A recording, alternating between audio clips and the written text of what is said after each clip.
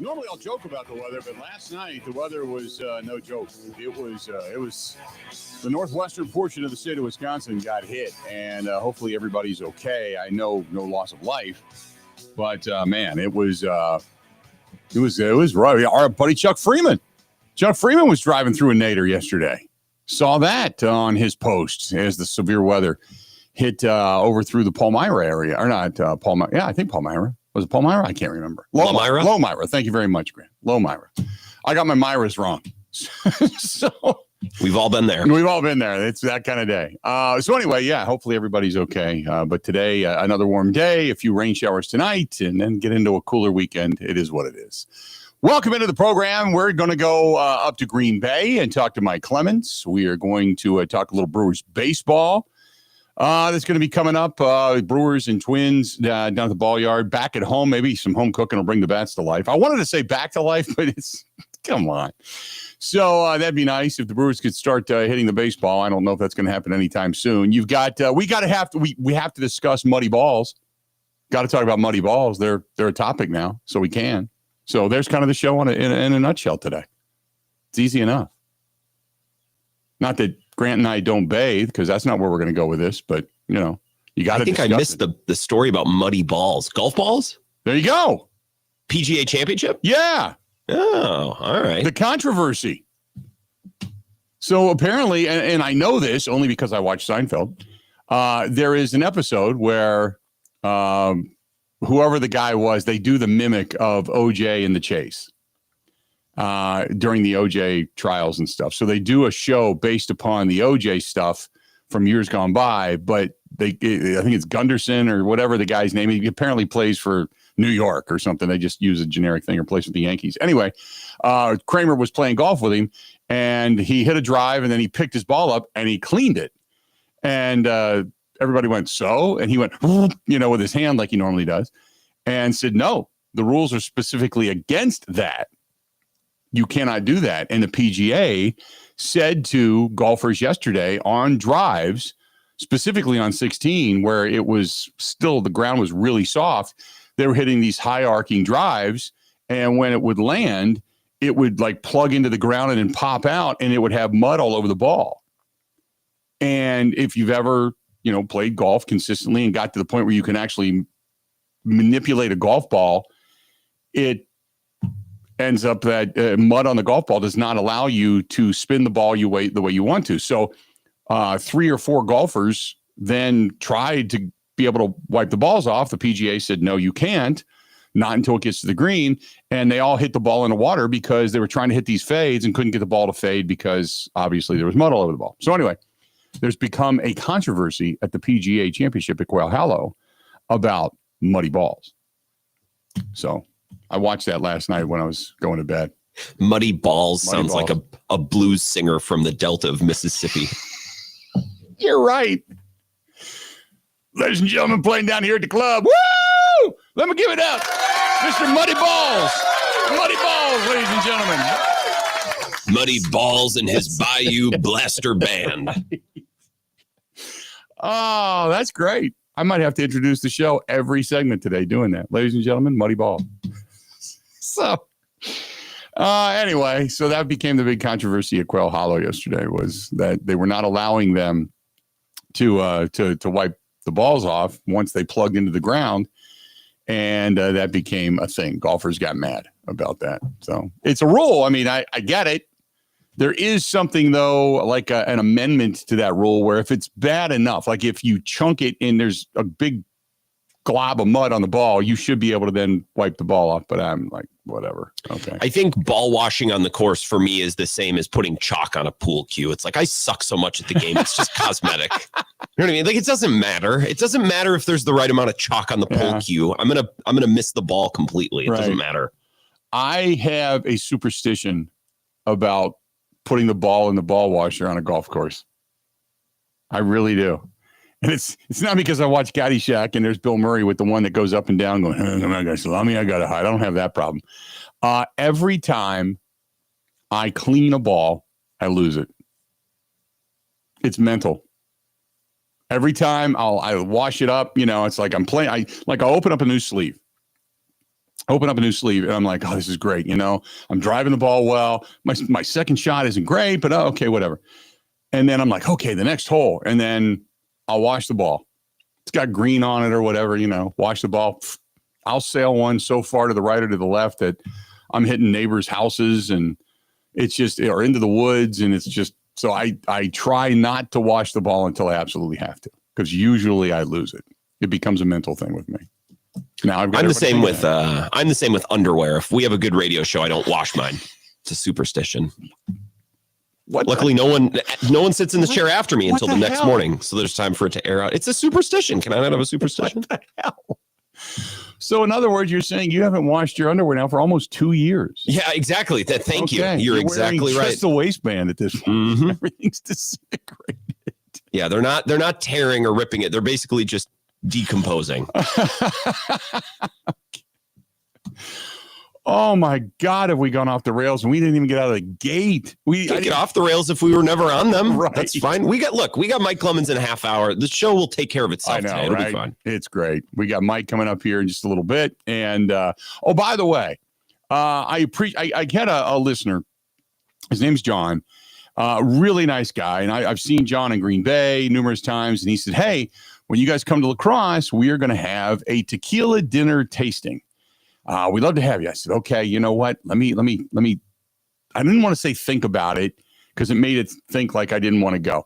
And I had to just immediately go, John, if you do anything else other than tequila, I'd love to come. Tequila and me do not mix at all. I don't care if I'm sipping it. I don't care if I'm tasting it. I don't care if I'm mixing it with scallop cardon and chorizo flautas. And it doesn't matter to me, because it just has an effect on me. It has for years. I don't know why. I don't know what happened. The one thing about growing up and becoming some kind of a man, I don't know what kind of a man I am, but it's realizing whatever your shortcomings may be. My shortcomings are tequila. I get it. I understand it. I respect it, but tequila and me do not mix. So as much as I would love to come, and probably the Mexican food that's going to be paired with it is going to be fantastic. Maybe I just do that in a glass of water. But that being said, I can't do a tequila tasting. I just can't. It's, it's in the group I'm going to Punta Cana with. That's all they talk about. That's all they drink. Tequila seltzers, tequila shots, tequila, they'll put them in pudding pops if they have to. And I can't do that. The best person on a trip like that is the person that paced themselves throughout the day. Yes. Does not need to take a nap. Doesn't need to waste 4 hours of the next day sleeping in because they're hungover. They can go secure the chairs by the pool or it's a balancing act when you go on a trip and you have booze available to you all day. And I feel like someone like you're well positioned to be in a great spot all week. I am going to be, for lack of a better term. Here we go. The grumpy son of a bitch. Someone needs to be. Yeah, I really am. Now, all of these people they've been to our Christmas party. They're all good friends. They're all very much younger than I am. They're all friends of Kristen's. And the problem is Kristen has aged like fine wine. Beautiful, face doesn't change, skin doesn't change, just, great.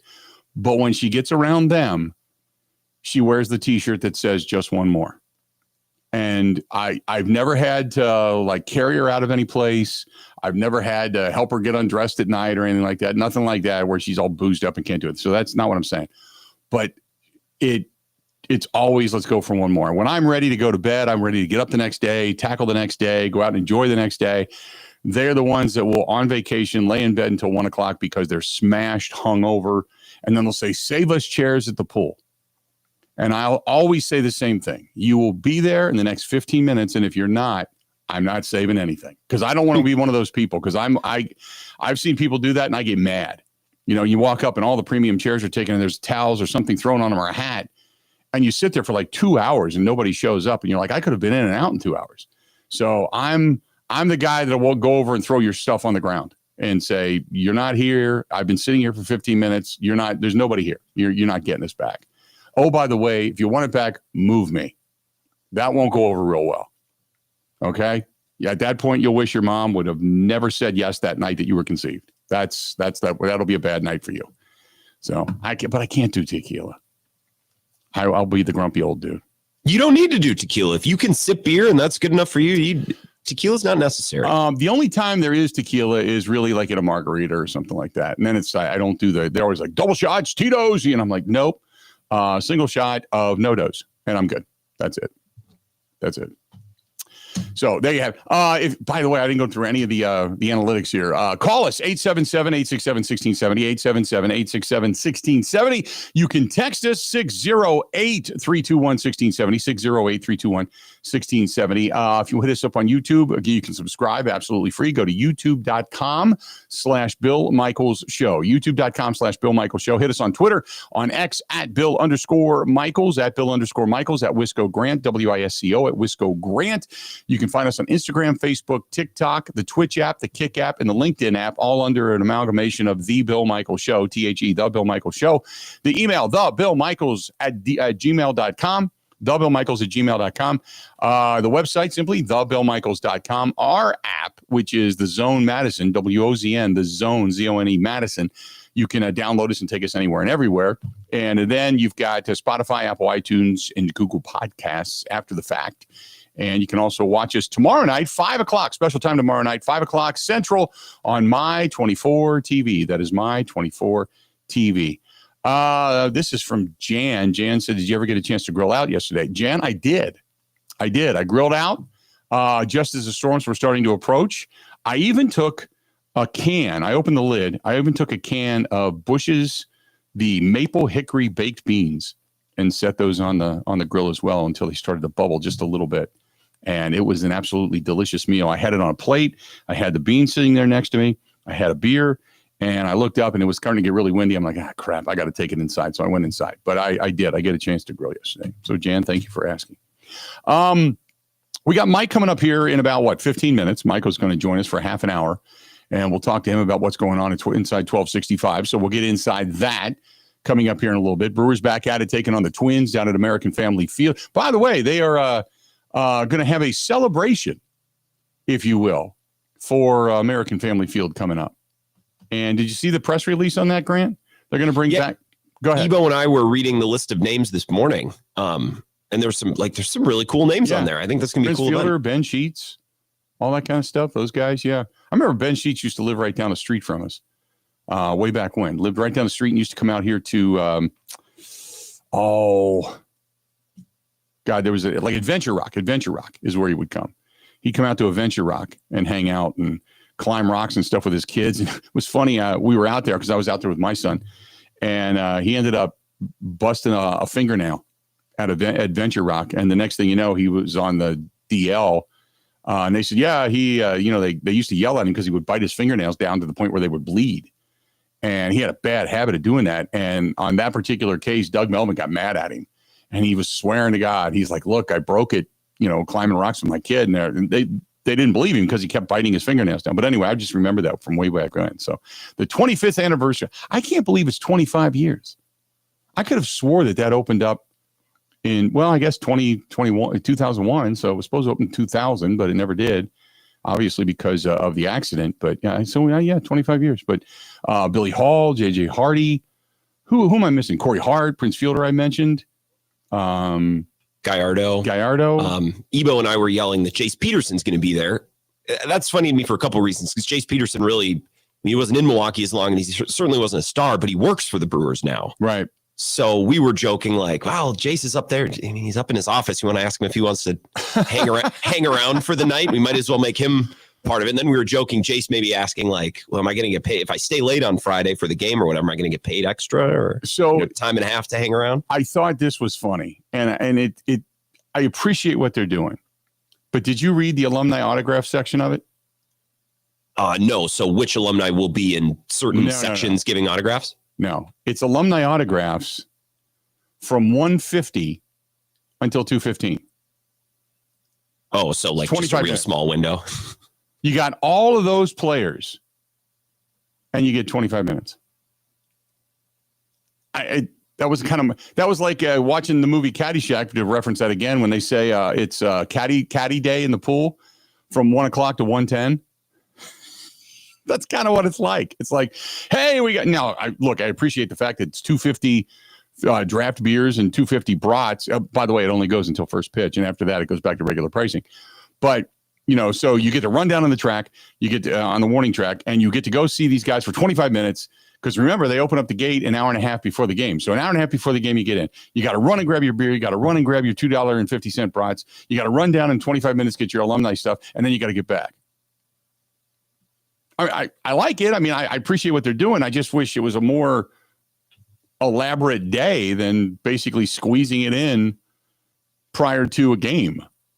That's like landing at the Atlanta airport and then your next flight takes off like 12 minutes later. Right. You gotta fit you're running from end to end of the ballpark if you're trying to get autographs. And that, by the way, is the worst airport.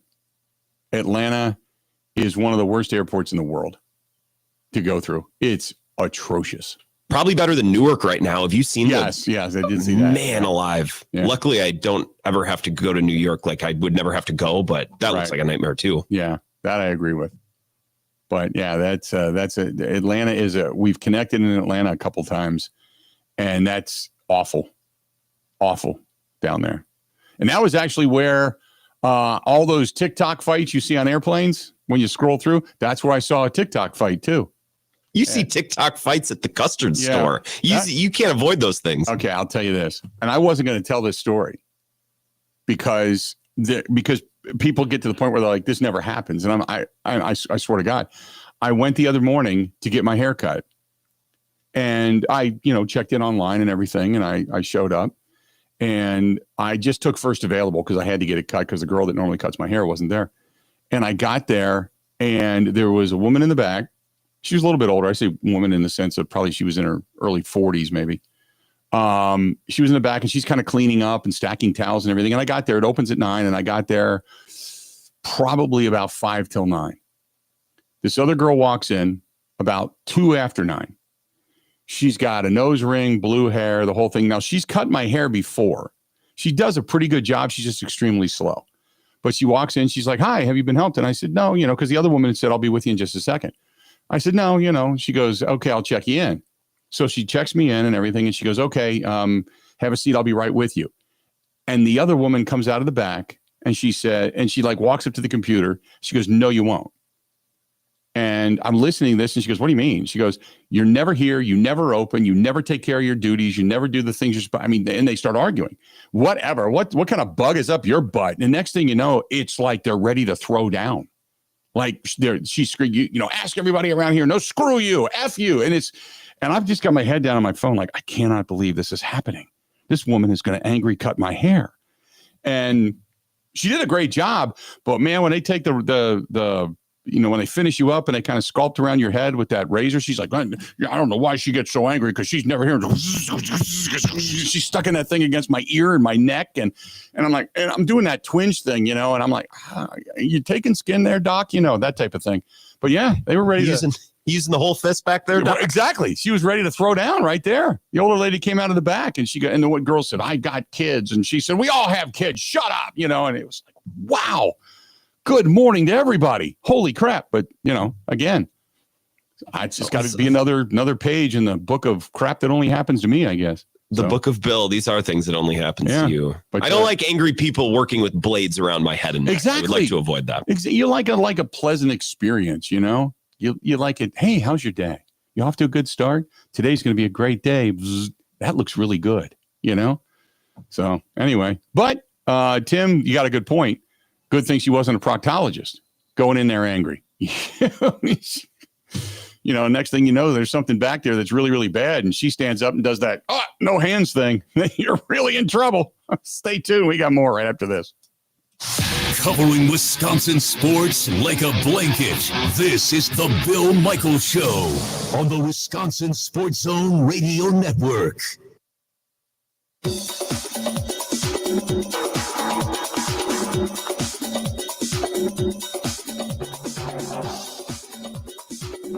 Bill Michaels will resume in 3 minutes.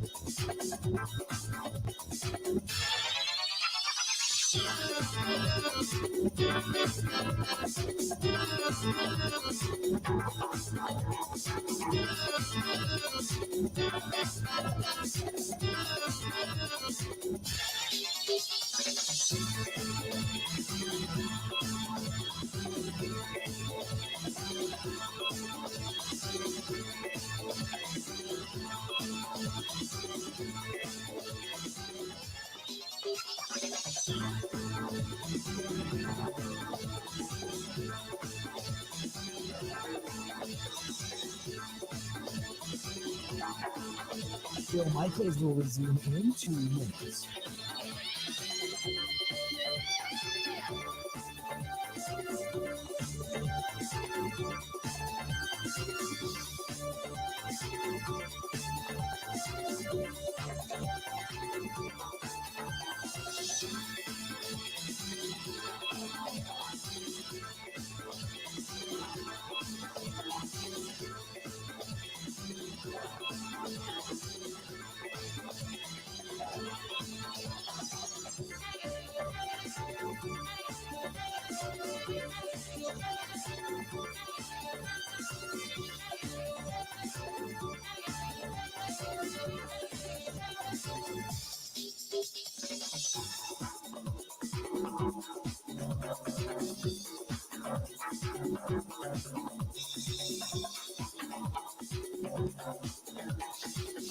Bill Michaels will resume in 1 minute.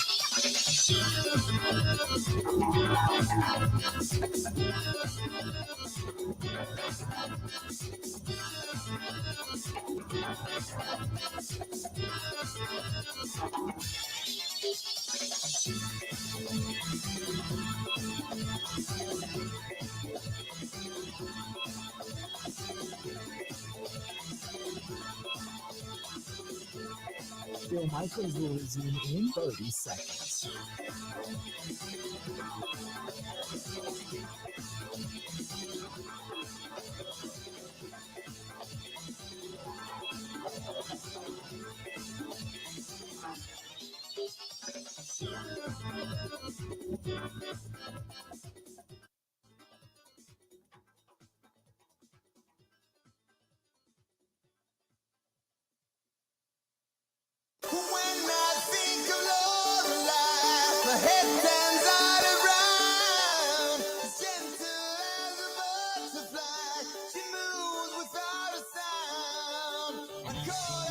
This weekend, they're going to be running shuttles to and from Brewers games. You want to catch one rather than paying for parking, fighting traffic. Our friends at Stenny. They're going to have the shuttles running. Also, Stenny's on Watertown Road in Pewaukee. They're going to have the shuttles running as well. And if you're looking for great food, the award-winning Bloody Marys, or a ride to the ballpark, all of it is compliments of our friends over there at Stenny's. Again, second to National Walker's Point in Milwaukee on Watertown Road in Pewaukee. And that's Lake Country. And as they say, Stenny's, you should be here. So they have it. Graham Bills alongside. I'm Bill Michaels. We are glad that you are with us today. I was kind of reading this too here real quick. We're going to have Mike Clemens coming up here in just a couple of minutes. But this one is from Art. Art says, after listening to what they had to say in Chicago this morning about Caleb Williams and the article that is coming out, and it's actually a book, Art, I feel that Chicagoans are just waiting for the collapse. If he ends up playing poorly, do you think this is going to affect his stay and tenure in the Windy City? It could. Here's the thing. The way I read it, a lot of the stuff that was said early on was detrimental. But let's not forget, he also ended up going there and saying, yeah, I want to help win, and I think I can turn this around. And then went out and did some decent things for stretches. So on one hand, you can say, yeah, it was, it was a lot of crappy stuff, and his dad didn't want him to go there, and he didn't want to go there, and they were trying to figure out ways, even legal ways, to get out of going to Chicago. But, and let's be honest, I mean, if you're a Chicagoan, and I know quite a few people who are, they believe it's the best city in the world. Like, street takeovers, mass robberies, basically shutting down Michigan Avenue last year during Christmas with all the garbage that was going on in there. They're like, oh, it's just a part of life. No, it's not. And outside looking in, it really kind of sucks. And the city's just, I've always said, if there's anything going to be ever nuclear testing, go ahead and blow that place up. Just get rid of it so we can at least drive around it to go to other places, because it's just a great big road bump, speed bump in the middle of our travels. But they believe it's great. So I look at it as, yeah, they probably took some offense, but you're not telling fans in Chicago anything they don't already know.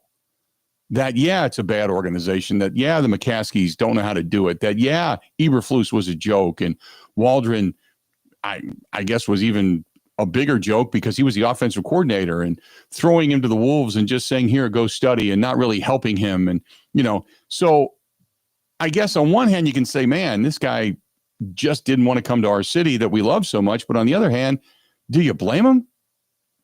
And then he did turn around and say, I think I can do this, after coming into the one-on-one visit, when he ended up going to Hallis Hall and Soldier Field and the whole thing. And they are going to be building, I guess, this just $4.2 billion stadium that I guess they're going to go ahead and go through with that and build it down on the lakefront now, which I don't know what they're going to do with the property up in Arlington. That's another story for another day, I guess. But so anyway, I don't, if he fails and if things go bad, they're going to boo him just to boo him anyway.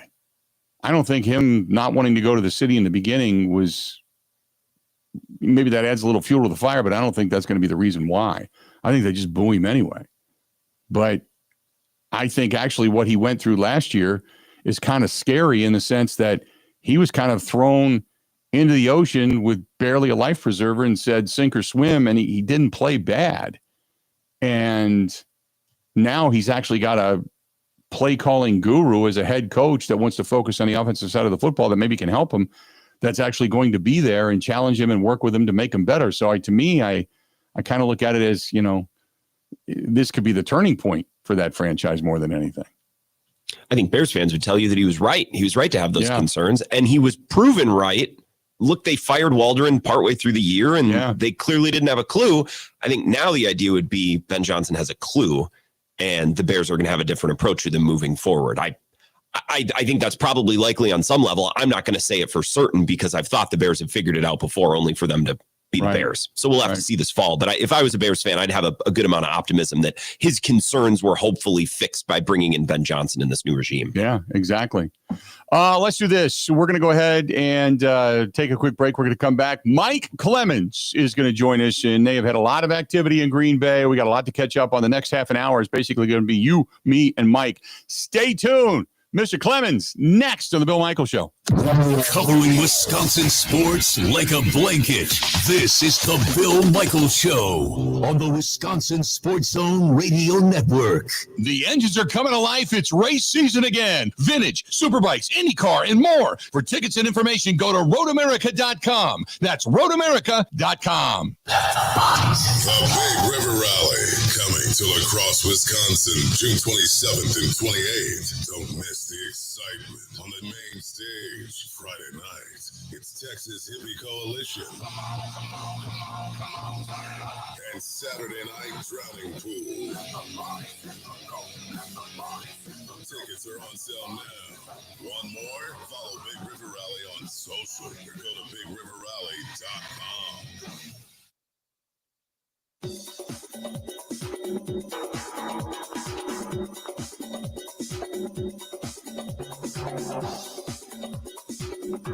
Bill Michaels will resume in 5 minutes.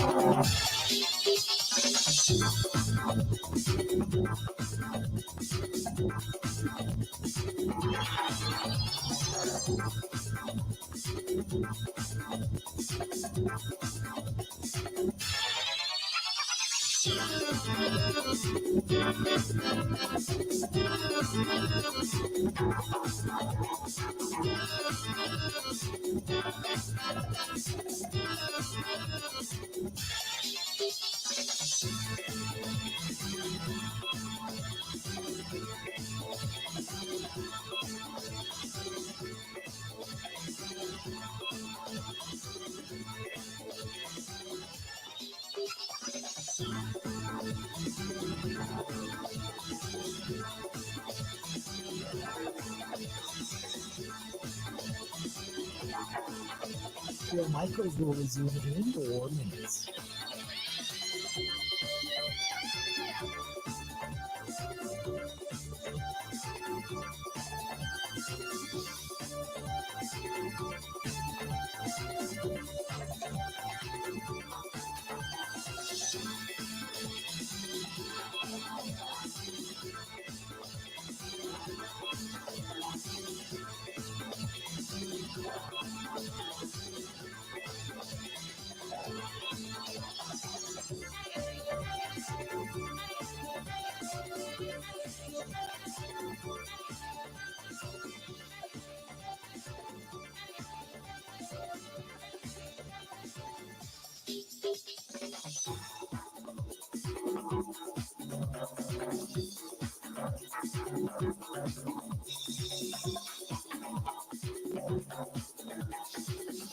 Bill Michaels will resume in 3 minutes.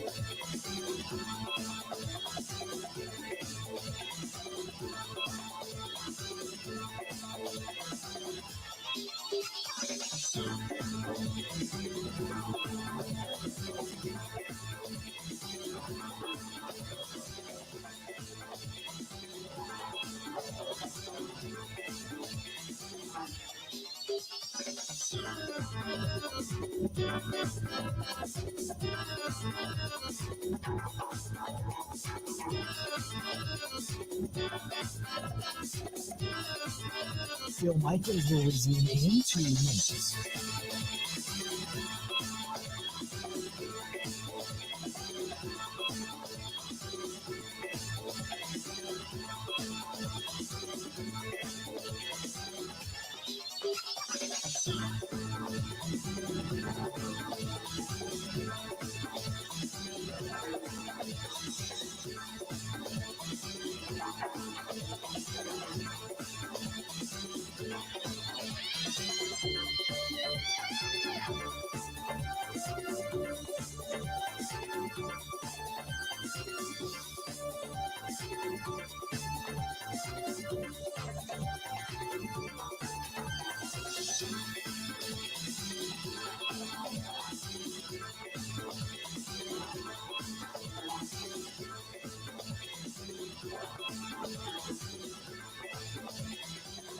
Bill Michaels will resume in 1 minute.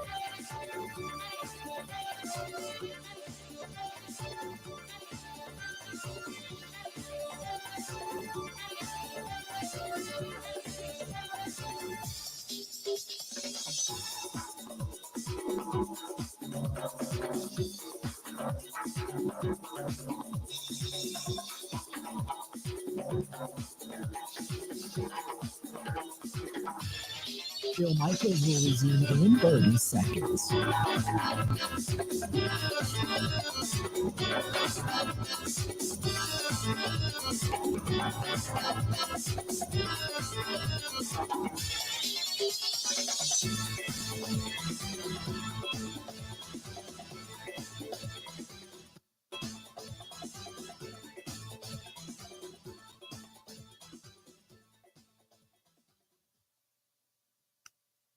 You know, I mean, Elton Jenkins and I came in together in 2019, so there's always a special place for Elton, you know, for me. He's a great man. He's a great teammate. There's no concern whatsoever.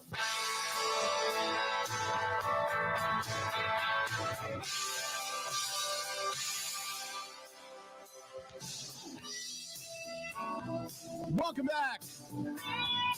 Phil Michaels Show. And we are glad you're along for the ride. Thanks for joining us. We certainly appreciate it. And we now go to Green Bay, as you just heard Luke Butkus talk about Elton Jenkins, and that's one of the storylines right now, and that he is not there and participating in the off-season activities because he is looking apparently to rework his deal. Mike Clemens joining us on the hotline. Michael, how you doing, pal? Hi, Billy. Yeah, Luke Butkus, nephew of the legendary Bears linebacker Dick Butkus, your offensive line coach since 2019, as he pointed out there. And it's like, hey, man, where's the center? Where's the guy that you're moving from left guard to center? And Goodykins told us in February, no, he's okay with this. We talked to him, with exit interviews. Hey, there's a chance we're going to move you to center. And then, of course, they didn't re-sign Josh Myers, who left in free agency. And so here we are now, and now your veteran is not there. And why? Well, because then Goody recognized the shortness that they had at offensive line, particularly in that loss to the Eagles. And so we got to go on and get something. So they spend $77 million in a 4-year deal on Aaron Banks from the 49ers. Mm-hmm. He'll take over left guard. And Elton Jenkins' people are like, wait a minute. Our guy's still got 2 years left on his $68 million deal. He's 29 years old. We know you're probably not going to give him another contract after that. What can you do to help us? So Elton's going to sit this one out. Will it take until training camp to get this done? Maybe. But Luke Butkus was saying there, listen, this guy's a pro. He's played all the positions. He'll be ready if we get him in training camp for the season opener in September.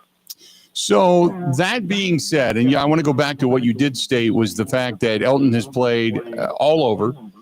We saw him leave with the stinger last year against Philadelphia, and it seemed like a couple of injuries on that offensive line, and suddenly everything just began to fall apart. Yeah, they didn't have any. And, amazingly, they had gotten through all that season with their starting 5. But I'm telling you, man, Vic Fangio, the veteran defensive coordinator of the Eagles, who ended up winning the Super Bowl with that outstanding front 4 defensive line and beating Patrick Mahomes and the Chiefs in the Super Bowl, just dominating. I mean, he told those guys, hey, it's the playoffs. The flags stay in the referee's pockets. Hit somebody, all right? I don't care if the whistle's over with.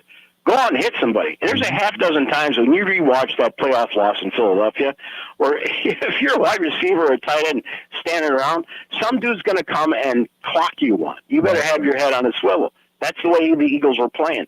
And that's what happened to Elton Jenkins. He's standing there. The play's over. You got Josh Jacobs running up off the right-hand side. And he's just standing there. This linebacker comes crashing down and drills into his shoulder, and his arm goes dead for the rest of the game. They had to take him out. I even asked Goody, is he going to be okay? Did he have to have surgery? Yeah, he's going to be okay. So that's the situation. And so I asked Luke Butkus, were you exposed? I mean, was Goody sitting up there in the press box saying, God, we don't have any depth on this offensive line. We're going to have to do something in the offseason. And here's what Butkus told me. Well, that's what we do now, right? We create depth, and it starts when these guys get here. It starts in the offseason when they're working out, wherever that may be.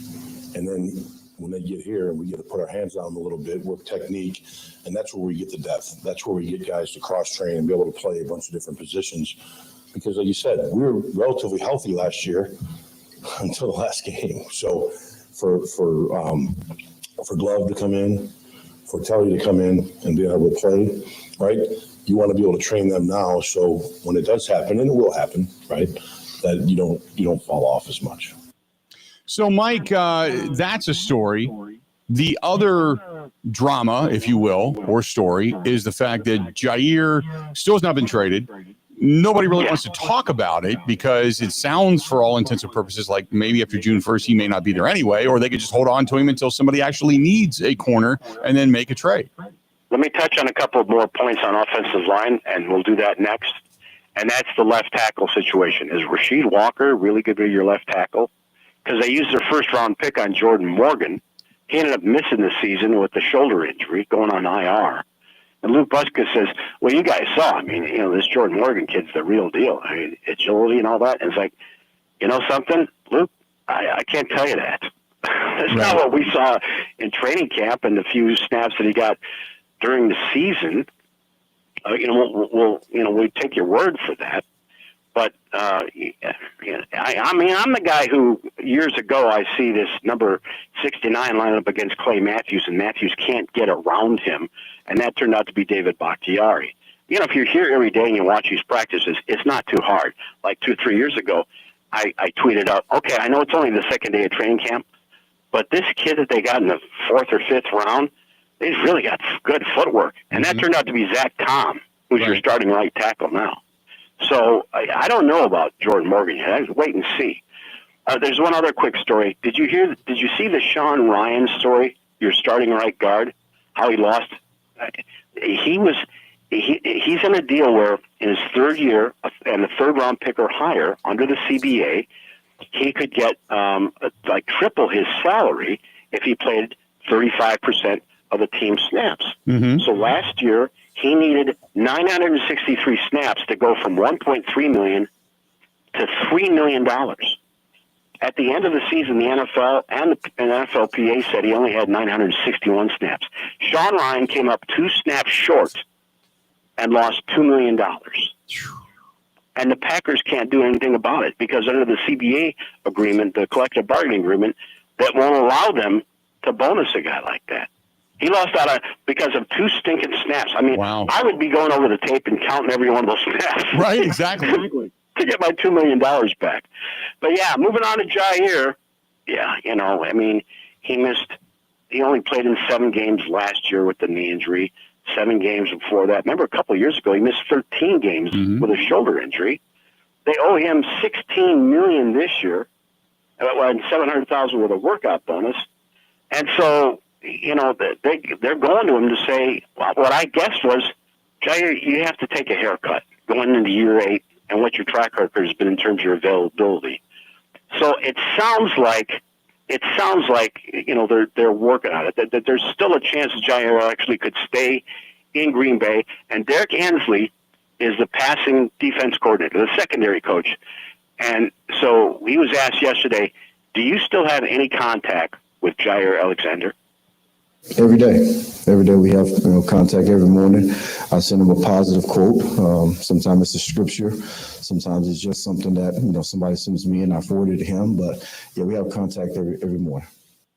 So I guess to make of that is that he would be welcomed back with open arms if they decide to end up keeping the guy. You would assume, right? Yeah, well, Florida said earlier, he's in the Zoom calls, but at this point, Brian Gutekunst doesn't want him touching the field until they reach an agreement. Yeah. Because otherwise they'd have to pay him an injury settlement. Right. And then, there's that June 1st thing looming. Maybe they're trying to see if someone picks up the phone and wants to make a trade, see what they can get for him. But that's where it stands right now. But at least you hear that the connection is still going on. Mm-hmm. So then in the meantime, what does Goody do? He adds to the depth in free agency. And once again, here's another Rich Bisaccia guy, right? Whether it's Keyshawn Nixon from the Raiders, Josh Jacobs, the running back from the Raiders, and they sign Raiders defensive back Nate Hobbs to the deal. And what was that, like $48 million I think he got? And so we asked Derek Ansley, your secondary coach, what's his first impressions of the Raiders, Nate Hobbs, come into the camp? Yeah, like Hobbs a lot. Like him a lot. When I was in L.A., he's coming out of Illinois, loved him then. And all he's done is become the same player we've seen in college. He's physical. He's strong, upper body and lower body. He's very heavy-handed. He's got an alpha personality. More of a, he listens. He's been a good teammate to some of the young guys, encouraging those guys. Him and Carrington, I was obviously friends from high school, and they actually have the same trainer. And then him and Keyshawn played together in Vegas. So he came in here with some guys that he knew, Josh Jacobs, obviously. So he's done a really good job fitting in with the group. A couple of quick things on that, Bill. Yeah. Is this? He says he's heavy-handed, and that's the old boxing term. Like he can pack a punch with those hands as a corner. He can, he's got strong hands on a guy. And I didn't realize this. He and Carrington Valentine, your second or third year defensive back, actually went to the same high school, used the same trainer. So once again, Bill, these free agents, they got all these connections with guys that are already on your team or coaches that have coached them. before they decide to bring him into Green Bay. And they like the locker room guys. They like the guys that can get along with one another. There is something about the culture in the locker room, which, you bring in another guy that's had a lot of upside in Isaiah Simmons. That's I was reading another article that said this could be one of the finds in the offseason that went very much underreported if it works out for the Packers. They think, they would hope it would be the next Devondre Campbell story come out of the Falcons. Rasul Douglas. And Isaiah Simmons, who went 8th overall to the Cardinals, come out of Clemson, was there for a couple of years with the Cardinals, and he was kind of a hybrid player.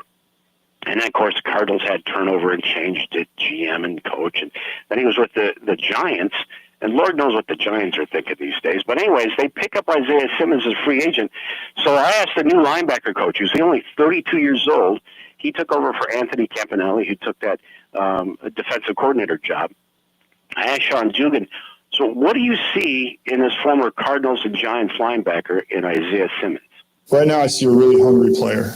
He's a very eager player right now, and he's extremely athletic. I think his versatility is going to be something that's pretty special. I don't think you see a lot of 6'4" guys that are 240 pounds that can run a 4.3. But I see a guy who, just like everybody, he's putting his head down and he's working. Right now he's trying to learn the defense. He's learning the way we do things here. But I see a guy who's just working really, really hard right now that does have a lot of traits. So really, I'm excited about him. Yeah, they just kind of feel like they found something in him. Like there's just something there, much like last year. I mean, granted, last year they picked up free agents in Josh Jacobs and Xavier McKinney, but this is a guy that they feel like they can develop him, even though he's been in the league for a while. They can actually take him to another level, and he can be that depth guy, or maybe that unsung hero guy like they found a few years ago in Devondre Campbell or something like that.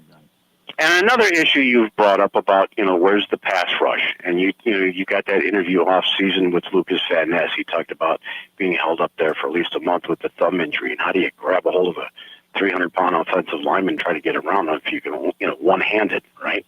So we got to meet DeMarcus Covington, who was a wide receiver, but went to work for the Patriots, became a defensive line coach, and then a defensive coordinator. 8 years, and most of those under the great Bill Belichick. We asked him, so what did you learn from Belichick? He said, how much time we got? We said, about 10 minutes.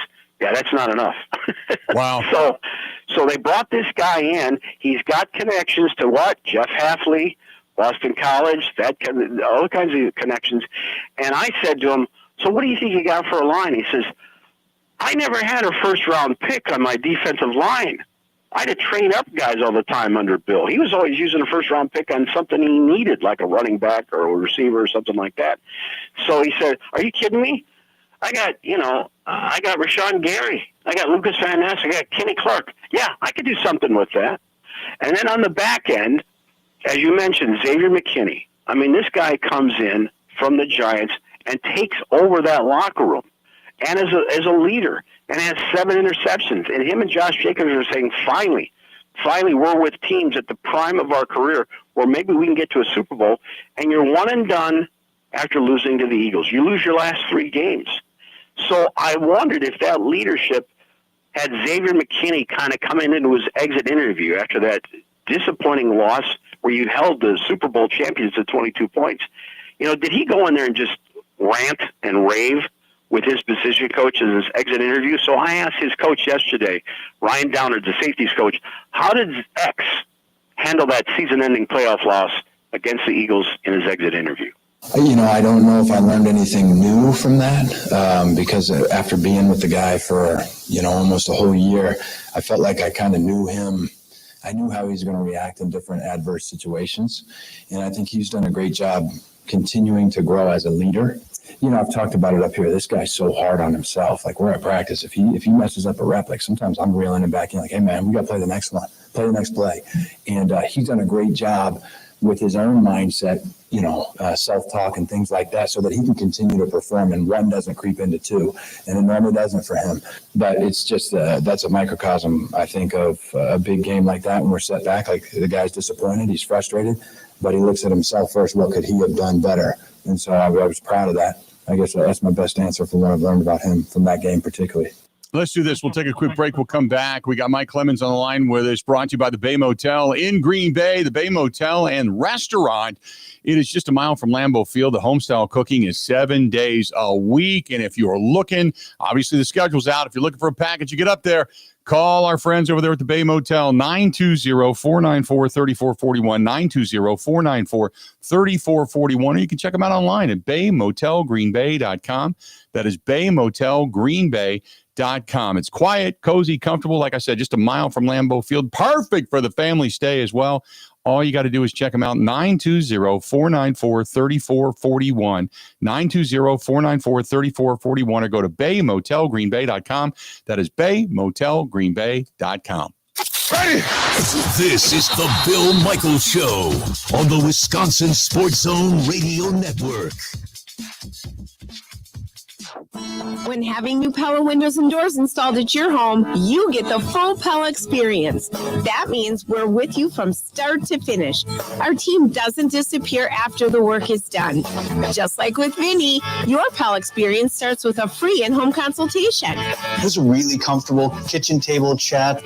We knew Pella was going to get it right the first time, and they designed a project with us. They didn't just replace our windows and doors. With customizations driving limitless possibilities, our Pella experts truly listen to your vision, just as we did with Nicole. I felt like they really listened to us. There are so many options that are available, so it was nice to have someone narrow those down, offer some suggestions, and they made sure that the design was what we wanted. Don't wait any longer, because right now at Pella Windows and Doors of Wisconsin, get 0% financing for up to 6 years. Visit PellaWI.com today.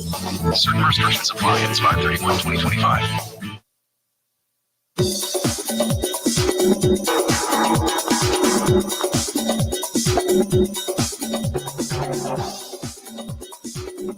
Bill Michaels will resume in 3 minutes.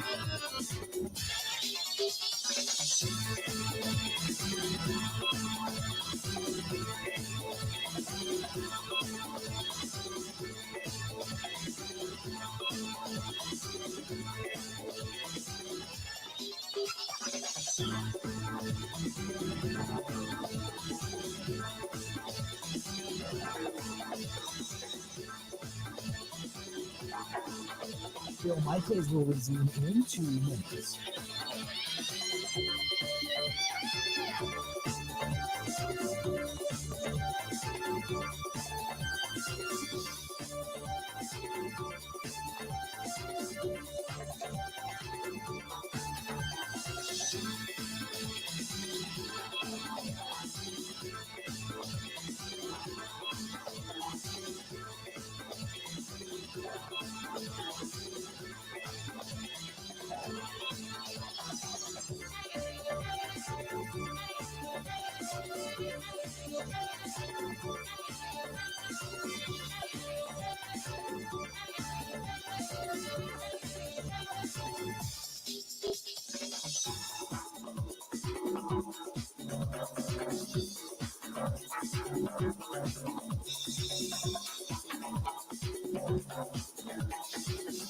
Bill Michaels will resume in 1 minute.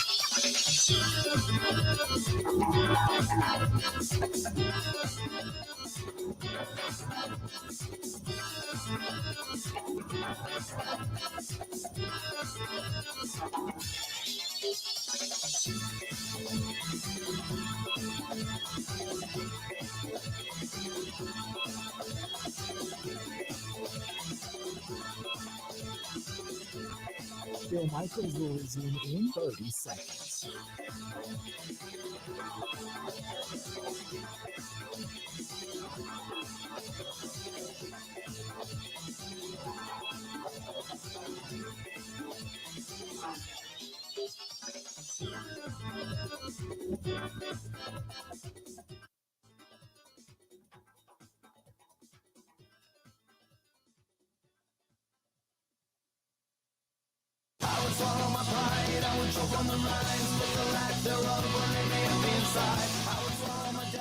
All right, one more note, and it involves the quarterback, Aaron Rodgers. I mean, they're playing at the Jets in week 1. Steelers. Yeah, they can't. It doesn't feel like a coincidence. And they have a Sunday night home game against the Packers in week 8. That's a standalone game and a national TV audience. That's a game that could be flexed out, that Sunday game, if for example, Aaron Rodgers does not sign with the Steelers.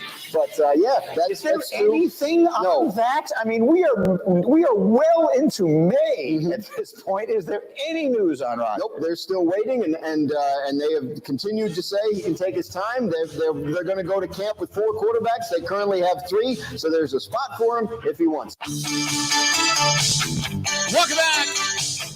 Mike Clemens joining us on the hotline, and there is a lot of discussion today as I drove around this morning and ran a few errands of the former number 12 in Green Bay. Mike, that whole thing is an enigma over there, to use that term in Aaron Rodgers' sense. Someday we're going to welcome back Aaron Rodgers to Lambeau Field when he gets inducted into the Team Hall of Fame and later into the Hall of Fame in Canton. But my God, Aaron, I mean, remember your last year in Green Bay, you decided you got mad at Goody, so you skipped all the OTAs and minicamps, and then you ended up losing 5 in a row and missing the playoffs. And then last year, you went to Egypt instead of your OTAs and minicamps. And where did that get you? Even though they got you Devontae Adams, well, it got your head coach fired, your offensive coordinator fired. And last night, they're playing that game in London from his last season, week 5, where they're losing to the Giants. So he drives 60 yards. He gets down into the red zone. And on 3rd down, he throws a ball into a defensive end. And on 4th down, he throws a ball because he picks up his shoulder. One of his 30 signals, Al Lazar doesn't pick up, and it gets blocked by the Giants. And Mark Sanchez is calling the game, says, see, that's the signal. It's going right. He's pinching his shoulder, and that's one of his signals. Like, well, my God, if Mark Sanchez knows this, the Giants must know this. You know who blocked that ball and killed the Packers' chance of winning? Xavier McKinney. Yep. Absolutely. It's, Mike, I'm going to talk a little bit more about this coming up in the next hour, but, man, it is the enigma. It is what it is. I guess the best way to put it. Enjoy Green Bay, man. Thank you, Bill. All right, bud. Talk to you. There's again. That's our guy, Mike Clemens. Man on the ground right there inside Green Bay, inside 1265. Great stuff. Stay tuned. 1 hour down, 3 to go. More of the Bill Michael Show next.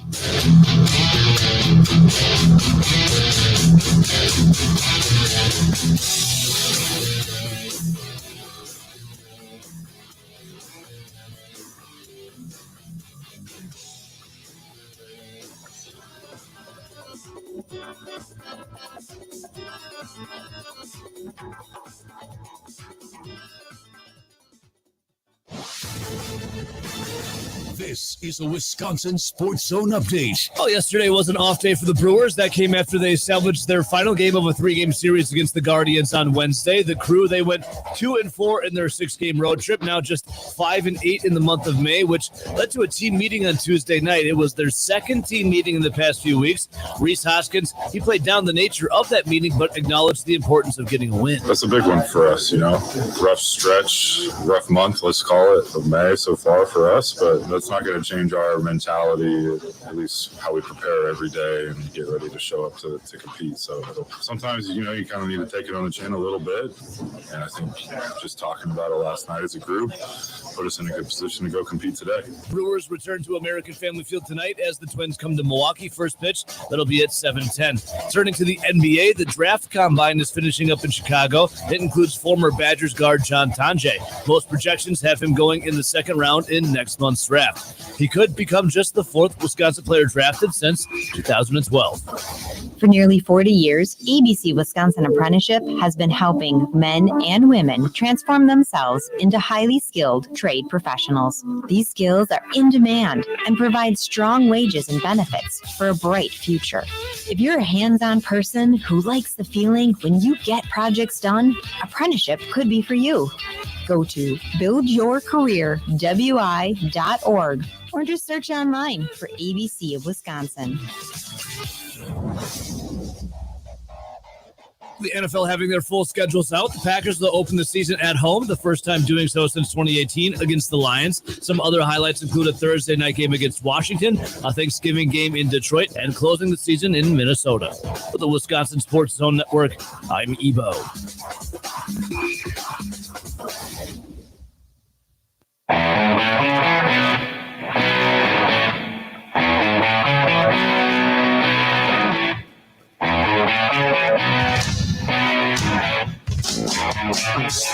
How we looking on a Friday?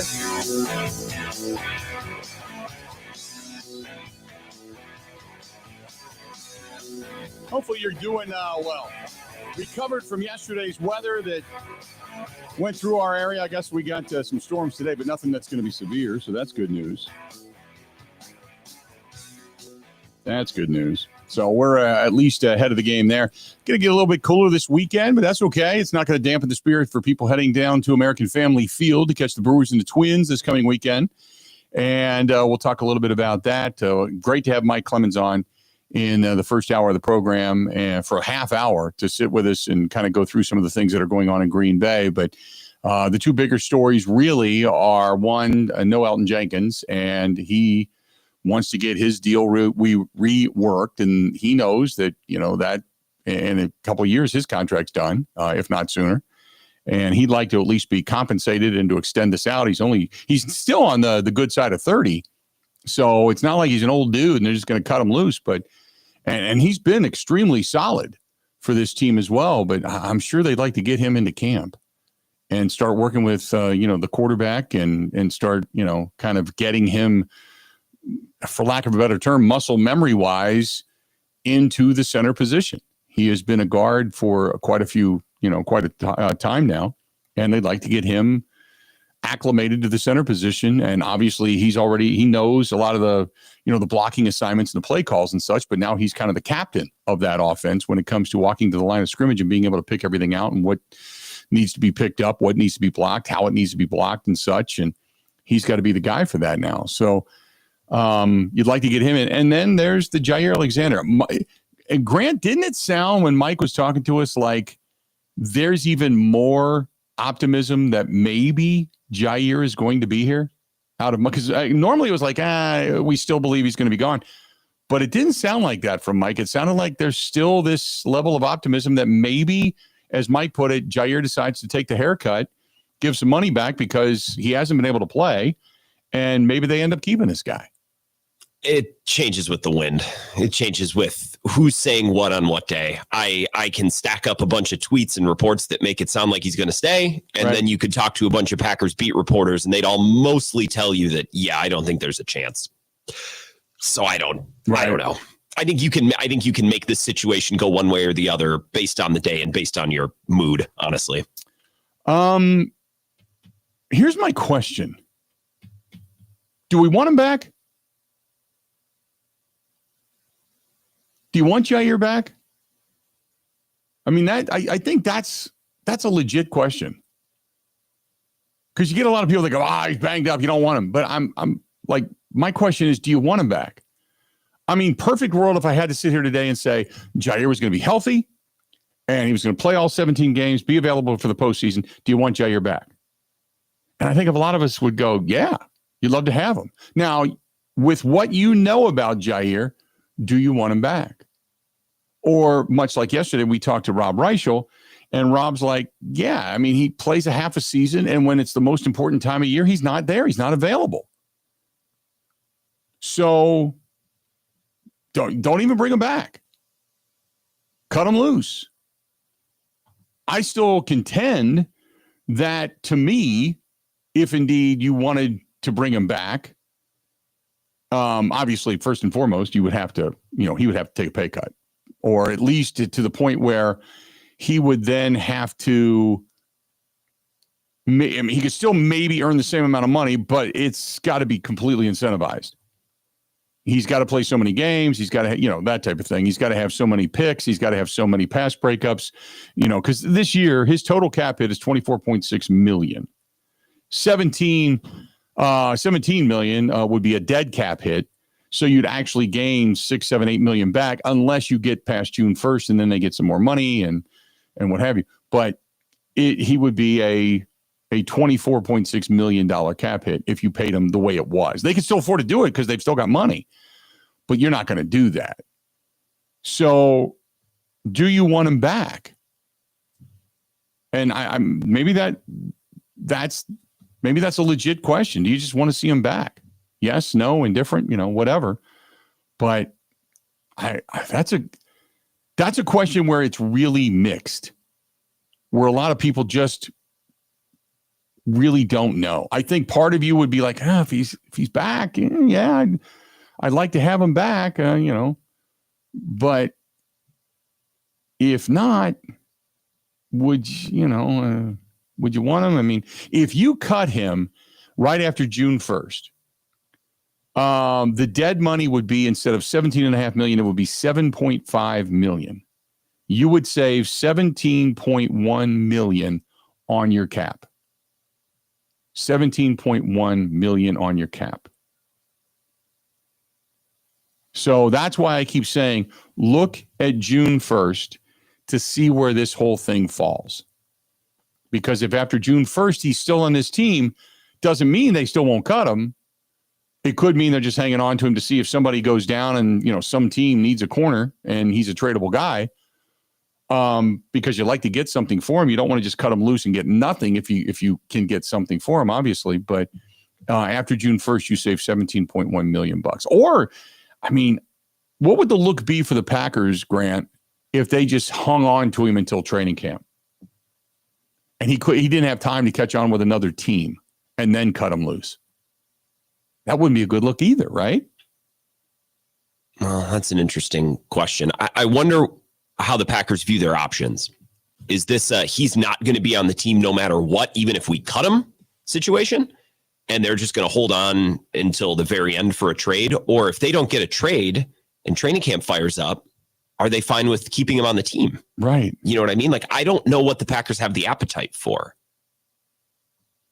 I think Goody's stubborn, and I think he's probably dug in. I mean, let's look back at the Aaron Rodgers trade a couple of years ago. I think maybe that's a good thermometer. Right. Like, Goody drug that out a good amount of time, and everyone knew that Rodgers was going to get traded, and everyone knew it was to the Jets. But Goody's like, no, I'm not just going to give him away. Like, even if this drags out a while. So I don't think this situation is that dissimilar. I just don't know if, when push comes to shove, if they can't find a trade, are they okay with him being on the team, or are they just going to cut him come training camp? Because I don't think that would be great. I'd prefer at that point to just keep him. Right.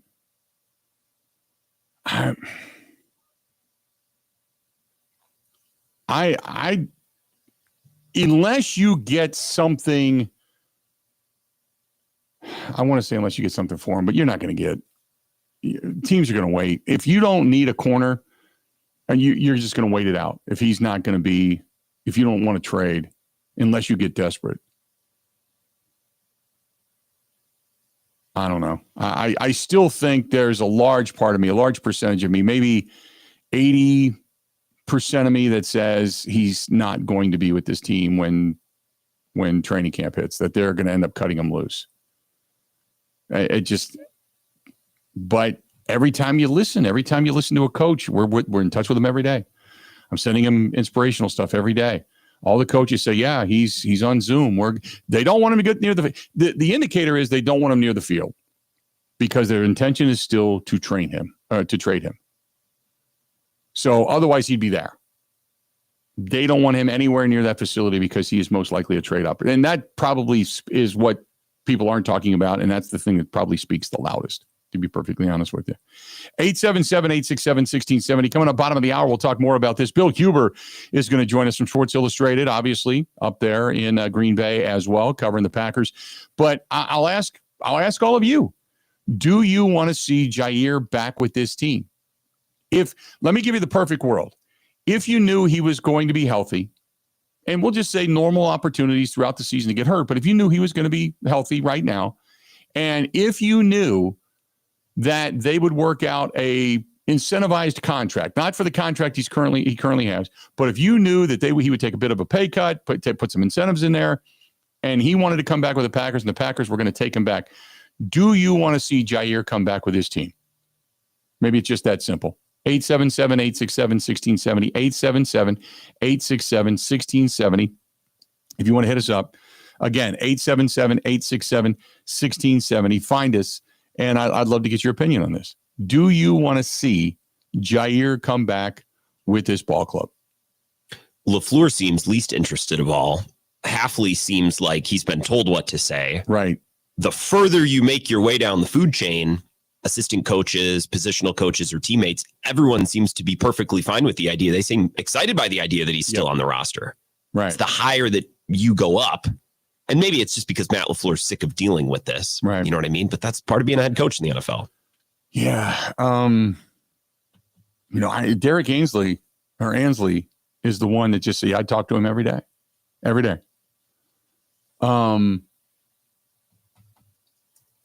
That's a conundrum, man.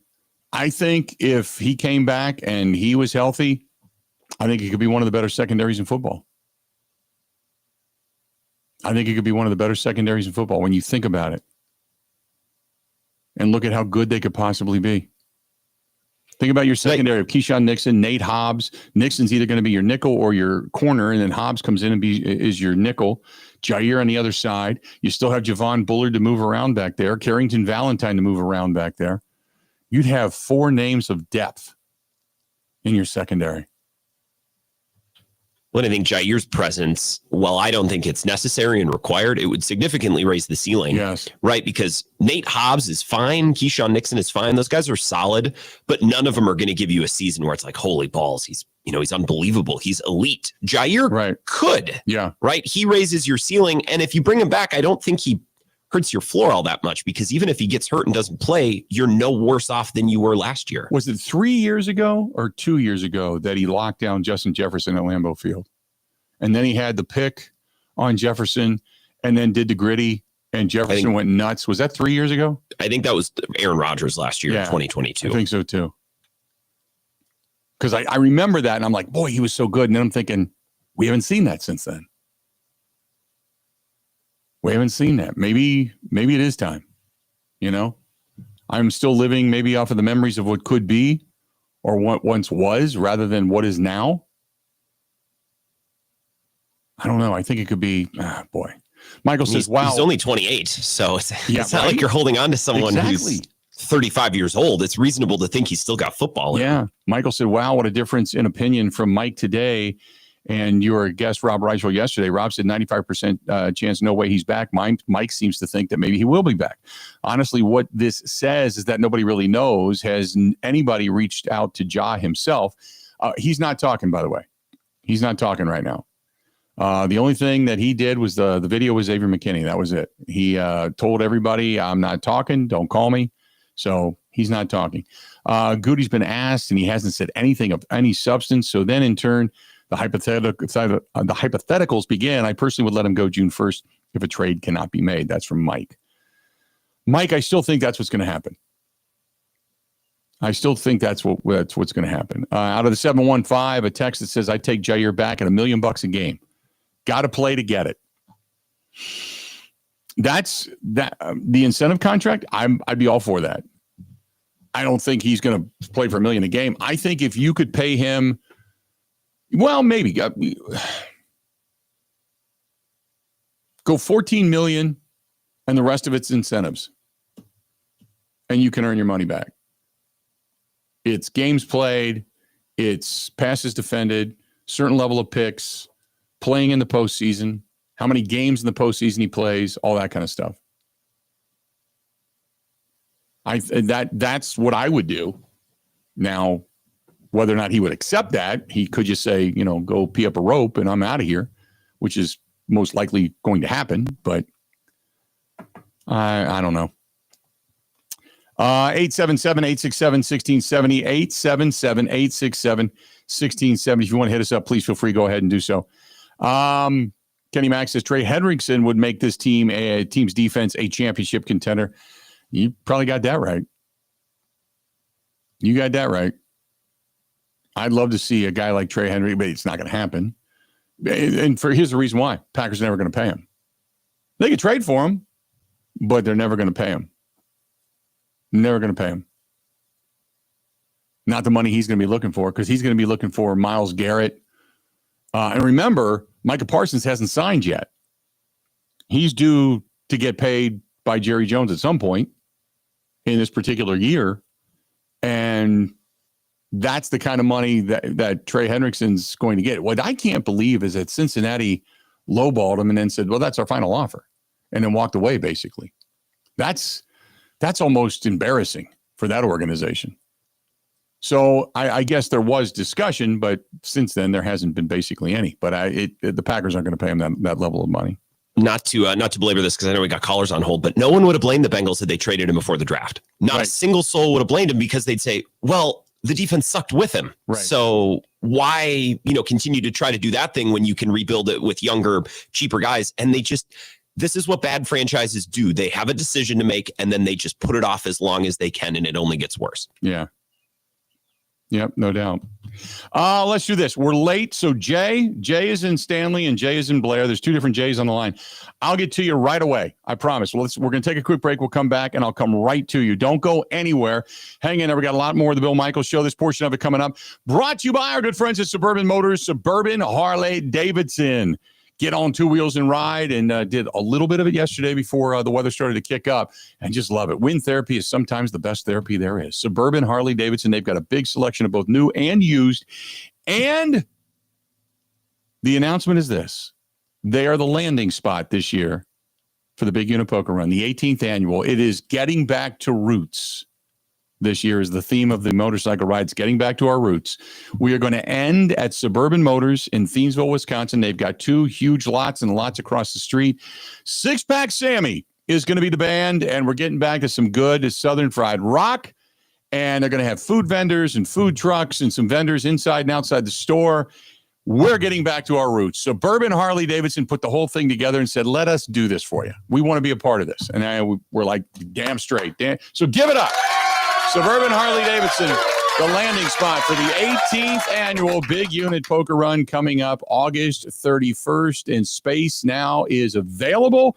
If you're a vendor or a food truck, get a hold of us if you want to ride with us. And we will be police escorted this year. I promise. Start to get registered now and find us over on Eventbrite as well. Got more of the Bill Michaels Show coming up next. This is the Bill Michaels Show on the Wisconsin Sports Zone Radio Network.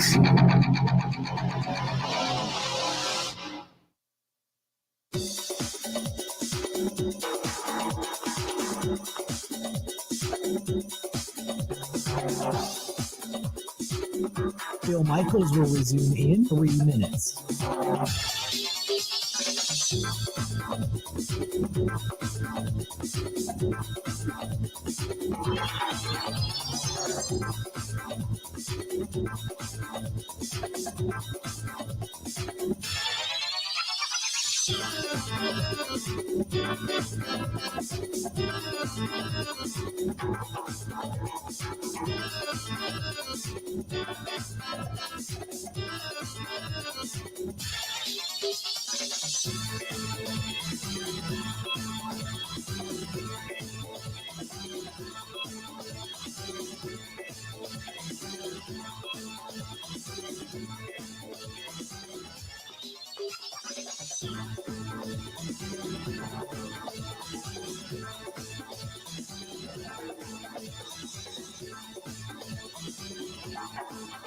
Bill Michaels will resume in 2 minutes.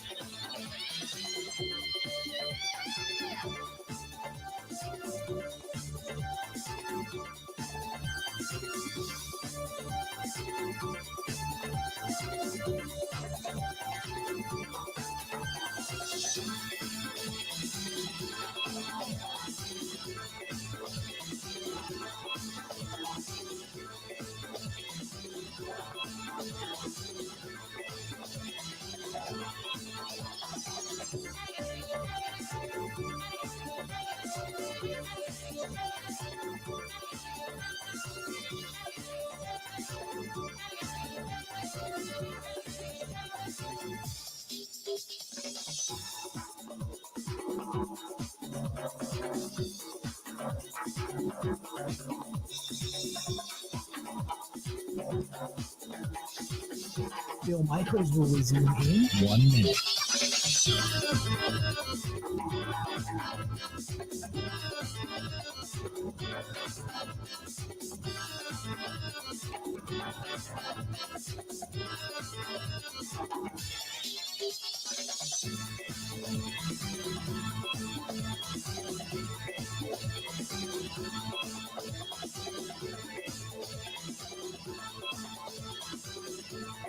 Bill Michaels will resume in 30 seconds.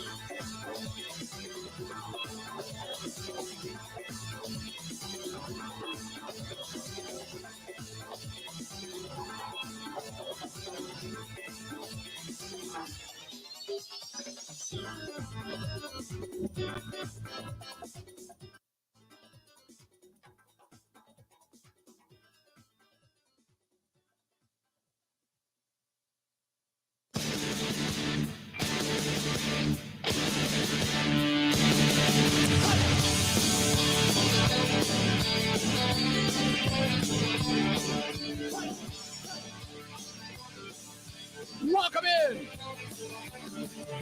Phil Michaels Show. Continuing on today. Wonderful Friday. We made it to the end of the week. Bill Huber from Sports Illustrated coming up here at the bottom of the hour, so don't go anywhere. They got big doings going on out there at the lake. I had a chance. I rode out there the other day. I went out to smoke on the water in Okachi Lake, and I rode out, and I wanted to just go out and say hi to Joe and Ellen. And Joe was down below, not below deck, but outside on the back. You got about 4 feet from the back of the building when you walk down the stairs off the deck to the docks. There's docks right there. You can actually pull your boats up if you're on Okachi Lake. And he was out in a new Bennington pontoon that they bought. He's like, come on. I mean, I was dressed in jeans and Harley gear, but it was 80 degrees. And he's like, come on, let's go. And I had a chance to just go cruise the lake. And it was just like, oh, so nice. So nice. But to sit up on the deck, watch the boats go by, have yourself a meal, have yourself a beverage, watch yourself a Brewers game, whatever it is, smoke on the water, man, right there on Wisconsin Avenue and Okachi Lake. Smoke on the water. Don't forget, good Friday night fish fry and a great place to get an old fashioned. That is Sloppy Joe's Saloon and Spoon, downtown Hubertus, right there on Hubertus Road, as a matter of fact. Both places, absolutely fantastic. 877-867-1670, 877-867-1670. If you want to give us a shout, please feel free to go do so. Let's see here. Tom, I have no idea what you're talking about. Looking at the live stream, and I'll get to the live stream people coming up here momentarily. I got to go over the phone calls, though. Jay is in Stanley. Jay, how you doing today, man? What's going on? Hey, doing good. Just heading up to the Brewers game. Oh, excellent. But I do have a question though. With Jair Alexander, you keep saying that on June 1st they can cut him after that and save all this money. Mm-hmm. Is there a date that he has to be cut? That he has to be cut by? No. So anytime during the season they can save that money. Well, you got to do it before training camp because you have to make a decision if you're going to pay him or not. Oh, okay. I wasn't sure how that worked. Yeah, once training camp hits, it's all mandatory, and then you either have to pay him or you can't just leave him linger. No, you got to. It's by training camp.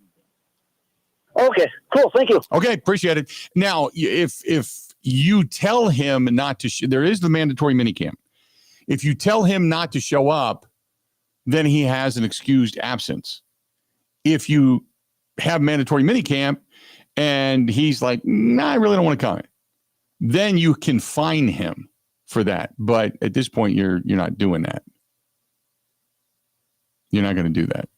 877-867-1670, 877-867-1670. If you want to hit us up, please feel free to go ahead and do so. Again, 877-867-1670. Find us there. Yeah, so if you cut him, he's got a $5.5 million signing bonus. He makes per game bonus $267,000. His base salary is $16.1. But his cap hit is, over 8% of the team's total salary. And the cool thing is that this year, Jordan Love is only 10.6% of this year's salary cap hit. 10.6. That's it. 877-867-1670. Let's go to the other Jay listening to us in Blair. Jay, how you doing today, man? What's going on? Good, Bill. Love your program. Appreciate it. What's up?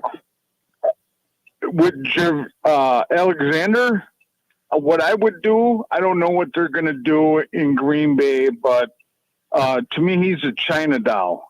If you could guarantee that his performance this year would be the way he punked Jefferson in that game, if you could guarantee me that kind of performance for the year, I'd keep him. But the way I feel right now, turn him loose. He's a China doll. I wait till June, get the money, and go elsewhere. I'll hang up and listen to your answer. No, Thank appreciate you. it, man. He drops off. You get on board 877-867-1670. That is kind of the prevailing thought, that we'll see what happens as you start to effort towards. Now, at the end of June is when everybody's camps are over. The OTAs, the voluntaries, all that stuff, and then the mandatory mini camp. All of that's over. So at that point, you know whether or not you're going to have a deal in place for Jair. And at that point, you got to figure you're going to have to make a deal, or you're going to have to cut him loose. So this is not going to linger. I would assume anyway, this is not going to linger into training camp. I would assume. I would assume that there's going to be a resolution to this by the end of June at some point. It shouldn't linger into camp because that's not good for anyone involved. That's not You'd good be for anybody. potentially cutting Jair right before the season, which isn't really fair to him. And I get it's not always a fair business, but if you decide then you want to keep him, now he's behind because he hasn't been participating in anything. So now the risk for injury probably is even higher. And even if he's healthy, he might get off to a slow start. So it's not good for anybody involved. Yeah. Now, if you gave him an excused absence from training camp, because you technically don't get paid your big money, your salary money, until the games begin. But if you did that for training camp, you could even hold him out through training camp for a while. But at some point, you got to make a deal. You got to do something. And it wouldn't look good just to hang on to him, The legal language, I believe, would be piss or get off the pot. Yes. Yeah, you are correct. You could even go stronger language if you choose to do so. But probably could. We can't do it here. There you go. 877-867-1670. Hit us up again. 877-867-1670. This one is from, who's this from? This is from, I think this is from Jake. It's not. I was just checking to see if it was our buddy up there at Forgotten Fire Winery. And it's not. Jake says, I think Jair's a good player. I just think that he's not tough enough to play in the NFL. The problem has always been something fluky has happened to him. Sometimes the body can just take that kind of a pounding and other bodies just simply can't. His problem is his body simply can't. Therefore, he's not worth the money. You must cut him now.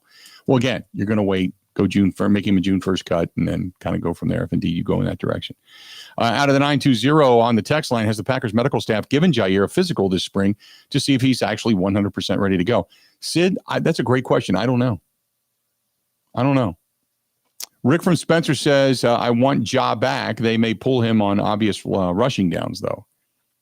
Doug in Alaska says, hey, Bill, Doug from Alaska here. From what I'm hearing, offensive guards are paid better than centers. Why? It seems I've also heard that center is the next most important offensive line position after left tackle. You said it yourself. Center is the captain of the offensive line, having more responsibility. I would think Jenkins would be in line for a pay raise by moving to center. What am I missing here? It's just the way it is. As you work your way in, you make less money because you've got help. You've got guys next to you. I mean, I don't know. Or you just don't have guys directly over you. Guards have to crash down to cover the gap between the guard and the tackle. Stop pass rushers from a spin move on the inside. I don't know. They just value them differently. They just do. Corey and Marshall said, Jair at this point is an asset. You don't give anything away for nothing. So there you go. Mike and Menashe said, are the muddy balls related to sweaty balls? No, it's an entirely different thing, just so you know. Have some nuance. I mean, come on, we're not children. Right. Oh, let's do this. We're going to go ahead and take a quick break. Well, when we come back, though, Bill Huber from Sports Illustrated covers the Packers, so we're going to talk a little bit more about this when we return, so don't go anywhere. This portion of the program brought to you by our friends at Cousin Subs. They are big believers in the motorcycle ride. Coming up on August 31st, again, Labor Day weekend, the 18th annual Big Unit Poker Run. not far around the corner. Save the date, my friends. Save the date. We hope to see you there again this year. 18 years we've been doing this, raised well over $500,000 just from the bikers, just from those who ride with us. And kudos to all of you. And we're going to continue to trek towards the 20th anniversary. But this year, 18th anniversary of the Big Unit Poker Run, and we couldn't be prouder to do it. Again, it's going to start down at the Harley-Davidson Museum. This year, it's going to end up at at Suburban Harley-Davidson in Thiensville, which is a great place, really nice area, but also one of our proud sponsors, Cousin Subs, where they believe in better, whether it's the pepperoni melt with the extra mayo, extra cheese like I get. I got all choked up over that, or something you enjoy. That's Cousin Subs. I'm going to die over here. We got more. The Bill Michaels Show coming up next. Covering Wisconsin sports like a blanket. This is the Bill Michaels Show on the Wisconsin Sports Zone Radio Network. When having new Pella windows and doors installed at your home, you get the full Pella experience. That means we're with you from start to finish. Our team doesn't disappear after the work is done. Just like with Vinny, your Pella experience starts with a free in-home consultation. It was a really comfortable kitchen table chat. We knew Pella was going to get it right the first time, and they designed a project with us. They didn't just replace our windows and doors. With customizations driving limitless possibilities, our Pella experts truly listen to your vision, just as we did with Nicole. I felt like they really listened to us. There's so many options that are available. So it was nice to have someone narrow those down, offer some suggestions, and they made sure that the design was what we wanted. Don't wait any longer, because right now at Pella Windows and Doors of Wisconsin, get 0% financing for up to 6 years. Visit PellaWI.com today. Certain restrictions apply. It's 5/31/2025.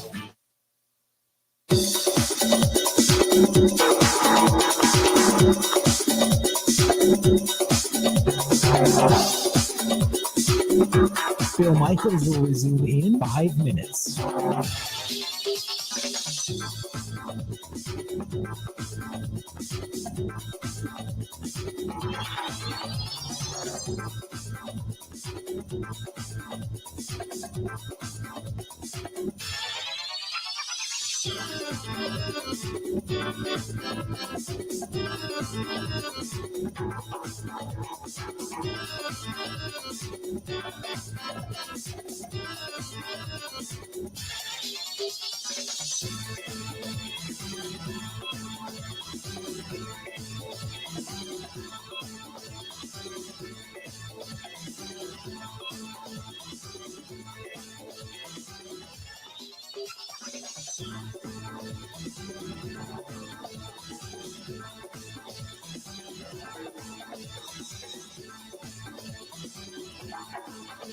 Bill Michaels will resume in 4 minutes.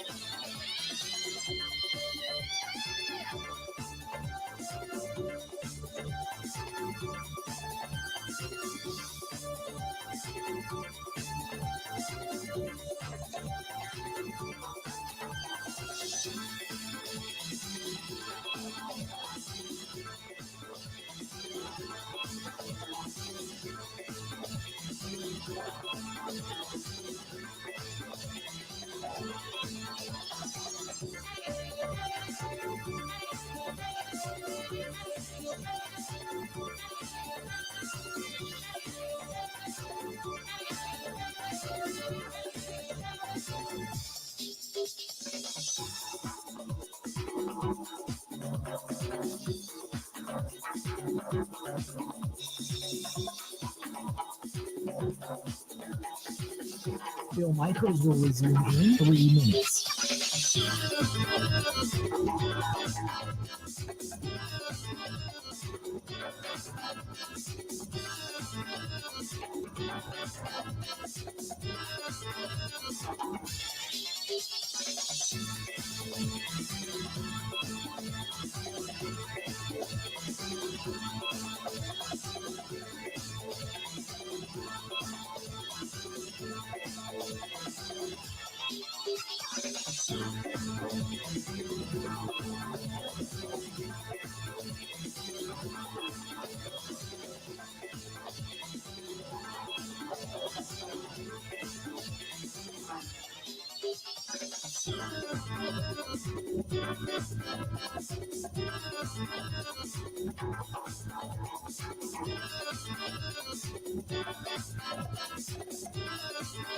Bill Michaels will resume in 2 minutes.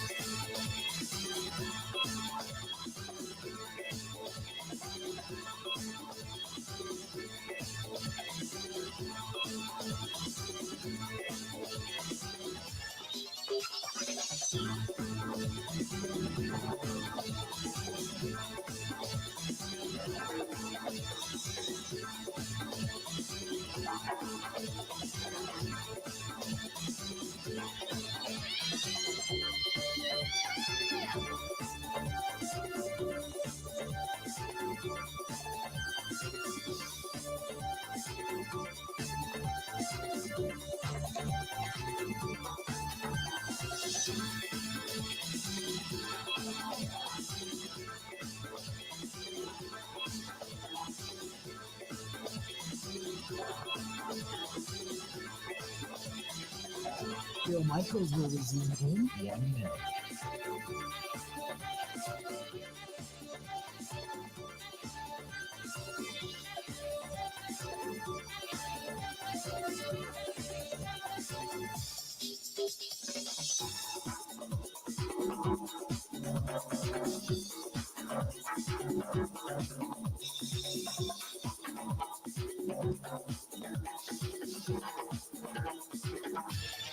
Bill Michaels will resume in 30 seconds. How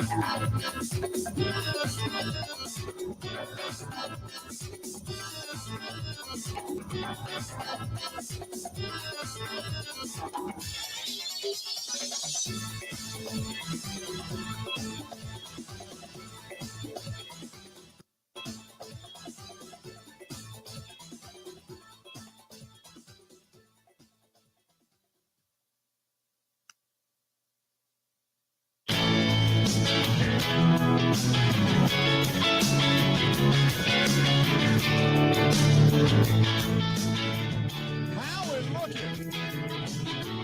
Enjoying the beautiful weather today. I'll tell you that right now.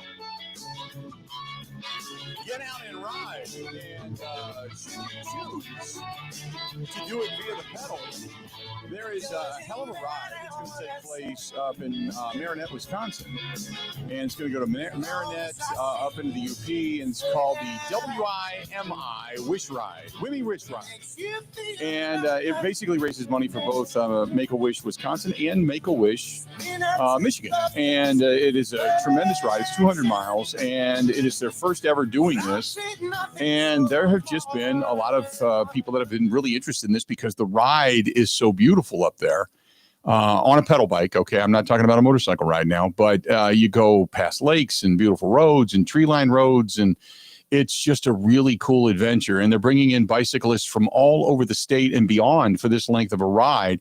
And it's all to raise funds for Make-A-Wish. So it's called Wimmy Wish Ride, WIMI wishride.org, WIMI wishride.org. And if you're a bicyclist or know somebody who is, this is something that this is the first time they've ever done it. So this is something that's not on a lot of people's radars. So they've just started this. They wanted us to kind of broadcast it out to the state of Wisconsin. WIMI wishride.org, WIMI wishride.org for all the information. There you go. Bring him in now. Bill Huber, Sports Illustrated, covering the Packers, joining us on the hotline. Bill, how you doing, bud? I'm great. How about you? Doing good. Obviously excited that we finally have a schedule, something to sink our teeth into a little bit and talk about predictions and all that kind of stuff. But I've said all along, Bill, the bottom line is this. It doesn't mean crap about picking up wide receivers and picking up defensive linemen and offensive linemen in depth if the quarterback isn't markedly better this season as opposed to what we saw last season. Now, I understand there was injuries, there was the groin pull and all that kind of stuff, and things changed. But to me, it all starts with Jordan Love this year. Yeah, there's no doubt. You're right in the jury's out. I think there's this assumption, at least by a lot of people, especially like the national people, that the Packers are fine at quarterback and Jordan Love's going to lead them, and they're going to go to the playoffs, win a bunch of games, and all these things. And I feel like I'm probably with you on this. I have no idea. He was really good for the second half of 2023. Is that who he is, or is he still the guy who's going to make the boneheaded interception? He's going to get pressured and chuck one up for grabs. I don't know. You're right. This is, I don't want to say make or break because they're going to stick with Jordan Love, but I think the jury's certainly out. I think people who are assuming that he's going to pick up on 2023, I think they're might look foolish. We'll find out. Wishful thinking might be the best way to put it. Wishful thinking. That's the way I've. Yeah, I mean, he very well might be good. It might all be injury related, and it might be related to not having good enough receivers. And maybe these rookies are going to be just a ticket, but that seems like a lot of wishing and hoping. Right. So yeah, we're going to find out here in pretty short order with the schedule. So tell me about when you look at your perception of, let's start with Elgton Jenkins first and foremost, wanting a contract to renegotiate this thing. What do you think happens? Well, the Packers probably have to anyway. I don't have the numbers in front of me, but his base salary, not for this season, but next season, is just huge. Whether he played guard or center or whatever position, I mean, his base salary is huge. I don't think the Packers probably would want to pay that anyway. So he's always kind of, to me, been that guy that you probably got to renegotiate him. In fact, those contracts are sort of set up that way anyway, right? Is to kind of force both sides of the table. Like, look, you can't play on this contract. So I kind of always thought that that's going to be a contract that they're going to have to renegotiate, and this is probably going to give it to for $18.5 million, Bill, in 2026 is his base salary, right? I don't care what position he's playing. That's too much. His cat number is 24.8 in 2026. So something's got to be done anyway. So I would assume this will probably be the impetus of getting that done. So the Jair thing, and it's like mixed reviews. It's like I just had Mike Clemens on a little while ago, and Mike's like, I don't know. It sounds like some guys, you got your defensive coaches that say we talk to him every day, and then there's others that give you one-word answers. Nope. Is he here? Nope. And they don't want to talk about it. So what is your take on Jair's situation? Yeah, I'm going to echo Clemens on this one. I have no idea. It's so interesting that, from the one hand, it makes sense to just kind of wash your hands of the situation because of everything everybody knows. But then you go back to the draft where they didn't draft one until the bitter end. So sure, are they going to keep the guy? And then you go back to you ask Gutekunst at the end of the draft and LaFleur at rookie camp, and they just say nothing. I assume they're still trying to work things out. If will Jair agree to some sort of contract restructure / pay cut with incentives to get the money back up, or does Jair say, "The heck with that! I can make this much money if you cut me." It's a fascinating thing where if you're buying Gutekunst, you wake up this morning, you woke up yesterday morning, you're gonna wake up tomorrow morning thinking Jair Alexander's my best cornerback. And when you're playing Joe Burrow on the schedule, and Lamar Jackson and Jared Goff and these high-profile quarterbacks on the schedule, aren't you going to need a stopper? Mm-hmm. It's not Keyshawn Nixon. It's probably not Nate Hobbs. Jair Alexander's your stopper. So it's just it is quite a conundrum on what they do there. Because it makes sense to get rid of them, but then how the hell are you going to beat good quarterbacks in big games without them? Here's my question when it comes to Jair, and as far as I know, it's a no, but maybe you can tell me different. Has anybody had any contact with him media-wise about anything in regards to what he wants to do? No. I didn't think so. Not through lack of effort, but he's not the guy to seek out this sort of stuff. So I'm not surprised. I'm not like he's ducking anybody, but it is a mystery where things stand. Again, I assume the Packers are trying to work out some sort of restructure, see if they can make it work. Hell, why are we doing this on May 16th? Right? Shouldn't that have been something on the agenda on February 16th? So yeah, it's quite the mixed messages on this one. Now you look at the guys that are there, the guys that, people are excited about. One of the guys that I think a lot of people, at least I've been reading as of late, are talking about is this Isaiah Simmons, that if he's in the right situation here in Green Bay, this could be one of the big finds of the offseason. Give me your thoughts there. Yeah, that's a great signing. And maybe he'll be bad and he won't fit and you get rid of him. But if I was the GM, I would have a guy or two like this in every training camp. McCall Hardman, kind of the same way, of these high round or early round draft picks who've actually done something in the league, and you're paying peanuts for them. If it works out, you're going to have a steal. If it doesn't work out, then hey, whatever. I would always have these guys. He's played a lot of linebacker. Hell, he's played a lot of slot corner in his life. I mean, he's played all over the defense. He's had some really productive seasons. I mean, I think he had one season like 105 tackles and one of them 99. He forced a bunch of fumbles one year. I mean, you think he's instantly one of your best guys on special teams. I think it's a great signing. We'll see if it pans out for him, but he's still young. He's still a guy who ran 4.3 whatever as a linebacker at the combine. I think it's a really good signing. And I think Eric Wilson would have been a big loss because he was so versatile and valuable on defensive special teams. But to replace him with Christian Welch and Isaiah Simmons, that's good work by Gutekunst there. I know that Barron Sorrell is a guy that a lot of people are paying attention to, and I know I am. I'm excited about his story. I'm excited to see him play. We know that they have a lot of confidence in Lucas Van Ness. Goody talked about it. But can Barron Sorrell play either side? I hate to predict anything. I'm just saying, say Lucas Van Ness is what he is. Does Barron Sorrell then take over that spot? Well, Inagberry was that guy last year for the most part. I mean, once they traded Preston, it was Rashawn Gary and Inagberry. I'll go this way.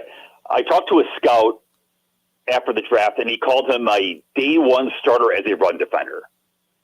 That's how good he thought he was against the run. So, yeah, I think if that's the case, I think he could start right away, or however you want. He could be a starter here at some point if he's that good of a run defender, and then figure out pass rush at some point. But yeah, if he's good enough, if he's that good against the run, he could be that guy. Does if Micah Robinson it turns out to be something as far as depth of the corner goes, or even really plays extremely well, my guess is that would really make the draft for Goody. I mean, this would be a dynamic draft if indeed, Barron Sorrell, like you said, can play and stuff the run, Micah Robinson, and for what they did on the offense and the offensive line, and they've got competition over there and all that kind of stuff, yada, yada. It would then, if Micah Robinson makes this team and plays well, that would really make this an exceptional draft for Goody, wouldn't it? Yeah, corner is such a premium position, which is why those guys have really broken the bank here last year. I think Jair was number one in the league for like 3 years in average pay, and he's kind of been lapped here. It always comes down to, right, it is a quarterback-driven league. Quarterbacks win games, so by God, you better have cornerbacks who can slow those guys down. If you can get a legit player as a seventh-round pick, I mean, that'd be huge. I mean, no different than getting Rasheed Walker as a seventh-round pick a few years ago. I mean, those guys, you should not be getting starting-level players in the seventh round in those positions. So if he can give you something, his coach at Tulane, J.J. McCluskey, 7-year NFL pro, just thinks he's a heck of a good player, really good tackler, which will get him on special teams. If he gets on special teams, then he can kind of grow his way into something else. The wide receiver position I want to talk about real quick, and then we'll get into kind of your breakdown of the season. But the wide receiver position, I was watching the other night on the NFL Network, and they were talking about deep pools, and they were talking about a couple of teams that have quite a few wide receivers and two really solid like number ones. But then they got to the Packers and said, look, they can throw the ball anywhere, any place, anytime. They just don't have a number one. Is that kind of where the Packers sit right now, in your opinion? Yeah, clearly. I mean, there was nothing resembling a number one receiver on this team. And we probably talked about this 12 months ago, Bill. I didn't think it mattered 12 months ago. I just thought they're going to put these four guys out there and Tucker Kraft and Luke Musgrave, and it's not going to matter that you don't have a number one because who in the hell is going to guard all these guys? And I was wrong, right? I will admit that I totally botched it last year. They weren't good enough. God, I'm going to set myself up for failure again, though, Bill. If Golden is as good as advertised, and maybe not week one, but he grows into like a Texas where he grew into down the stretch for Texas last year. He just was so good that Texas had to make him the number one guy. They had to put him in those key spots on key plays because he was their best guy. So if he can grow into that role, and I just think the Savion Williams pick is a great pick, even though they bypass defensive tackle or edge rusher or whatever. I mean, he's going to be a great toy, which is going to take some of the burden off of Jaden Reed to be that guy. But now Jaden Reed can be a receiver, and he's a really good receiver.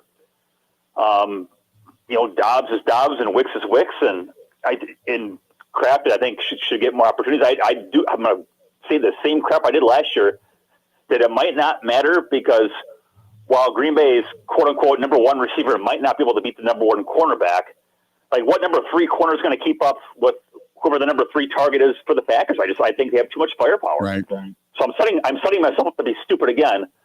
But I do think they have so much weapons or so much potential there that it'll work out. Bill, always great to talk to you. I know that you picked the season to go, 9-8? Correct me if I'm wrong. Yeah, 9-8. I had 8-9, Bill, and I thought they just can't go 8-9. Right. They're too good for 8 wins, and they're probably too good for 9 wins too. But man, that schedule's hard. I mean, we've all seen it. It's going to be a challenge for sure. They could be a better team and lose more games. So that's probably here's my thoughts, and you tell me how much I've been smoking. I said, well, you've got new coordinators, new coaches. It's going to take a while to get that all worked out. So if there's a time to catch Detroit and beat them, specifically at Lambeau Field, it'll be week 1. So I give the Packers a win there. The travel team on a Thursday night has a 63.6% chance of losing that game ever since the inception of Thursday Night Football. So I'll give a win to the Packers. Packers on the road against Cleveland. I'll give them a win. At Dallas, they just played well at Dallas. So I'm saying they start off 4-0. Okay? Mm-hmm. Bye week, so they get 2 weeks to get ready for that aerial attack of Cincinnati. And if Cincinnati doesn't get their Trey Hendrickson situation squared away, they'll give up 150 points a game. So I'll say, look, it's going to be a track meet. They'll keep up with the Bengals, and they get a win there. Arizona, they should beat Arizona. At Pittsburgh's going to be interesting, but I still think that the Packers will be the overall better team, even though it's in Pittsburgh. So I'm sitting here now going, wait a minute, 7-0. Carolina, they stink.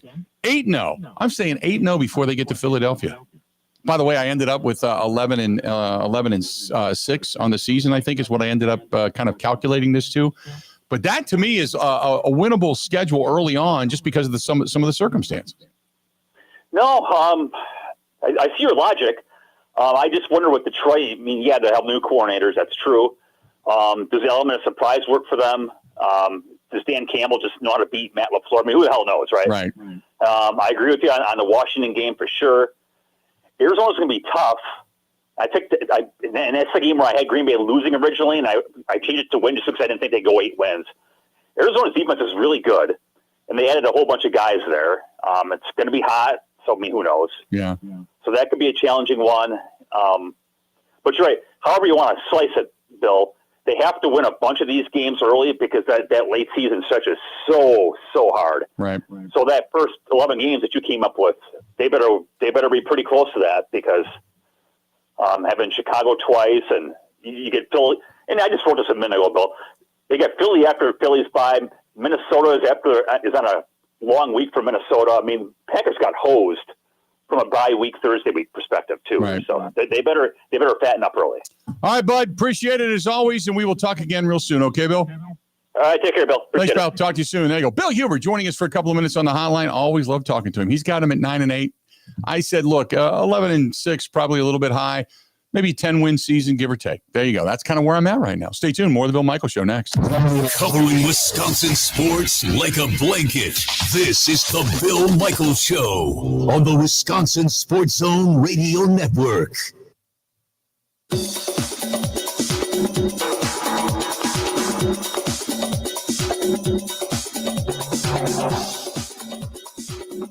Bill Michaels will resume in 3 minutes.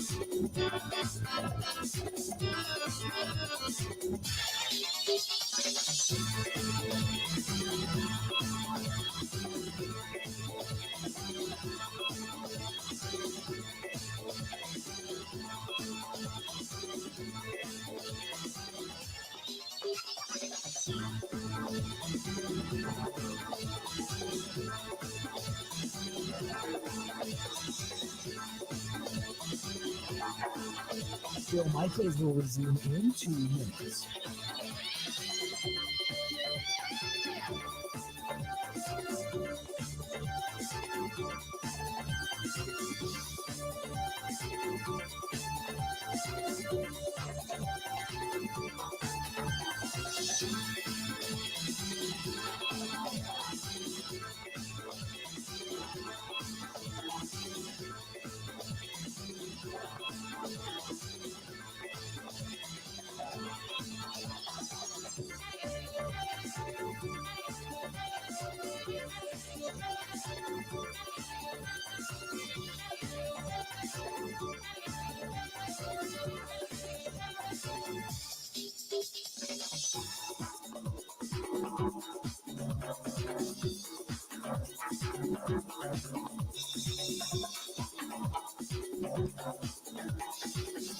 Bill Michaels will resume in 1 minute.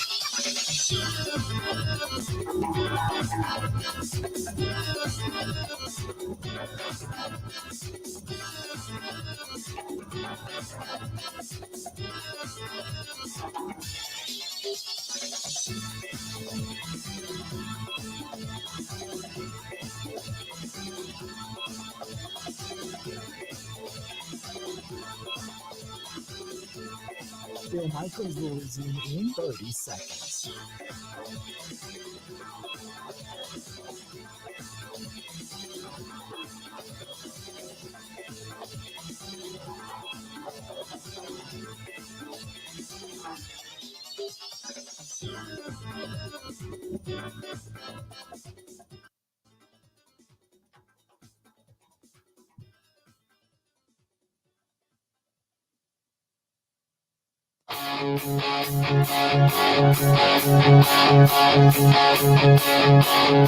Hearts of fire,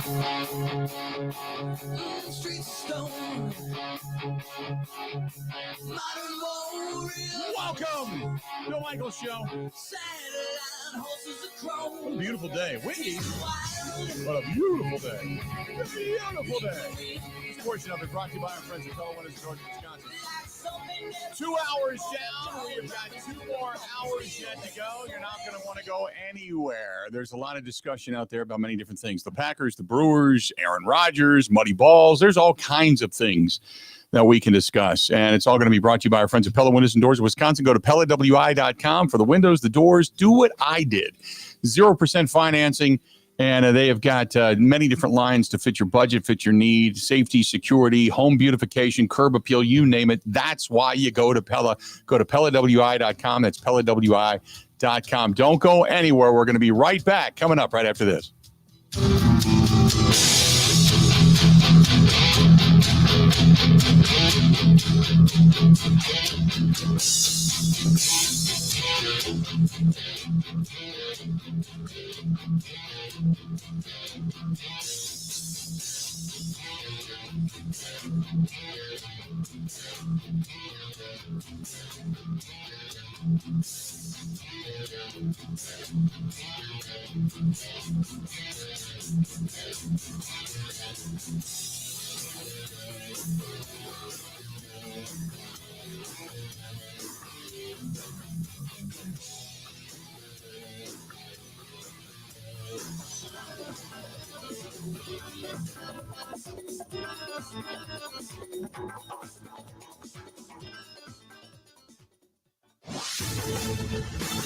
This is the Wisconsin Sports Zone Update. Well, after a day off, the Brewers back in action tonight as they open up a series against the Twins at American Family Field. Milwaukee coming off a 2-4 road trip that saw them drop series in Tampa and Cleveland. Following a 2-0 loss on Tuesday, there was a team meeting held, the second of them in the first month and a half of the season. Milwaukee just 5-8 in the month of May, has fallen 2 games under 500. A second team meeting in such a short amount of time. Raised some eyebrows as to whether there might have been an issue within the clubhouse, but Reese Hoskins says that was not the case exactly. I don't know if issue is the right word, but I think anytime things aren't going your way, you have to kind of look in the mirror and see, all right, what am I doing? What can I do differently? What do I need to keep doing the same, right? It's just kind of a recalibration. But I think an easy way or an easy thing to get lost in is your process, your preparation. So, because I think when you are prepared and you do what you need to do to get ready for the game, I think that is what breeds confidence. Again, it'll be the Brewers and Twins tonight. Chad Patrick gets the ball for the Crew. He's 2-3 with a 3.19 ERA. Minnesota get a counter with Joe Ryan. He's 3-2 with a 1.74 ERA. First pitch at American Family Field set for 7:10. For nearly 40 years, ABC Wisconsin Apprenticeship has been helping men and women transform themselves into highly skilled trade professionals. These skills are in demand and provide strong wages and benefits for a bright future. If you're a hands-on person who likes the feeling when you get projects done, apprenticeship could be for you. Go to buildyourcareerwi.org or just search online for ABC of Wisconsin. Well, the Packers are continuing to communicate with Jair Alexander, and it's not just the front office. Passing game coordinator Derek Ainsley sends the former All-Pro cornerback a text every morning as he tries to keep him engaged. Packers and Alexander still working on a resolution that could have Alexander back for the club this fall. With this Wisconsin Sports Zone Network update, I'm Zach Heil.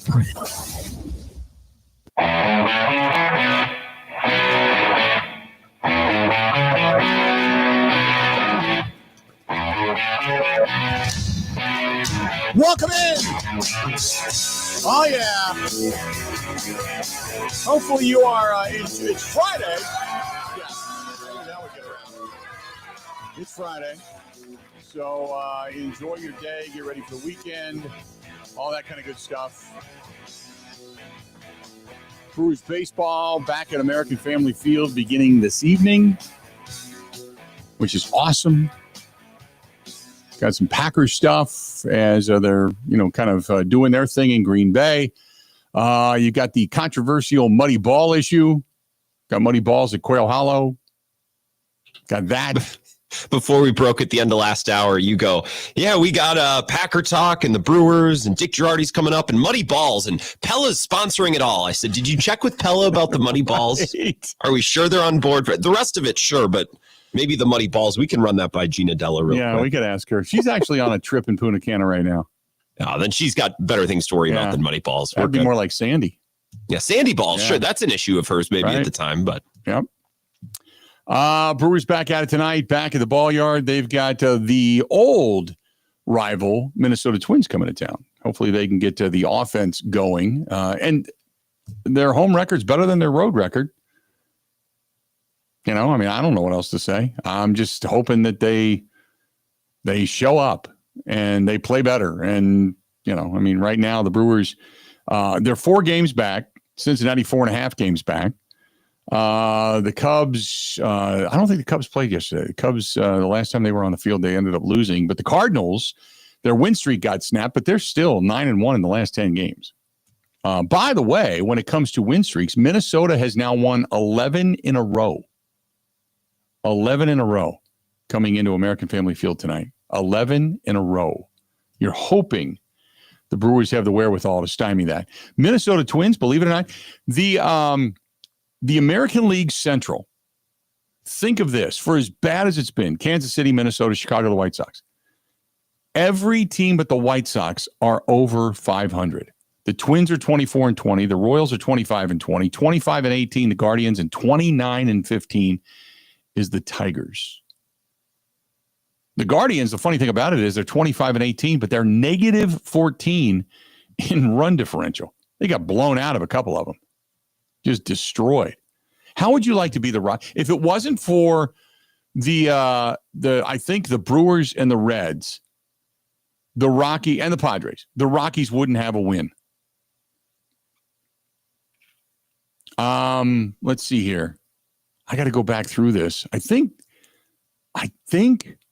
the Reds swept them earlier, but yeah, the Brewers, they got to win against the Brewers. They got to win against the A's. They've got one win against San Diego, San Francisco. So the Reds did sweep them, by the way. So I knew the Reds were trailing in one of those games. Atlanta and San Francisco. That's it. How would you like to be a Rockies fan? Holy crap. That's terrible. They're -137. -137. The team closest to them is the Marlins, who are -71 in run differential. That can't even be. I can't even, unless I'm rooting for another team, I can't even imagine going to the ballpark unless you just enjoy baseball that much in Colorado. I mean, their season's over. How would you like to be not even out of the month of May? And you're sitting here on May 16th and your season's over. Like, you have no shot. There is no postseason. There is, at this point, you are just whatever breeding ground for trades and stockpiling, draft choices and such that you could possibly get. There is no hope of anything. So on one hand, I'm mad at where the Brewers are at. 2 games under 500. They're 4 games back in the standings. They way underestimated, or overestimated, I should say, the third base position and even the offensive firepower at short, and the effect that you wouldn't have as far as Willie Adames goes not being in the clubhouse. But they're 4 games back. It could be worse. They could be the Rockies. 7-36. That's terrible. That's not even, I mean, if you're the owner of the Rockies, what do you do? You fire Bud Black, I guess. Right? That's what he did. I always liked Bud Black. Bud Black would listen to Milwaukee Sports Talk. I remember every time he would come through Milwaukee on a trip, he would always I would always listen when you used to be on WSSP. You would always in the media script be like, I like the fan. You guys do good work. I always liked him for that reason. Yeah. He's definitely not been the issue there. No, man, that's just terrible. That's just awful to be that bad. Whew. Can't imagine it. So anyway, if you want to hit us up, you can. 877-867-1670, 877-867-1670. You can also text us, 608-321-1670, 608-321-1670. Find us there. You can find us on YouTube. Go to youtube.com. That is youtube.com/Bill Michaels Show. youtube.com/Bill Michaels Show. And subscribe. It's absolutely free. You can hit us up on Twitter, on X, @Bill_Michaels, @Bill_Michaels. Find Grant, Wisco Grant, WISCO @Wisco Grant. We're on Instagram, Facebook, and TikTok. The Bill Michaels Show. The same thing on the Twitch app, the Kick app, the LinkedIn app as well. Email us, thebillmichaels@gmail.com, thebillmichaels@gmail.com. And you can also check out the website, simply thebillmichaels.com. Then there's the app, which is the Zone Madison. It's our flagship station. And you can listen to us everywhere. WOZN, the Zone Madison. And then after the fact on Spotify, Apple, iTunes, Google Podcasts as well. And don't forget, tomorrow night, 5 o'clock, special time, 5 o'clock Central Time, 5 o'clock Central Time in Milwaukee tomorrow night on My 24 TV. That is My 24 TV. Let me give you a question here, Grant. The Colorado Rockies. Now, remember, you've got the Dodgers at $401 million, and then you've got the Marlins at $84 million. You got the Brewers at $139 million. What do you think the payroll is for the Colorado Rockies? I was actually just looking at their payroll table and some of their biggest contracts, but I didn't see the total figure. Now they could be dead last. They could be the cheapest team, but the Rockies typically have not been cheap. That hasn't been their issue. Where are they? They are 2 slots above the Brewers. Yeah. $145 million payroll. They're stupid. They're not cheap. The money is not the issue. Wow. Well, the Brewers called about Ryan McMahon, who I think is making 12 or 13 a year for the next couple of years, their third baseman, who's been underperforming this year. Yeah. But a team like the Rockies, I mean, the Brewers would die to get off a contract like that. Right. You know what I mean? Especially if they planned on being crummy. And the Rockies, they didn't want to hear it. They had no interest in it. Like, they've given big contracts. They haven't been afraid to spend. Yeah. They're just really stupid. I'm not sure which is worse. That's terrible. I sit here and look at this and I'm like, you got Doyle out in center and Jordan Beck and McMahon, like you had mentioned, over at third. What is their catcher's Hunter Goodman. Well, Freeland is making some money. McMahon is making some money. And I think there was one other contract. They're actually like in the teens. They're paying a couple of guys more than you'd think given their record. Between Senzatella and Marquez, both of those guys making $10 million. After that, it's basically nothing. But it's like, wow. They're so bad. Well, remember a couple of years ago when they basically paid the Cardinals to take Arenado off their hands. Right. Remember that? Which, okay, you're shedding payroll. But then they gave Chris Bryant a mountain of money. You know what I mean? Like, what are you guys doing? So again, it's not just that they're cheap. They're also they're just stupid. They're stupid. Yeah, they're what's the expression? Penny wise and pound foolish. Yeah. They're just dumb. I'm like, wow.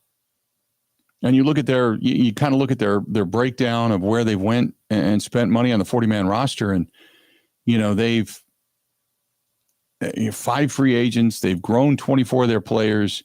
They've dipped into the Dominican Republic a little bit for 4 players via trade and the waivers. They've gone to Venezuela. They've gone to Cuba. The guys they get are just craptastic. And I hate to talk down to Brewers fans because I get mad at the Brewers because I'm a Brewers fan, but there are plenty of examples around the league of why spending doesn't always make you better. It doesn't help. You need to have plan and you need to have an idea of why you're spending and how you're spending. Right. I'm rolling through, and they do have some guys, that are injured, and I know that are on the list. But when you start to look through where some of they got, whether it's the organizational rank or team rank or whatever, however you would possibly do it. When you look at the MLB rankings, they don't have hardly anybody for everything they've done. And you go through, again, the MLB rankings, the low rankings, the higher A rankings and everything through Fangraphs. They don't have anybody in their minor league system other than Tanner Gordon, who's the starting pitcher for them, who ranks above 170 in Major League Baseball. In like the MLB, when you talk about their AA and AAA affiliates and all that kind of stuff. It's not like they got a bunch of guys that are coming up going, whoa, wait a minute. Now they are high on Braxton Fulford. I know that. And he's one of their catchers, and they're high on Zach Veen, who is a kind of a utility outfielder for them. He came up during the Brewers series, the kid with the blonde, funky looking hair, right? Right. But they don't have much. And you would think that if you're trading pieces away, you're going to get these prospects that are highly thought of. It's just that's like an organization that at this point, when you start to look at this and you go, okay, what do they have? That's where you look at it and go, they have nothing. I mean, like, you could start a new franchise today and you may be better than they are. That's how bad the Colorado Rockies are. I mean, that's not just firing your manager. That's like cleaning house for everybody and starting over. That's crazy how bad they are and how low they're ranked in so many different categories. Whew. Well, we've got our own problems in Milwaukee, a team that can't hit with runners in scoring position, and they are at an all-time low when it comes to being one of the worst teams in Major League Baseball at the plate in the month of May, even though they were able to kind of salvage a win. But, man, this team needs to get back on the winning track as well. By the way, I did mention that the Brewers at home are 5 games over 500, 12-7, but they are 9-16 away from American Family Field. They got to figure that out. It's like they go on the road and they're just terrible. It's like, for whatever reason, and it's not like American Family Field's loaded with this big level of energy. Like oh man, this is a great place to go. This place is electric. Games I've been to this year, it's okay, familiarity, I guess, but home cooking, I don't know. Seeing the family, hanging out in familiar surroundings, I don't know, but they're better at home. But it's not like there's this just ginormous level of energy when it comes to Major League Baseball in American Family Field. So anyway, you got the Brewers getting back at it again this evening, and we'll talk a little bit more about that. Stay tuned. We got a whole lot more of the Bill Michaels Show. It's coming up. Yeah, right. Only women in Wisco sports teams. MLB says, he says MLB is broken. 2 halves, leave for a new league, or eliminate 6 to 8 teams. I don't think I'd do that. MLB's not broken because right now, Baltimore was on top last year, and now they're 9.5 back this year. The White Sox, for 2 years, they've sucked. Okay, they've run it. It's not that. Here's the argument. It's not that they need to eliminate teams. It's the teams that are perpetually bad have their heads so far cranius rectus invertus, they can't find their way out of it. It's not that they're bad or don't spend money. They just, like you said, Grant, they're just dumb. They don't have a knack for finding talent. They don't have any smart people in that building or ownership or whoever is listening to them. No, there's plenty of teams like the Pirates. They don't spend any money. Right. Like, you're never going to get off the ground if you refuse to spend at least a little money. There's plenty of teams. Look at the Rays. Look at the Brewers. There's organizations that churn less cash that have found a way to do it. The Pirates can't even meet that limited bar. There are some, like, if you eliminated Miami, no one would care. No one would care. That I could understand. If you eliminated Miami, if the White Sox have a history, they've got a fan base. But if you made just one team in Chicago, it probably wouldn't kill people. The Angels, they're the second team in LA. They've had some success, but more often than not, even with Mike Trout, they haven't had success. They haven't been able to get over the top. They brought in Joe Madden. They brought in stars. They spent the money. Just never worked out for whatever reason. But I can't imagine eliminating any of these other teams. The only one that I could say you could eliminate and nobody would care would be the Marlins. That's it. I mean, Tampa Bay's had success. They're only 5 games back right now behind the Yankees. I think teams like the Brewers and the Rays will, even when they're operating with good process and they're spending at least a little, like they'll have years where they come back to earth a little bit just because their margin of error is so thin. You know what I mean? Like, I still think the Rays and the Brewers are both remarkably well run, but when you're living on the margins every year, like one injury or one player has a down year and then all of a sudden, you know, you're out of the playoffs, whereas other teams just have a lot more financial breathing room. Yeah. But I still think small market teams with lower budgets, there's ways to do this. You know, talking to teams like the Rockies and the Pirates, and they just refuse to even figure it out or spend the bare minimum amount of money.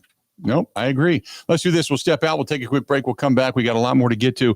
On a Friday edition of the Bill Michaels Show, what would go good today? If you're sitting out there in the La Crosse area, I tell you, Big Boar Barbecue.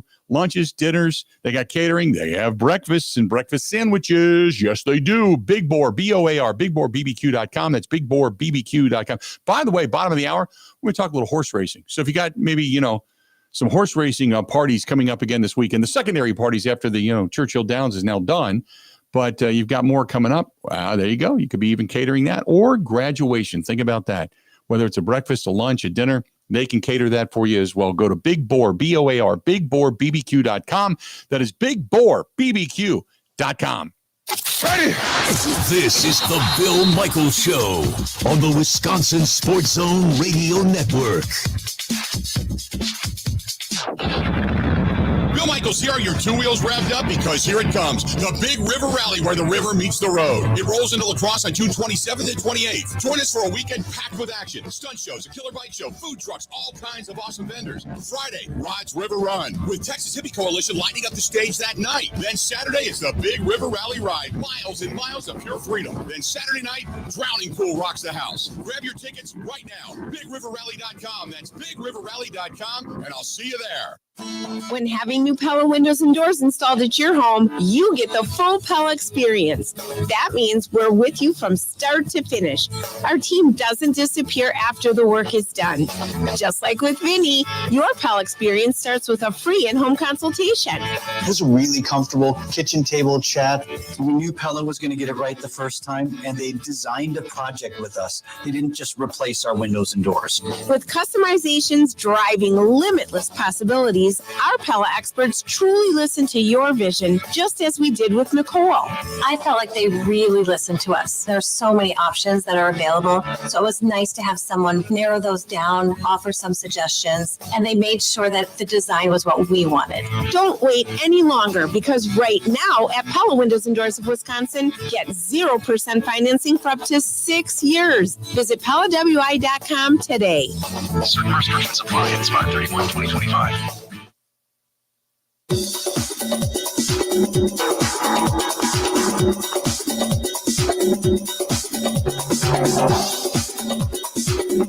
Bill Michaels will resume in 3 minutes.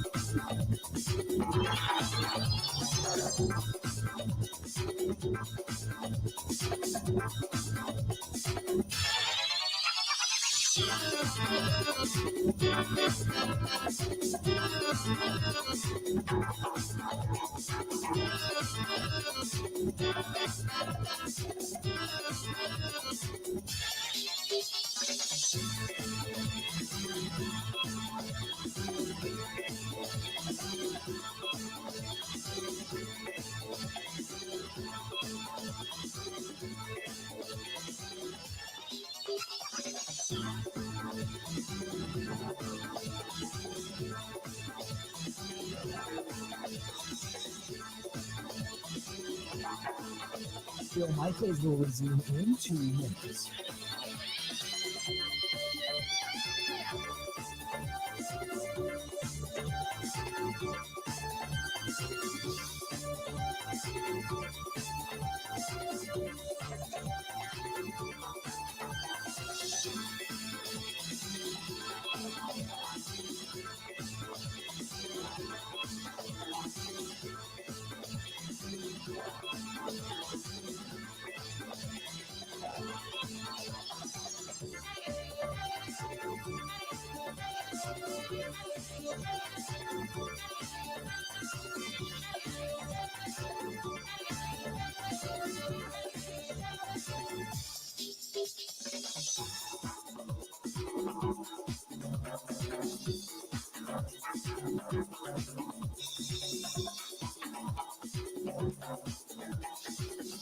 Bill Michaels will resume in 1 minute.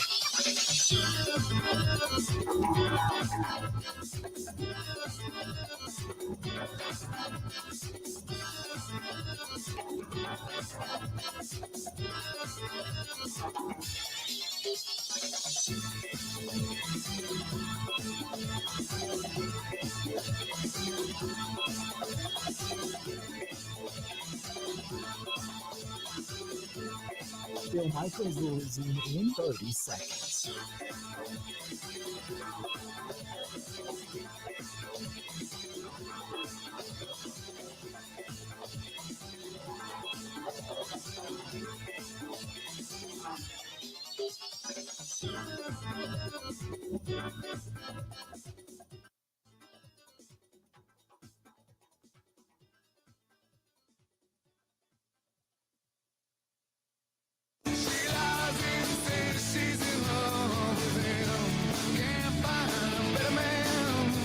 Can't find better meat.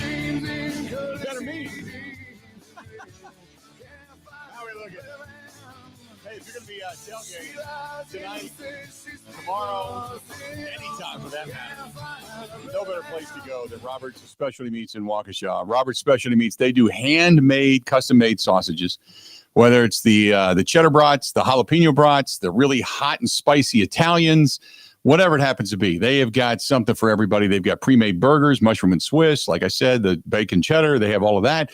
And they have the ribs on a stick. The garlic parm chicken skewers are fantastic. You can fire up an Al Capone roast, a bacon wrap filet. I mean, I can go on and on. They've got so much. Plus, they have their own barbecue sauce there. They have all the fixings as well with some of the homemade fresh deli stuff like potato salads, macaroni salads, all that kind of stuff.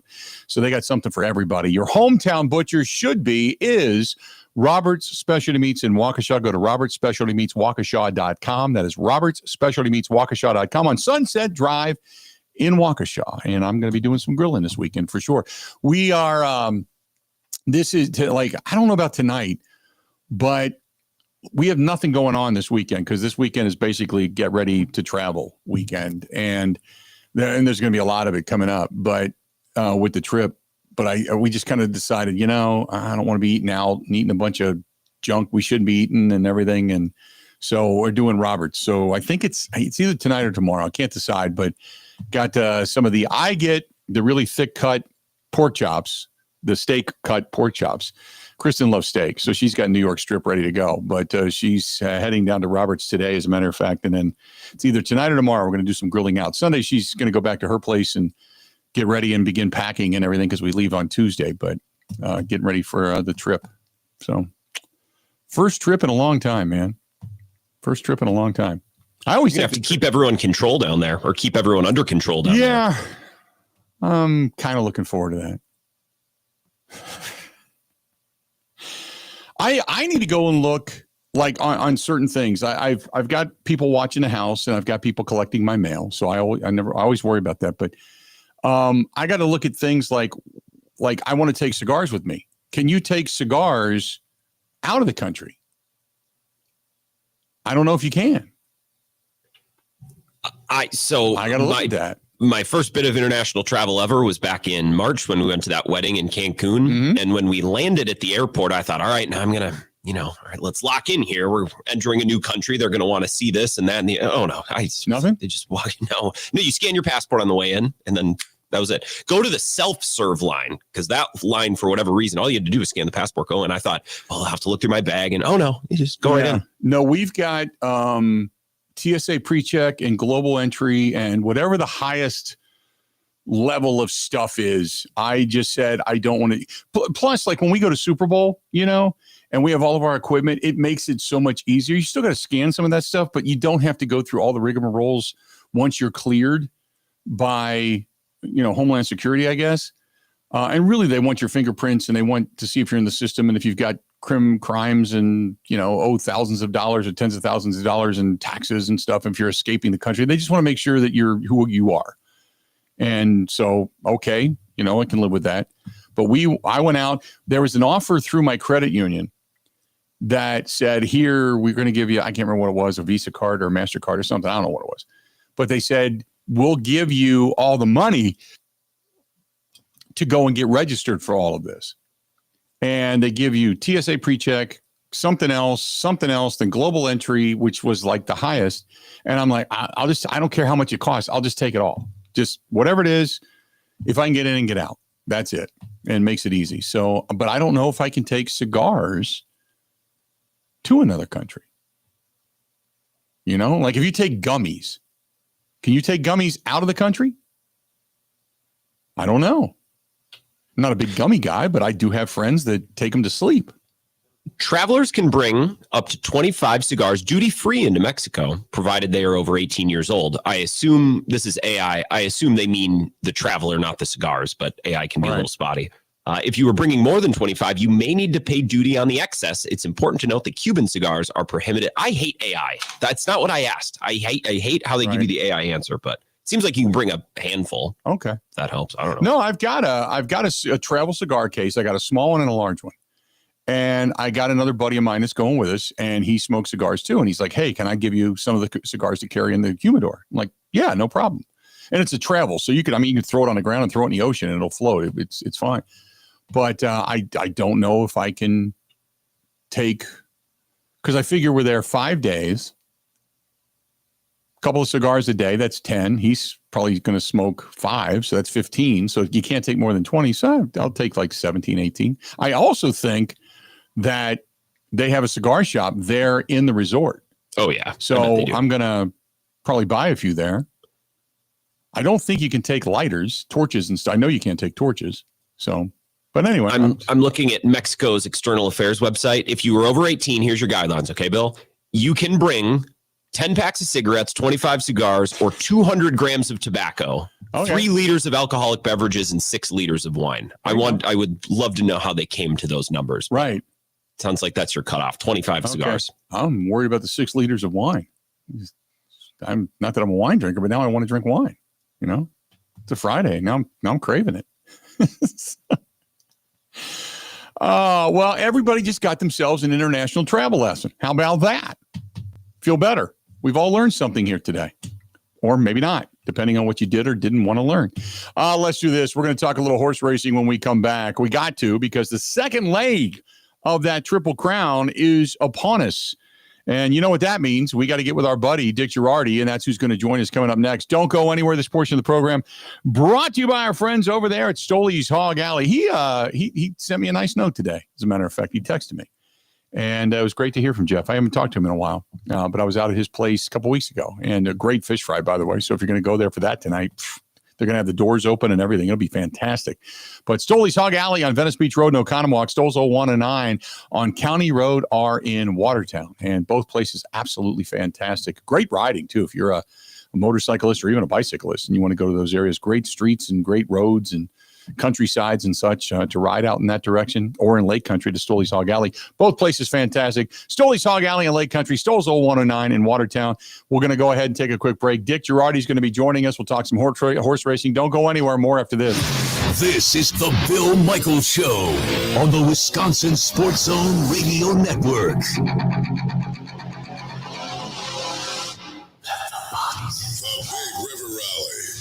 Across Wisconsin, June 27th and 28th. Don't miss the excitement on the main stage Friday night. It's Texas Hippie Coalition. And Saturday night Drowning Pool. Tickets are on sale now. Want more? Follow Big River Rally on social or go to BigRiverRally.com. When having new Pella windows and doors installed at your home, you get the full Pella experience. That means we're with you from start to finish. Our team doesn't disappear after the work is done. Just like with Vinny, your Pella experience starts with a free in-home consultation. It was really comfortable kitchen table chat. We knew Pella was going to get it right the first time, and they designed a project with us. They didn't just replace our windows and doors. With customizations driving limitless possibilities, Our Pella experts truly listen to your vision, just as we did with Nicole. I felt like they really listened to us. There's so many options that are available. So it was nice to have someone narrow those down, offer some suggestions, and they made sure that the design was what we wanted. Don't wait any longer, because right now at Pella Windows and Doors of Wisconsin, get 0% financing for up to 6 years. Visit PellaWI.com today. Certain restrictions apply. It's 5/31/2025.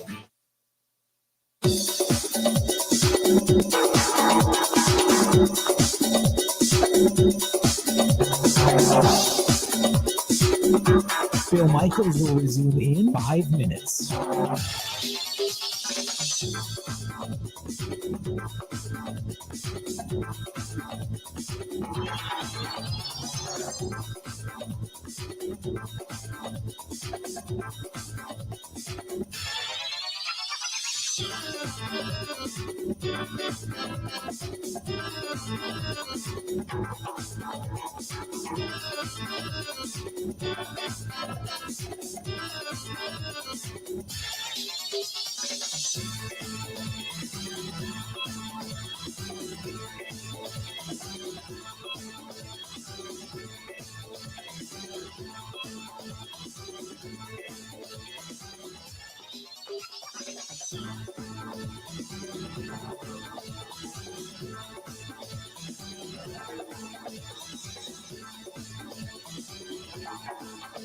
Bill Michaels will resume in 4 minutes.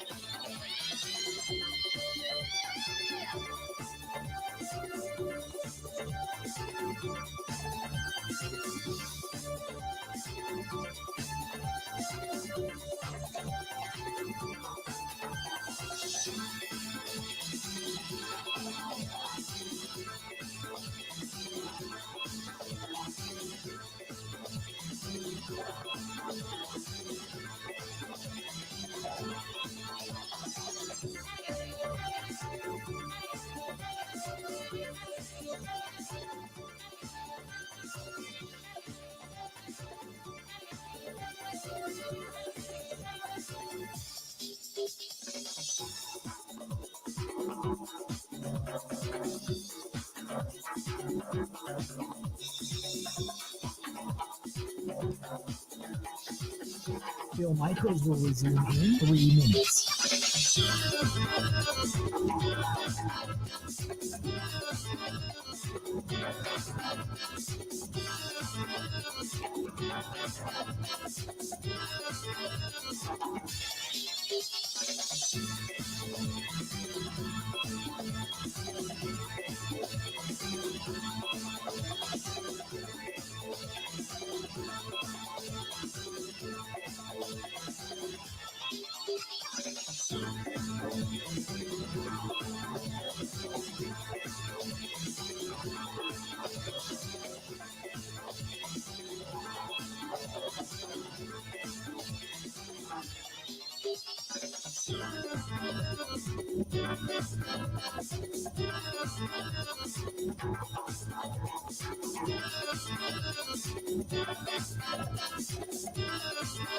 Bill Michaels will resume in 2 minutes.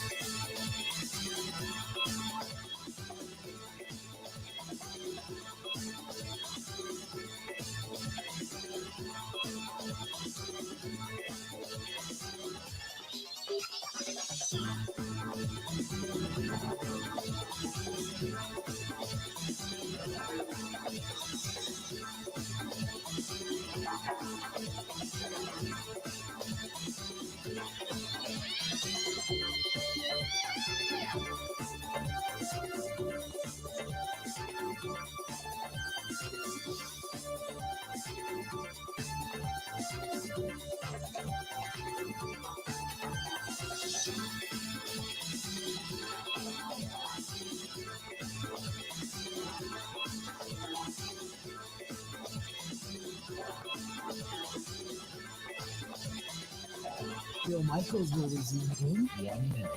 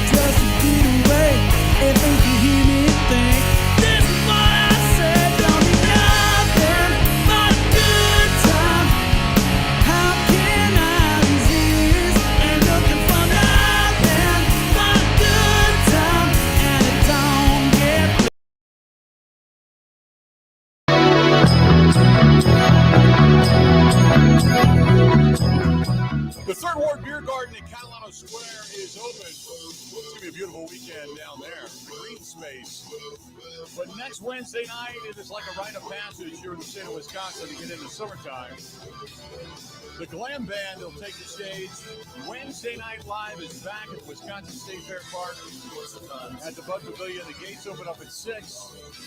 Music starts at 7, goes to about 10:30. They've got food, they've got beverages, indoor and outdoor seating, and it's just an awesome summertime thing, man. Wednesday Night Live is back starting next Wednesday night, the 21st. The Glam Band is back. The week after, it's Rebel Grace, the Cheap Shots after that, and on through the line. And I can't wait. I can't wait for Wednesday Night Live. I can't wait to get back there. And just looking forward to it. So really, really good stuff. From our friends over there at betonline.ag. Again, that's betonline.ag. We go back to our buddy Dick Girardi, who is, again, the Preakness is upon us, the 150th running of the Preakness, but no Triple Crown this year, Dick, right? No Triple Crown, Sovereignty, the Derby winner, no Preakness. Disappointing. Love to see the Derby winner, obviously, come to Pimlico. So he'll wait for the Belmont Stakes in 3 weeks, Bill. But, yeah, we do have Journalism back, who ran second, ranked great as the favorite. But, yeah, very disappointing that the winner didn't come. The Derby was an incredibly sloppy track, which you and I had talked a little bit about that. Didn't think it was going to matter that much. Journalism certainly made a run as starting a little bit further back in the field, but just wasn't able to overcome Sovereignty. Yeah, he ran really well. I don't think he loved the sloppy track. Now, he's just raced in Southern California. I didn't think his action was exactly the same as on a fast track. And also, he got a little further behind than I expected because there was a bunch of bumping and traffic right at the start. Mm-hmm. But having said that, he certainly ran a good race. There's no argument about that. Sovereignty just ran a little better that day. I'm not convinced Sovereignty's better. Hopefully, they'll get a chance to run against each other again. I wish it was Saturday. Right. Journalism did come back in the 2 weeks, but the connections for Sovereignty opted that they thought 2 weeks was too soon to come back. So we'll see him in 3 weeks in the Belmont Stakes, which again will be run at Saratoga this year. So my question becomes, and this was one of the things that came out after the fact, I did not know there was a limit on how many times the jockey could strike the horse.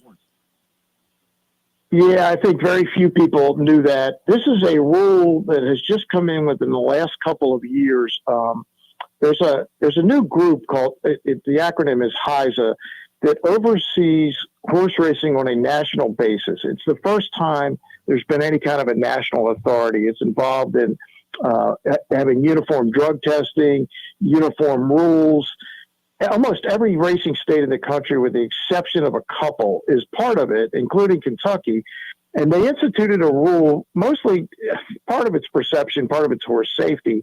The jockey could not whip a horse more than 6 times. So that's what happened in the Derby. They're saying that jockey Junior Alvarado whipped his horse 8 times, so he's being fined a pretty substantial number. But yeah, that it wasn't always around. This is a rule literally within the last couple of years. Yeah, I had no idea. And then I heard that there was a fine and such, and I'm like, what? Because it looked like a clean race. I thought maybe there was too much bumping, something we missed. And then when they said that, I'm like, I never even knew that rule existed, to be perfectly honest with you. So. Yeah, it didn't until recently. So you have a good reason not to know it. Yeah. And the jockey is appealing. He says he only whipped the horse 6 times. The other 2, he was kind of showing the whip to the horse, but didn't actually whip him. And they have, the way they've changed these whips, they used to be, I don't want to say cruel, but it wasn't great. They'd sometimes have welts on the side of horses. They actually have a much more benign whip these days. I'm not sure how much it hurts the horses. I don't think it does anymore. But look, it's also a perception thing. Sure. You don't want to see people beating up on animals, which I get. Nope, I agree. Seize the Day, took it home last year. So this year, when we're looking at the Preakness Stakes, Journalism still the favorite, or is there some others that we need to pay attention to? No, he's going to be the favorite. I mean, he was the favorite in Kentucky, and other than the fact that he ran second, I mean, it wasn't like he didn't run well. He did. He ran really well. We don't have the Derby winner. We don't have the Derby third, so he's going to be a pretty significant favorite. 2 other horses coming out of the Derby, American Promise, who showed some speed but then got tired, will be in the race, as well as Sandman, the Arkansas Derby winner, who just didn't really run in Kentucky. He ended up finishing 7th, but never really was a factor. new players of interest, goal-oriented for Baffert, the one, definitely interesting. River Thames, who was eligible to run in the Derby, but Todd Pletcher, the trainer, said we're going to wait for the Preakness. And the horse I like with journalism, Clever Again, the 8. I think he's going to run a great race. He most recently raced the end of March at Oaklawn Park in Arkansas. I like the 2-8 Exacta built journalism over Clever Again. How many horses are in this one? 9. We had 19 in Kentucky. So Preakness is always a truer run race. You don't have to worry about all that traffic craziness that you have to deal with in Kentucky. Yeah, because I ended up putting a few bucks down on Sandman, and of course he ended up finishing 7th, like you said. So I was a little bit disappointed there. It wasn't a lot of money, but I did put some just sentimentally. But Sandman, I think, is Sandman and Clever Again both tied right now when it comes to 13-2. Correct me if I'm wrong. Yeah, they'll probably be about the same price. That's what they are at betonline.ag at the moment. You can lock that in, and then obviously the final price tomorrow will be determined by how much money is bet to win on all the horses in the race. But yeah, Sandman, he just gets so far behind, Bill. That's my concern. He had to pass like 17 horses. He's only going to have to pass 8 this time, but he's still going to have to pass them. And Clever Again just looks to me like a horse he's only raced 3 times, but each race is better than the previous one. I think there's a chance he could run phenomenal tomorrow, and maybe even upset journalism. I'm not picking it that way. I do like journalism. Yeah, I was going to say, I think most of the money's still coming in on journalism at this point, without a doubt. So if there's one horse, you'd mentioned a couple of them that's some kind of long shots, but if there's one horse you're going to look down the list, there's American Promise, Heart of Honor, Pay Billy. Pay Billy is actually bet to finish last in this one. But is there a horse that you think, if the conditions are right, this horse may be able to come from behind and get a win? Yeah, maybe goal-oriented, the one. I'm not sure how they're going to run him. He does have speed. He has the rail, but I think he's going to sit maybe 3rd or 4th early. And it is Baffert and Flavien Prat, the top jockey in the country, and, of course, the all-time leading Triple Crown race winner in Baffert. So I think you have to at least take a look at goal-oriented. He's going to have to improve off his 2 races so far, but Baffert's won the Preakness 8 times. He knows how to win the race. Yep, no doubt. Dick, it's always great to get you on. We'll talk to you again coming up here during the Belmont, but which is in 3 weeks. But they can always find all of the stuff over there at betonline.ag, correct? Absolutely, and I'll give you a prop that people might want to get involved with, Bill. Yes. Over a length and a half, the winning margin, I'm going to go over again. And the Derby turned out to be a push. Sovereignty won by a length and a half, but I'll take the over-under on a length and a half. Even money proposition at betonline.ag. We'll go over a length and a half for the margin. Excellent. There you go. You get it right here. Appreciate it, Dick, as always. We'll talk to you in 3 weeks. Sounds good. Thanks, Bill. All right, buddy. There you go. Dick Girardi from betonline.ag. That's betonline.ag. Do we dare bet Sandman again? I don't know. Yeah, we're in too deep. Yeah, we're in too deep. I'm chasing now. Yes, yeah. Sandman again, always. Sandman again. Sandman, the third favorite in this one. Journalism, River Thames, and then Sandman going off at 13-2 with Clever Again. But Journalism clearly the favorite. Everybody's saying that this is the horse, and the sloppy track hurt him and such. So we'll see. But I'll take Sandman. I'll take. Do I take Sandman to place or to show? If Journalism is that heavy a favorite, and I kind of get the feeling Journalism is going to win this one, I'll take Sandman to place. Sandman to come in second over River Thames. I'll do that. I don't know if I want to go fully head first back into a Sandman after he got caught in traffic and just couldn't get out of it. So I'll do that. I'll go with Sandman to place. Journalism to win. Then your trifecta. Do you go Clever Again, goal-oriented, as he said, or do you just stick with River Thames? Because if you can hit the trifecta, that's more money. That's bucks, baby. I don't know. Good stuff. Going to have to make a game time decision, I think, on that one. 877-867-1670, 877-867-1670. If you want to hit us up, feel free to go ahead and do so. You can also text us 608-321-1670, 608-321-1670. Let's do this. We'll step out. We'll take a quick break. We'll come back, talk a little Brewers baseball, talk some more Packers football, whatever else happens to be. By the way, the weather at Quail Hollow, better today, windy. The course is dried more today, and the case of muddy balls is not necessarily in play today. So that's the good news. I'm hoping for rain, some wind, and muddy balls and more muddy ball controversy. That to me is just because you like saying it. For the 12-year-old in me just wants to sit back and giggle. Coming up next week, I'm taking off on vacation. That was completely 100% planned by Melissa and Michael over there at Dream Vacations. They did a great job. It was like herding cats. There's 10 people. We all had to figure out cruises, destinations, where we wanted to go, all inclusive, blah, blah, blah. And it became and it was an online DM argument on Facebook. And finally, I just said, enough. Let's do it this way. And I turned it over to Michael and Melissa. They picked out the resort. They picked out the all-inclusive. They picked out the flights. They made sure that it was, flights that, it was direct flights and I could upgrade for the length of my legs and I'd be comfortable and yada, yada, yada. And it's just great. Everything so far has been absolutely fantastic. And they've done nothing but communicate with us entirely through the whole thing. They can do the same for you. For a resort like I'm going to, a cruise, a sport travel vacation, whatever it is, let Michael and Melissa help you plan and book your next amazing getaway. Get it done at Dream Vacations anywhere in the state of Wisconsin. They can help you out. 414-208-4221. 414-208-4221. You can even scan the QR code over there if you're watching on the live stream. 414-208-4221. And believe me, when I get back from this trip, I'll give you a full report on everything, but they have done an amazing job. And even if this trip goes horrifically wrong, it's not going to be through any fault of theirs. Trust me. It has been spectacular. 414-208-4221. And by that, I mean, I end up croaking on a beach somewhere and they just have my bloated dead fish body shoving it back into the ocean. More of the Bill Michaels Show next. Covering Wisconsin sports like a blanket. This is the Bill Michaels Show on the Wisconsin Sports Zone Radio Network. When having new Pella windows and doors installed at your home, you get the full Pella experience. That means we're with you from start to finish. Our team doesn't disappear after the work is done. Just like with Vinny, your Pella experience starts with a free in-home consultation. It was a really comfortable kitchen table chat.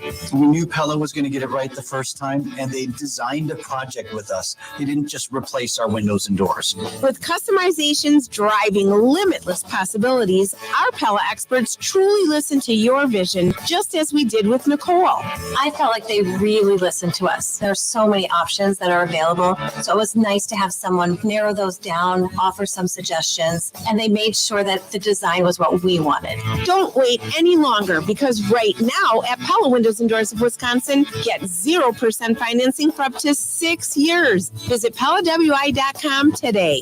Certain restrictions apply. It's 5/31/2025.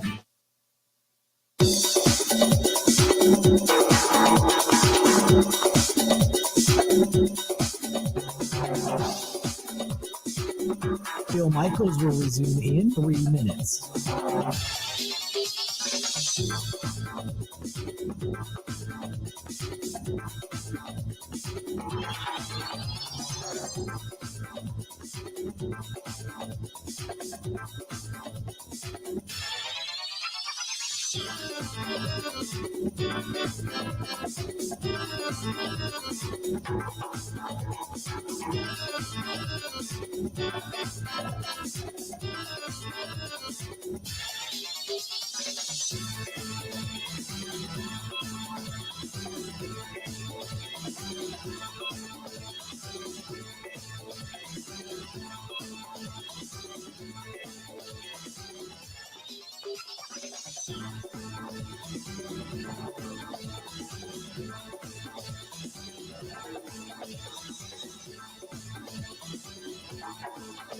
Bill Michaels will resume in 2 minutes.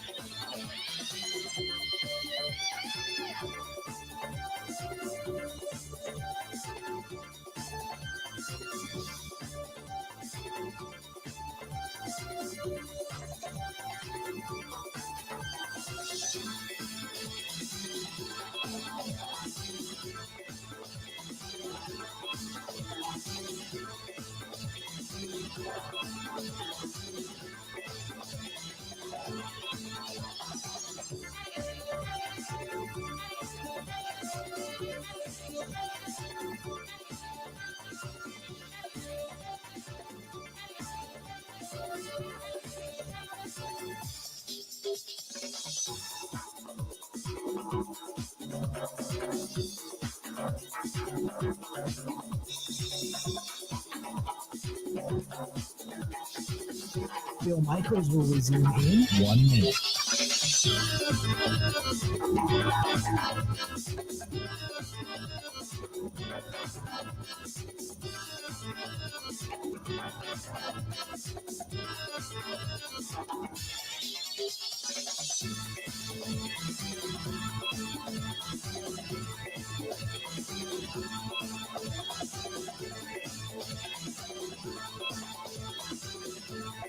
Bill Michaels will resume in 30 seconds.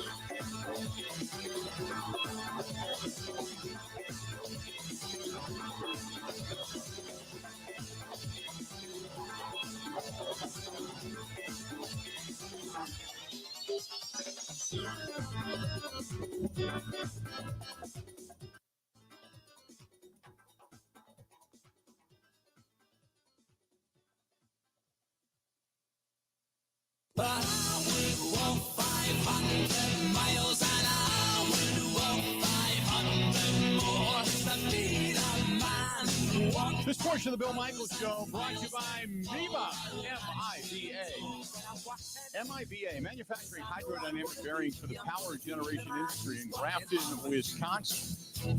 And they do industrial bearings, and they need CNC machinists, basically. They're paying top dollar right now. So if you're a CNC machinist and you're looking maybe to move on from the company you're at, maybe their benefits aren't as good, maybe their 401k isn't as good, maybe the work environment just isn't as good. MIBA in Grafton, Wisconsin. MIBA, you can search them on Indeed by searching M as in Michael, IBA, MIBA Industrial Bearings in Grafton, Wisconsin. Call them direct, 262-337-2210, 262-337-2210. Again, 262-337-2210. And they work with a bunch of different companies on all that kind of stuff. And they're very established, very good. I see a few of the people whenever we get a chance to go to that area and kind of hang out. And they kind of haunt at the same places we do. And they're always like, hey, we always need more people. They're still looking for good people. So that's MIBA Industrial Bearings in Grafton, Wisconsin, 262-337-2210. You can search them on Indeed as well. So there you go. 877-867-1670, 877-867-1670 if you want to track us down, 877-867-1670. I do want to get to the leaderboard right now. When you talk about Vegas, by the way, is your leader of the U.S. Open. Jonathan Vegas at 10 under. He's 3 under for the day today through 15 so far. Shot a 64 yesterday. Matthew Pavon is at 6 under par, and he is 6 under today, as a matter of fact. He's in the clubhouse now shooting a 71. Then after that, you don't really have a lot of recognizable names. Max Homa, Alex Smalley, Ryan Gerard. Those are your leaders right now. Luke Donald is tied for 6th. But you don't. Bryson DeChambeau has moved up. He is 3 under for the day. So he is now 7 shots off the pace. But it's not the PGA Championship you would normally think of. Keegan Bradley sitting at in 12th at 3 under par. Adam Scott, who is a recognizable name, 2 under. Victor Hovland at 2 under as well. But that's kind of it. You start to go down the leaderboard and you're like, wow, you're really now. Some of the golfers have not gone off. You know, Tony Finau, who is 1 under for the tournament. He has not even left the clubhouse yet. People that have not played, Colin Morikawa is at even par, +1 for the day. But a lot of the Americans, man, way down the list. Way down the list. The projected cut line, by the way, is 1 over. Jordan Spieth is 2 over right now. Trying to see who else is beyond that list. Patrick Reed is 4 over for the tournament. Patrick Cantlay is 4 over for the tournament. This is a big, big list of players. Yeah, it's not a lot of recognizable names near the top of the leaderboard. Jason Day is 1 over for the tournament. He's on the cut list. Ricky Fowler is as well. Padraig Harrington 1 over. Sergio Garcia 1 over. But yeah, not a lot of recognizable names at the top of this list for guys that may or may not make the cut. You saw that it was a bad day yesterday for Rory McIlroy too. He didn't have a great day. He's at 3 over. He's just getting ready to tee off. As a matter of fact, I think he just did. But Rory had a tough day yesterday. Did you see that shot that he was down the hill, Grant? Seems to be picking up right where he left off in his Masters performance a couple weeks ago. He had a shot way down the hill, and he had to hit it up the hill. And when he went to swing, he fell, and the ball went about 6 feet. And it was bad. But if he can make the cut, the funny thing is everybody felt like he was going to be the winner of this thing because this course, he loves this course. This course is set up for him. And he just had a really bad start to this tournament. Really bad start. All right, let's do this. We're going to go ahead and take a quick break. We're going to come back. We got a whole lot more. Another hour yet to go. Don't go anywhere. A whole lot more of the Bill Michaels Show coming up right after this.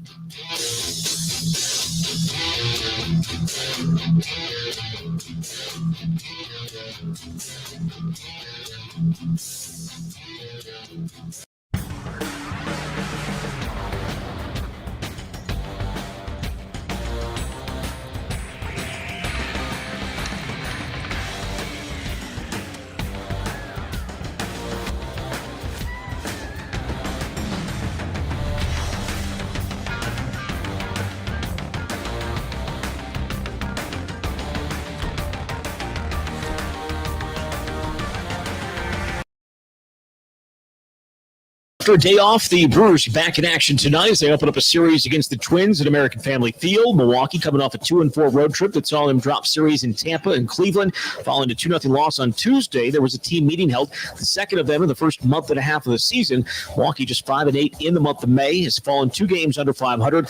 A second team meeting in such a short amount of time. Raised some eyebrows as to whether there might have been an issue within the clubhouse, but Reese Hoskins says that was not the case exactly. I don't know if issue is the right word, but I think anytime things aren't going your way, you have to kind of look in the mirror and see, all right, what am I doing? What can I do differently? What do I need to keep doing the same, right? It's just kind of a recalibration. But I think an easy thing to get lost in is your process, your preparation. So, because I think when you are prepared and you do what you need to do to get ready for the game, I think that is what breeds confidence. Again, it'll be the Brewers and Twins tonight. Chad Patrick gets the ball for the Crew. He's 2-3 with a 3.19 ERA.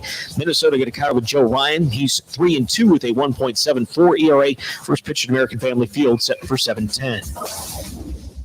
ABC of Wisconsin is the largest apprenticeship program in the state, with more than 2,000 active apprentices in 12 different skilled trades. In the ABC apprenticeship program, you earn while you learn on the job, get paid to go to class, and graduate with a job in your craft, but without the huge college debt. Explore 12 different construction trades in one spot at buildyourcareerwi.org or just search online for ABC of Wisconsin. Well, the Packers are continuing to communicate with Jair Alexander, and it's not just the front office. Passing game coordinator Derek Ainsley sends the former All-Pro cornerback a text every morning as he tries to keep him engaged. Packers and Alexander still working on a resolution that could have Alexander back to the club this fall. With this Wisconsin Sports Zone Network update, I'm Zach Heil.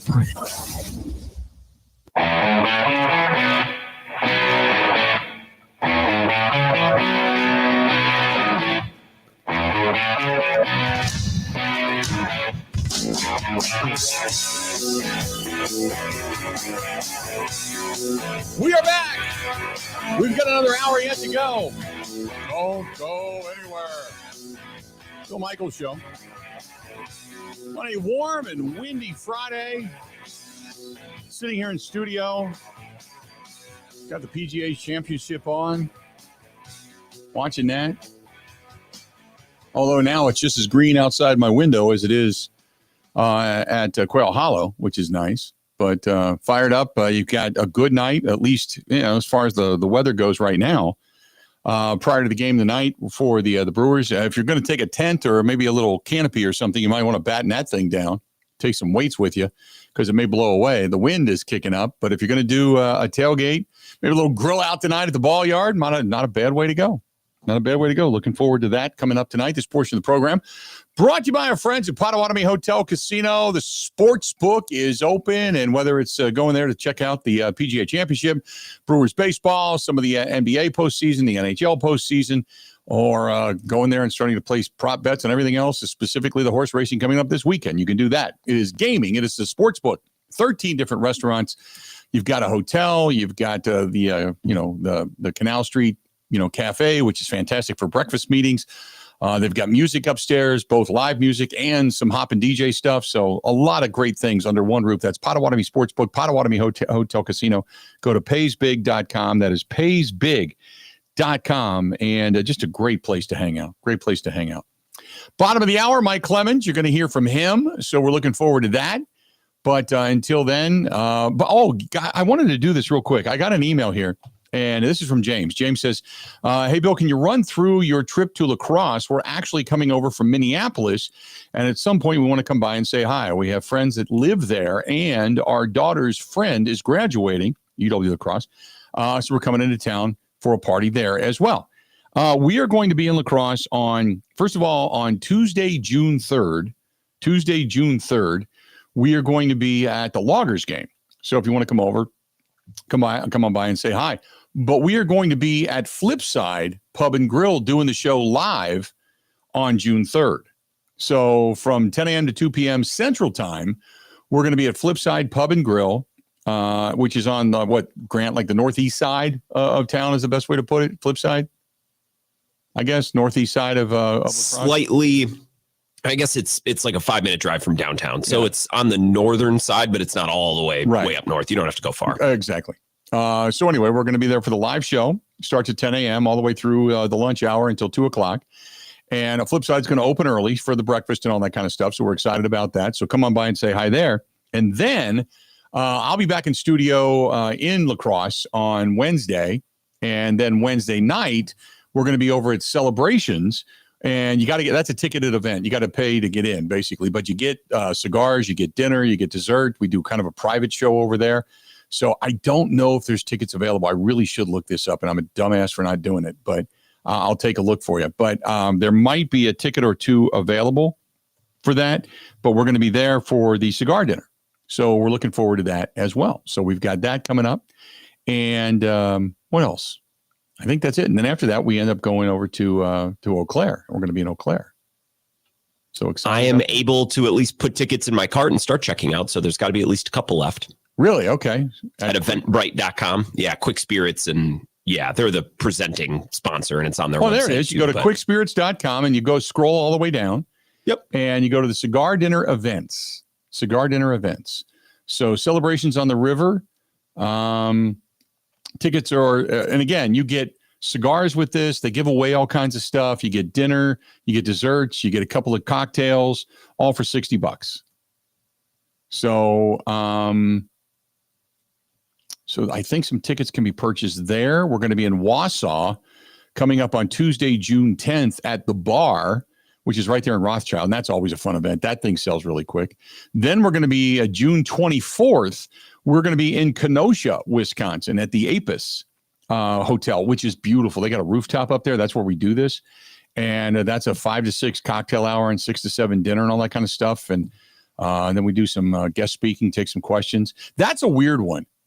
I'll be honest. That's a weird one. And it's not weird in the sense that it's a strange one to go to. It's just that there's cigar clubs that actually reside there. Like they're hardcore cigar people. You know, you come in and they're all talking about different leaves and different tannins and the taste of this and the oak of that and this, and they're into it, man. That's always a fun one. Sports is kind of an afterthought when I do my speech down there. They're kind of like, yeah, whatever. Okay, can you tell us about the wrapper on this cigar? And I'm like, it's brown. I don't know much more than that. It's brown. Tastes good. Light one end, suck the other end. Exactly. Should be good. There you go. That's it. Light it up. Enjoy yourself. So yeah, that's where we're going to be when we get into the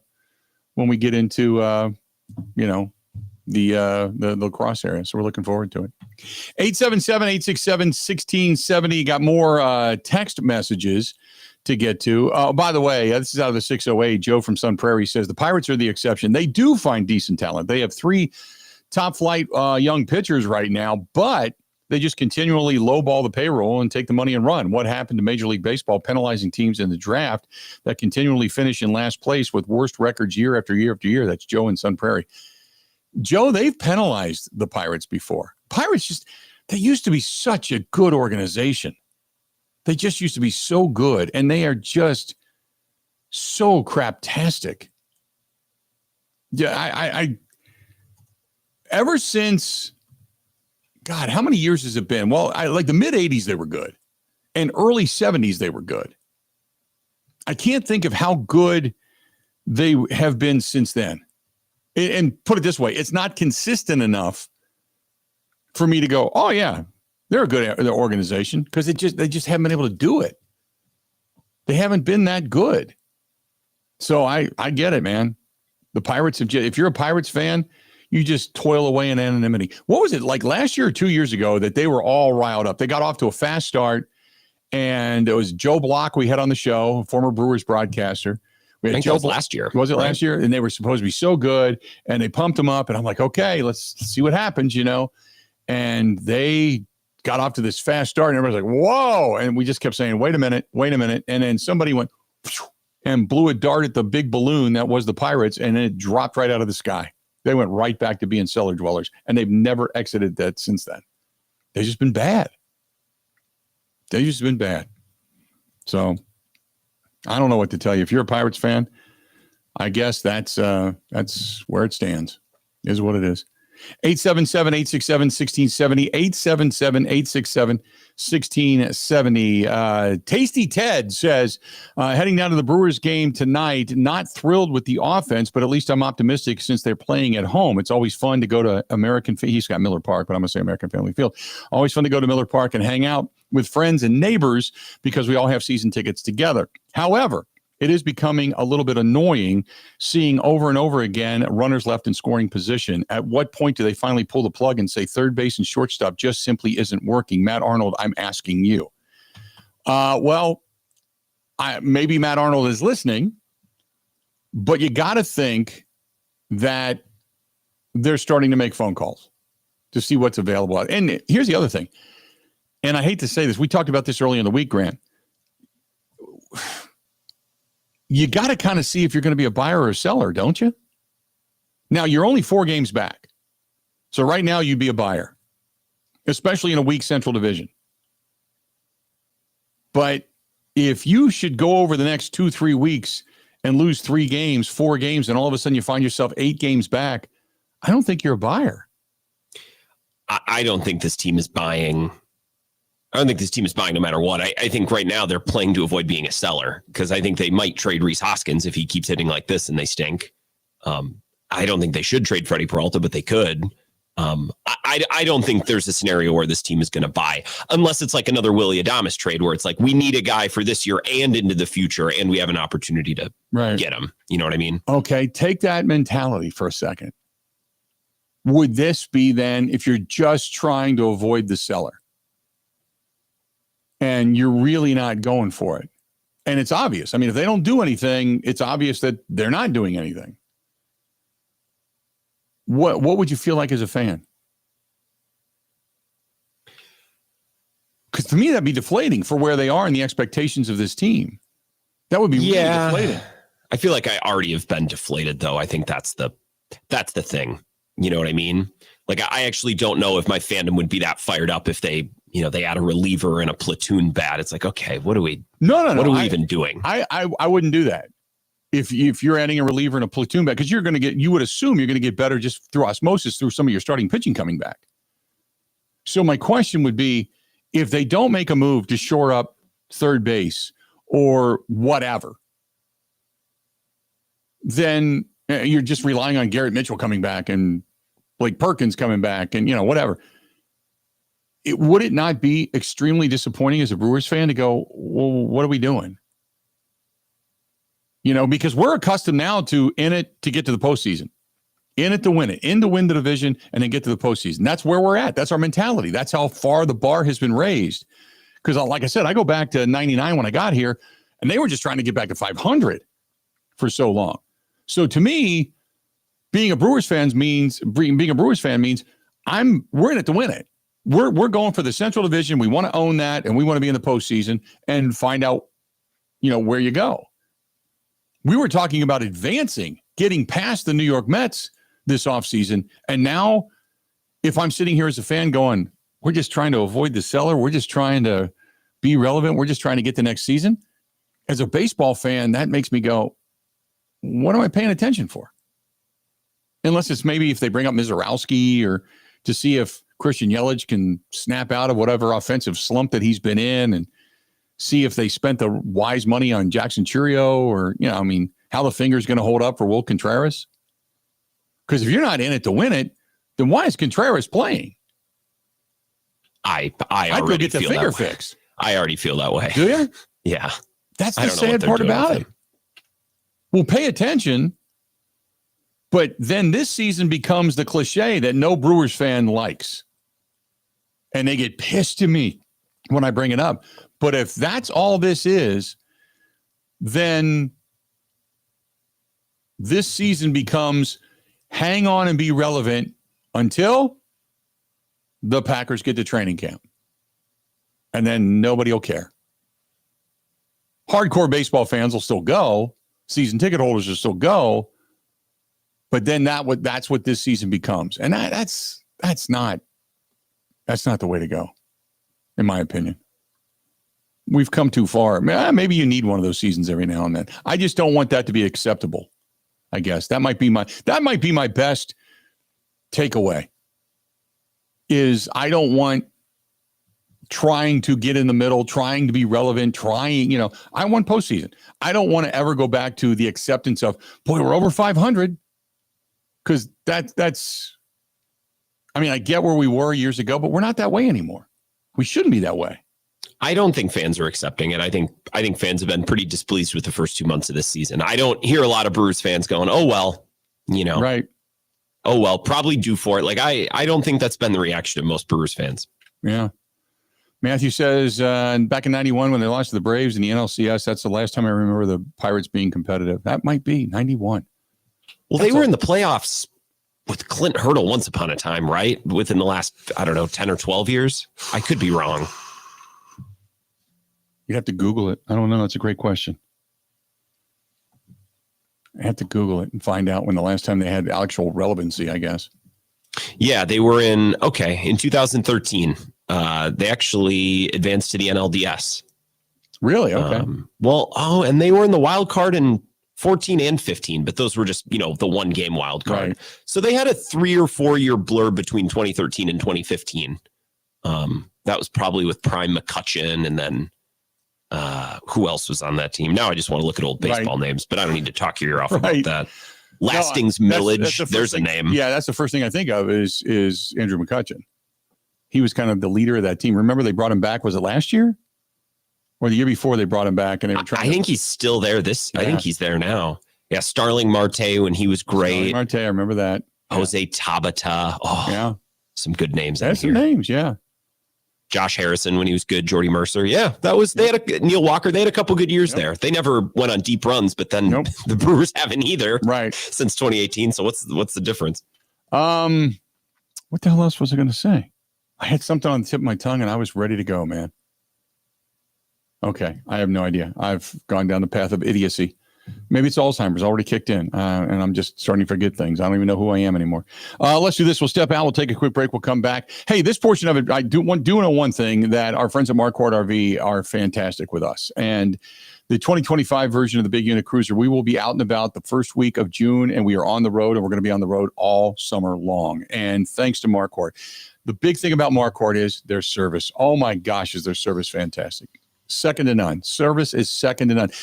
You can go anywhere and buy RVs and all that kind of stuff, but I'm telling you, for the people that actually give a damn about the craft of their job, it's Marquardt RV. It really is. And I have witnessed it and experienced it firsthand.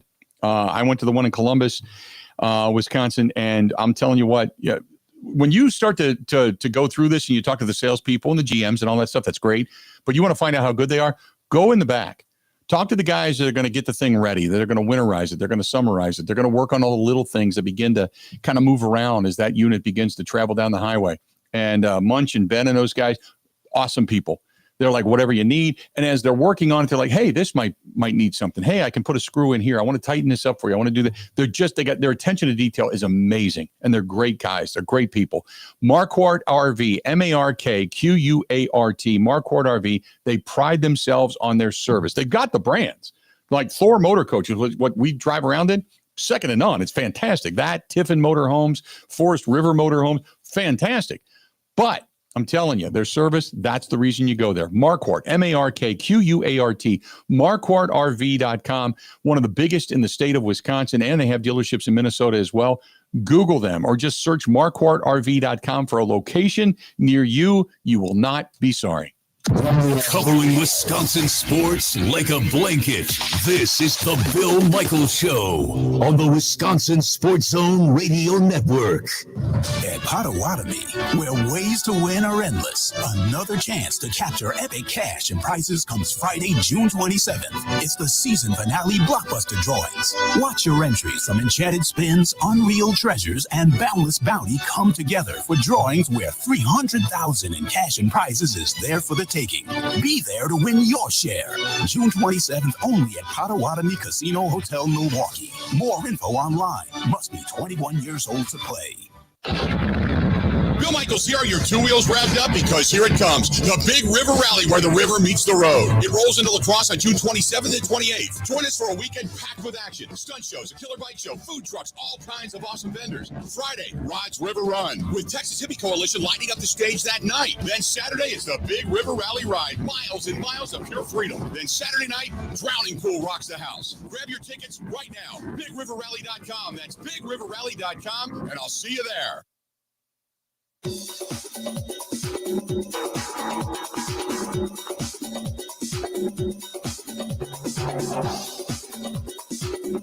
Bill Michaels will resume in 3 minutes.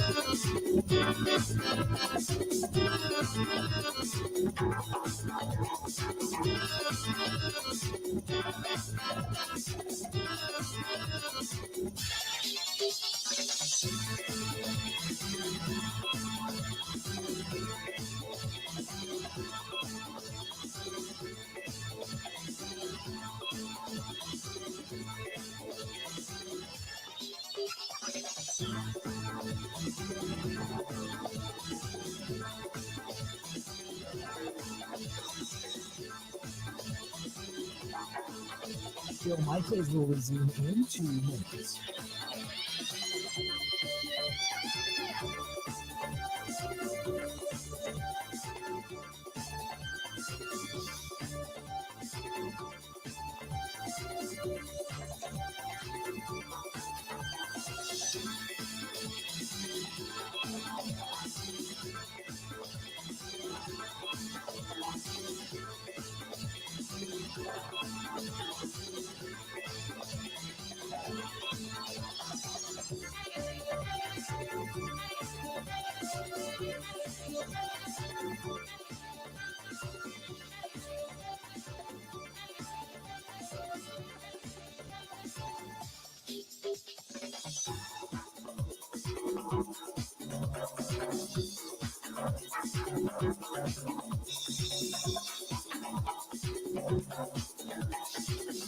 Bill Michaels will resume in 1 minute.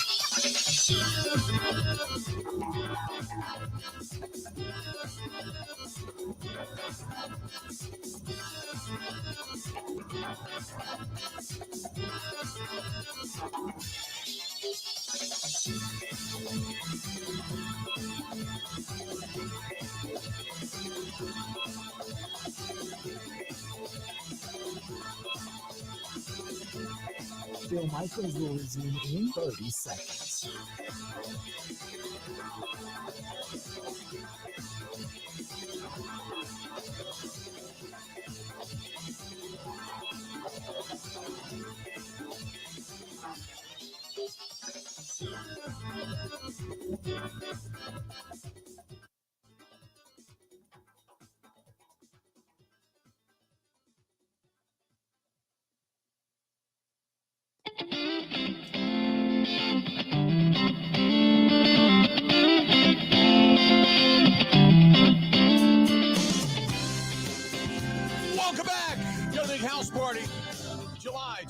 26, 27.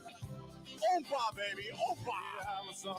German Fest down on the Milwaukee Lakefront at the Summerfest grounds, the Henry Meyer Festival grounds. German Fest, the Milwaukee tradition, the Wisconsin tradition. It's back. 25th, 26th, 27th. For all the information, go to GermanFest.com. That is GermanFest.com. Again, GermanFest.com. And you can see everything right there, German Fest. Everything they have to offer. Good stuff. 877-867-1670. 877-867-1670. Excuse me, 867-1670. You want to find us, please feel free. Go ahead and do so. James writes, hey, guys, do you think this season could cost Murphy his job? I'd hate to see it, but you would have to have somebody to blame for the lack of competitiveness and hitting that this team is displaying right now if it continues in this fashion. That is from James. James, appreciate the email. No, Pat Murphy's not going anywhere, just so you know. I don't care how bad it goes. I mean, unless I've always said this, I never say no and never. Here's the reason why. Let's just say it gets to the point where, like, you lost the locker room. You lost the clubhouse. Guys just don't pay attention anymore. Yeah, you can see that then. You could see that. Otherwise, no. No, not going to happen. I never say never, but I would be shocked if it got to that point. I would be shocked if it got to that point. Just saying. 877-867-1670. This is from Sean, who said, speaking of baseballs, what the Brewers should have been doing is standing outside yesterday and hitting the hail coming out of the sky. That had been a fast and furious batting practice. All you had to do was stand out in my front yard with a batting helmet on, and maybe that would have given them a little bit better hand-eye coordination. We didn't get hail here. Grant, did you get hit with the storms yesterday? Madison? Funny, because you were out in Madison at the time. Not that I saw in Madison, and I don't think back in the Delafield area. I think some of it hit Wales, like the southern part of maybe Waukesha County, but I think for the most part we were spared. Yeah. I didn't get it bad here. It got really dark, thundered a lot, really windy for all of about 10 minutes. And then that was it. It rained heavy for a blink of an eye, which I was actually thankful for the fact that I had spread all the lawn fertilizer out in the beginning of the week. And I thought, man, I just need one day of a light rain to let it just soak in. And I thought, boy, we're going to get that gully washer and it's all going to wash off and run down to the hill. And instead I just got just enough to wet the ground and open up the pores of the ground. And when I went out there today, all those little pellets were pretty much dissolved and gone. And it was perfect. But yeah, there were some areas that got just torrential downpours, but that was more to the north of my area. So I didn't get that. But yeah, I saw, like I said, Chuck Freeman, who comes on the program from the Locked On Brewers podcast. Chuck was actually on the local news here because he filmed it. He had to pull over under a bridge and he filmed it on his phone and posted it saying, holy mackerel. So was he involved in a tornado? Did you see, Grant? I saw the picture. It certainly looks like it. Yeah. Kind of looked like there was a tornado there. But that was up in the Lomira area for him. This is from Brooks, who says, are you going to cover the Indianapolis 500 at all? They're doing all the carburation and the timing for the poll this weekend as well. Should be a fun day. Beers out back, TV on, grill going. Appreciate the email. Thank you very much, Brooks. Yeah, we're going to talk some Indianapolis 500. And if I'm not here to talk about it, certainly Grant will. I'm sure you'll cover some Indy stuff, right? You got our buddy Steve Zotke to rely upon. Yeah. Down there from the Traction Reaction podcast. We'll talk some about that. Yeah, I forgot about that. You got the poll running for the poll this weekend in the Indianapolis 500. God, that's just such a cool thing. I know it's stupid to sit there and watch a car basically run by itself around an empty track, but you just know what it's for. That's just, they call it the greatest spectacle in racing, and it just is, with all the pageantry that goes on there. Michael says, I do think that they're going to be sellers, the Brewers. Hoskins being the number one to go. Also, I don't think that Perkins is due back anytime soon, sadly. When a player's moved to the 60-day DL, that usually means done for almost all of the season. He had a fracture in his leg. Now, unless it was something far worse than what we were led to believe, it wasn't like a clean break. It didn't get like a compound fracture. So I don't know if that's what it was, or it wasn't that bad. My assumption is you don't do anything on it, and then you've got to go back to working out in the offseason. So you sit for, and I don't even know when he went on the injured list, to be honest with you. I'd have to go back and look. But you can't really do anything, so you lift with your body. You can move in a pool. You can do stuff like that. And after that, I assume it's just then strength and conditioning stuff to bring yourself back. Beyond that, I just, Blake Perkins, it was February 22nd. So you're now February 22nd. So you're going to be 12 weeks coming up on next Thursday? 12 weeks? 3 months?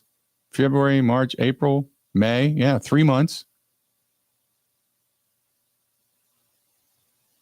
He should be back. I would probably guesstimate the end of June or right after the All-Star break is kind of what I'm thinking. Because it takes you a while to get your stamina back. You got to work out. You got to start running. You got to get it back in the cage. Because when you got a busted up leg, you can't do anything. You can't run. You can't hit. Can't field grounders. Can't shag fly balls. Basically sitting down, working your arms and your upper body. You're benching, working your arms, maybe doing a few core stretches. That's it. You can't do anything else. So I got to think at some point Blake Perkins is going to be returning to the roster at some point this season. If not because he can, maybe out of necessity if somebody goes down with an injury. So that I would agree. 877-867-1670. When we come back, Mike Clemens, Green Bay, talking Packers. Don't go anywhere. More of the Bill Michaels Show next. This is the Bill Michaels Show on the Wisconsin Sports Zone Radio Network.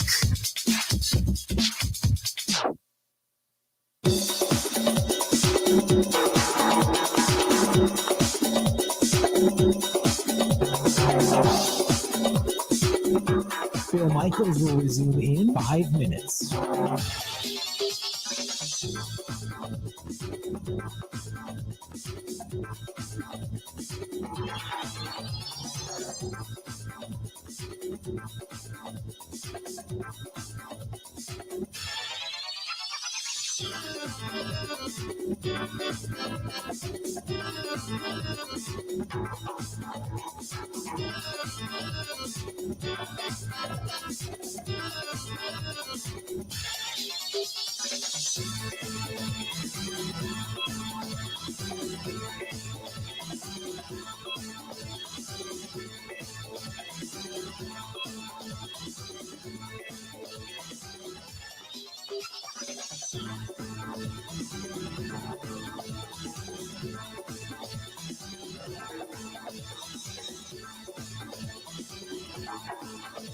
Bill Michaels will resume in 4 minutes.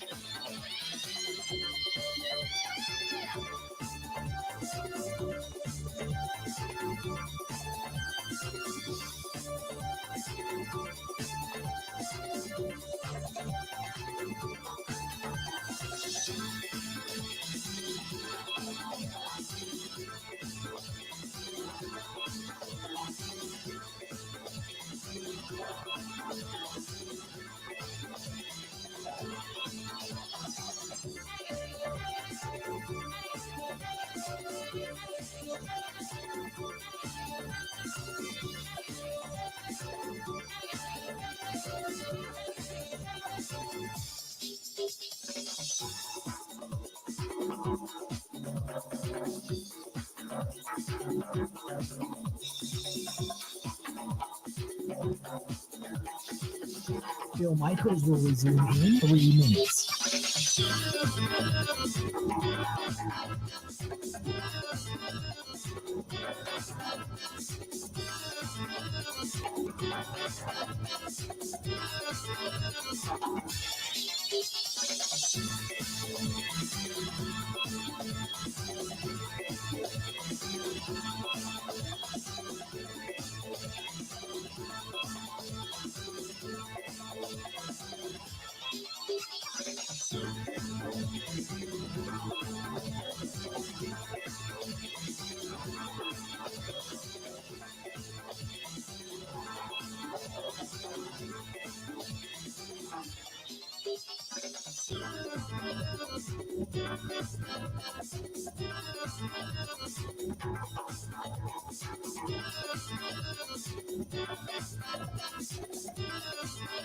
Bill Michaels will resume in 2 minutes.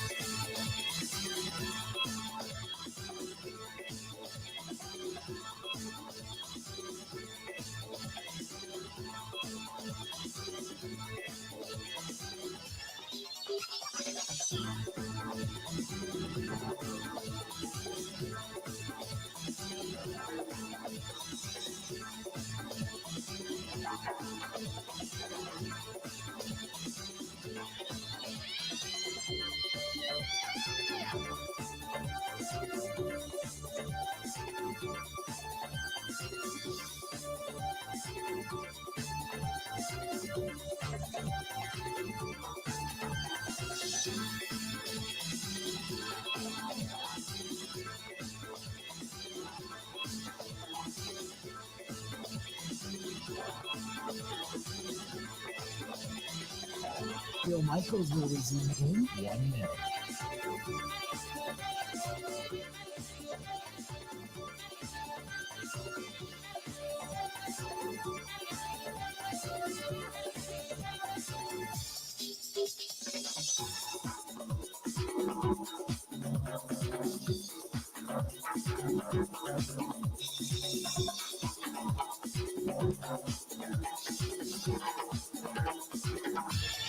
Bill Michaels will resume in 30 seconds.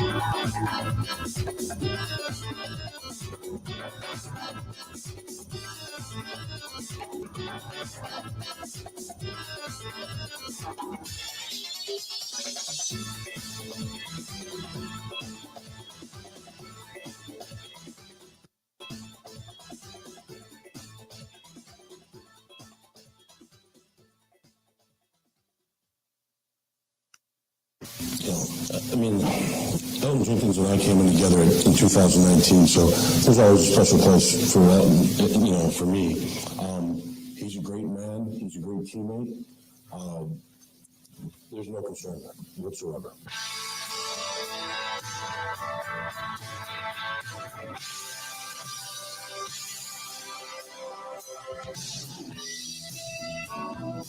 Welcome back.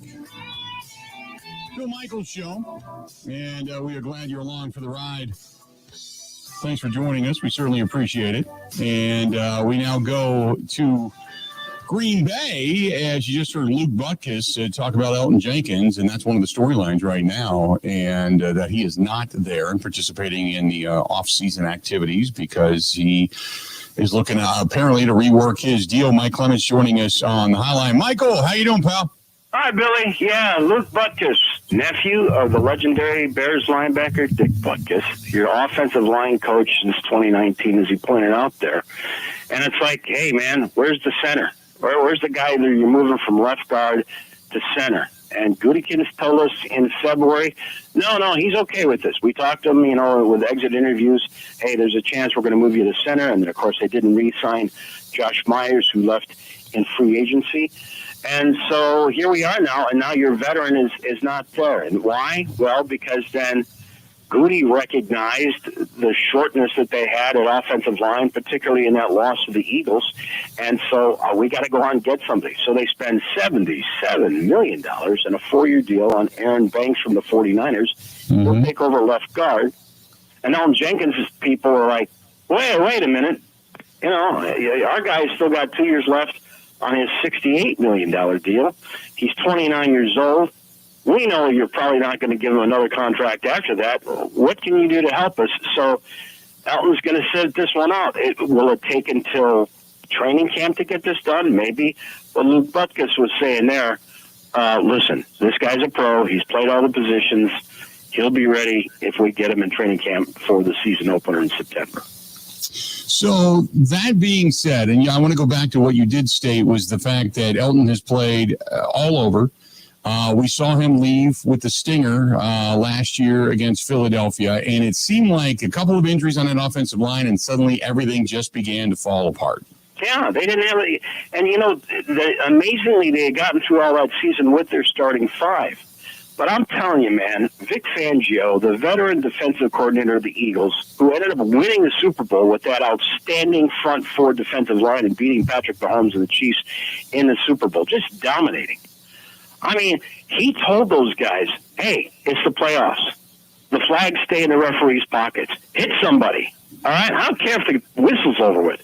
Go out and hit somebody. And there's a half dozen times when you rewatch that playoff loss in Philadelphia, where if you're a wide receiver or a tight end standing around, some dude's going to come and clock you one. You better have your head on a swivel. That's the way the Eagles were playing. And that's what happened to Elton Jenkins. He's standing there. The play's over.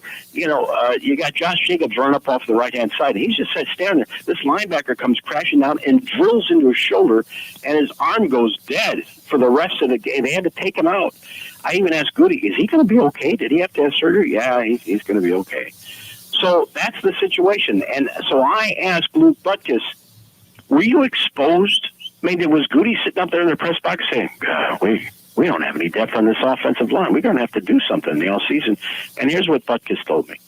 Well, that's what we do now, right? We create depth, and it starts when these guys get here. It starts in the offseason when they're working out wherever that may be.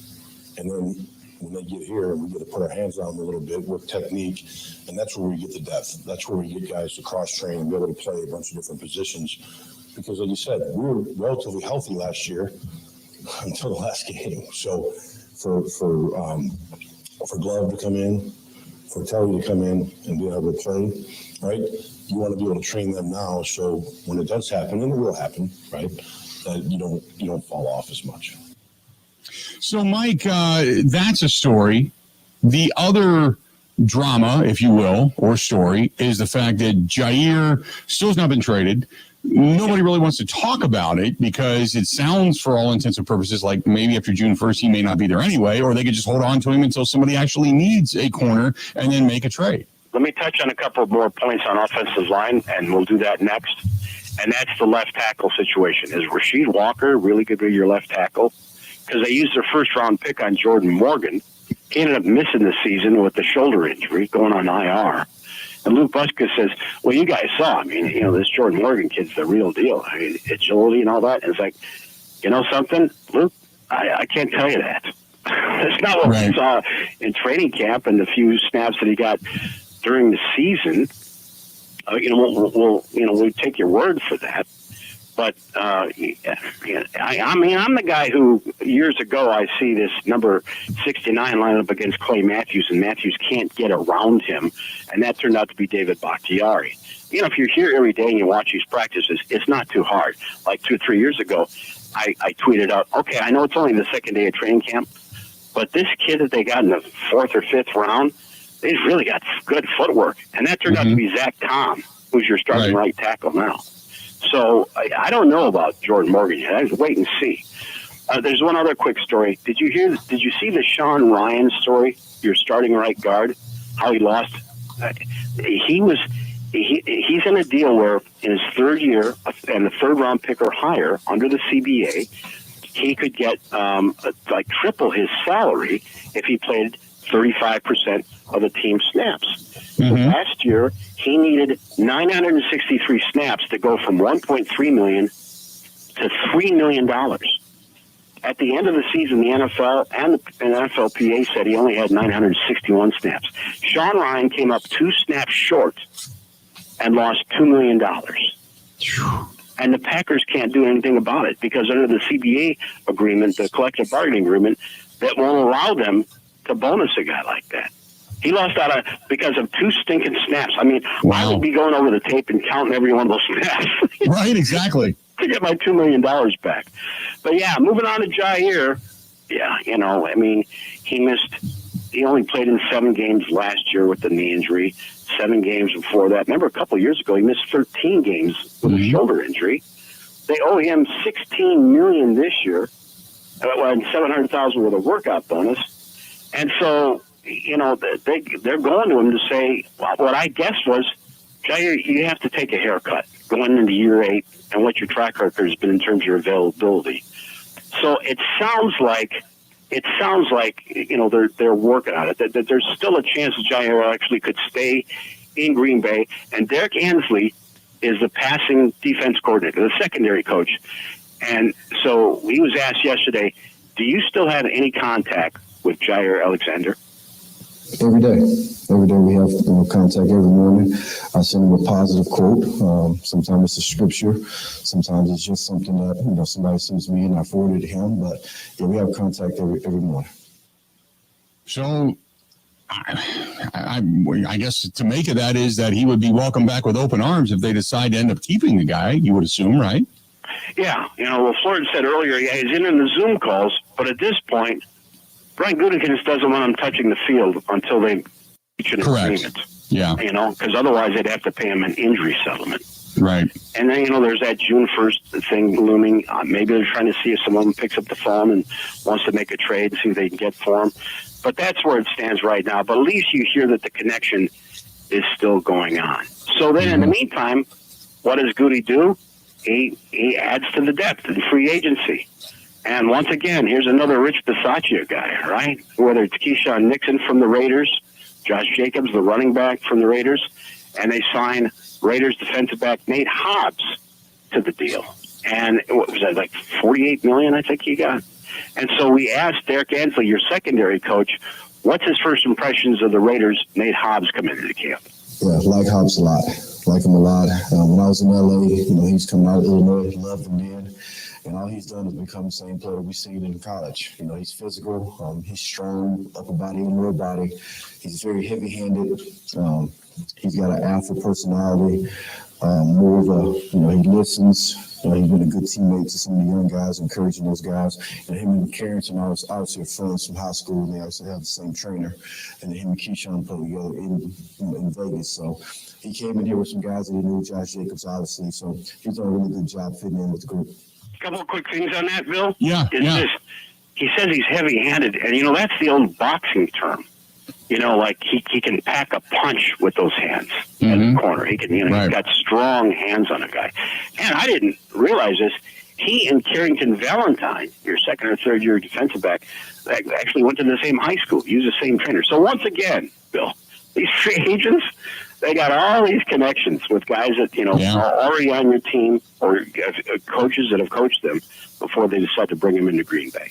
And they like the locker room guys. They like the guys that can get along with one another. There is something about the culture in the locker room, which, you bring in another guy that's had a lot of upside in Isaiah Simmons. That's I was reading another article that said this could be one of the finds in the offseason that went very much underreported if it works out for the Packers. They think, they would hope it would be the next Devondre Campbell story come out of the Falcons. Rasul Douglas and Isaiah Simmons, who went 8th overall to the Cardinals, come out of Clemson. Was there for a couple of years with the Cardinals, and he's kind of a hybrid player. And then, of course, the Cardinals had turnover and changed to GM and coach. And then he was with the Giants, and Lord knows what the Giants are thinking these days. But anyways, they pick up Isaiah Simmons as free agent. So I asked the new linebacker coach, who's only 32 years old. He took over for Anthony Campanelli, who took that defensive coordinator job. I asked Sean Dugan, so what do you see in this former Cardinals and Giants linebacker in Isaiah Simmons? Right now, I see a really hungry player. He's a very eager player right now, and he's extremely athletic. I think his versatility is going to be something that's pretty special. I don't think you see a lot of 6'4" guys that are 240 pounds that can run a 4.3. But I see a guy who, just like everybody, he's putting his head down and he's working. Right now he's trying to learn the defense. He's learning the way we do things here. But I see a guy who's just working really, really hard right now that does have a lot of traits. So really, I'm excited about him. Yeah, they just kind of feel like they found something in him. Like there's just something there. Much like last year. I mean, granted, last year they picked up free agents and Josh Jacobs and Xavier McKinney, but this is a guy that they feel like they can develop him, even though he's been in the league for a while. They can actually take him to another level, and he can be that depth guy or maybe that unsung hero guy like they found a few years ago in Devondre Campbell or something like that. And another issue you've brought up about, where's the pass rush? And you got that interview off season with Lucas Van Ness. He talked about being held up there for at least a month with the thumb injury. And how do you grab a hold of a 300-pound offensive lineman and try to get around if you can, one-handed, right? So we got to meet DeMarcus Covington, who was a wide receiver, but went to work for the Patriots, became a defensive line coach, and then the defensive coordinator. 8 years. And most of those under the great Bill Belichick. We asked him, so what'd you learn from Belichick? He said, how much time we got? We said, about 10 minutes. Yeah, that's not enough. Wow. So they brought this guy in. He's got connections to what? Jeff Hafley, Boston College, all kinds of connections. And I said to him, so what do you think you got for a line? He says, I never had a first-round pick on my defensive line. I had to train up guys all the time under Bill. He was always using a first-round pick on something he needed, like a running back or a receiver or something like that. So he said, are you kidding me? I got Rashawn Gary. I got Lucas Van Ness. I got Kenny Clark. Yeah, I could do something with that. And then on the back end, as you mentioned, Xavier McKinney. I mean, this guy comes in from the Giants and takes over that locker room. And as a leader, and has 7 interceptions. And him and Josh Jacobs are saying, finally, we're with teams at the prime of our career where maybe we can get to a Super Bowl. And you're one and done after losing to the Eagles. You lose your last 3 games. So I wondered if that leadership had Xavier McKinney kind of coming into his exit interview after that disappointing loss where you held the Super Bowl champions to 22 points. Did he go in there and just rant and rave with his position coach in his exit interview? So I asked his coach yesterday, Ryan Downer, the safeties coach, how did X handle that season-ending playoff loss against the Eagles in his exit interview? I don't know if I learned anything new from that because after being with the guy for, almost a whole year, I felt like I kind of knew him. I knew how he was going to react in different adverse situations. And I think he's done a great job continuing to grow as a leader. I've talked about it up here. This guy's so hard on himself. Like, we're at practice. If he messes up a rep, like sometimes I'm reeling him back in, like, hey man, we got to play the next one, play the next play. And he's done a great job with his own mindset, self-talk and things like that, so that he can continue to perform and 1 doesn't creep into 2, and it normally doesn't for him. But it's just that's a microcosm, I think, of a big game like that when we're set back. Like, the guy's disappointed, he's frustrated, but he looks at himself first. What could he have done better? And so I was proud of that. I guess that's my best answer for what I've learned about him from that game particularly.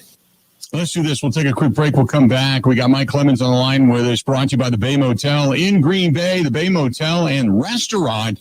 It is just a mile from Lambeau Field. The homestyle cooking is 7 days a week. And if you're looking, obviously the schedule's out. If you're looking for a package, you get up there, call our friends over there at the Bay Motel, 920-494-3441, 920-494-3441. Or you can check them out online at baymotelgreenbay.com.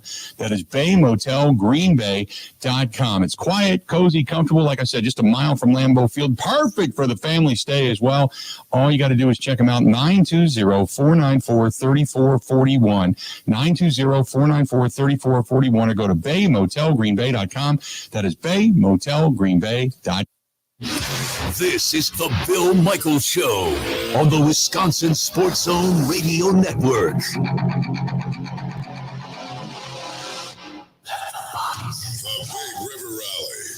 Across Wisconsin, June 27th and 28th. Don't miss the excitement on the main stage Friday night. It's Texas Hippie Coalition. And Saturday night Drowning Pool. Tickets are on sale now. One more? Follow Big River Rally on social or go to BigRiverRally.com.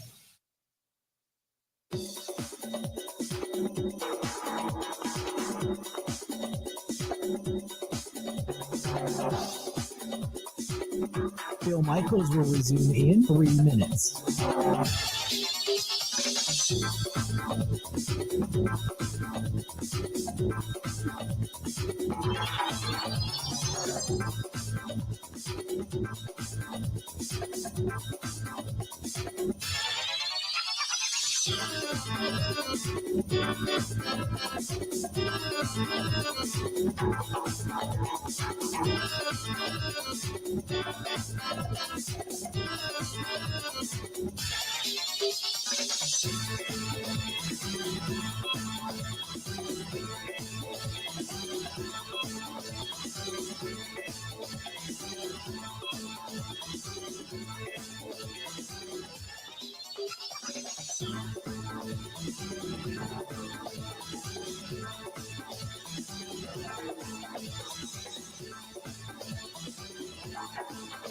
Bill Michaels will resume in 2 minutes.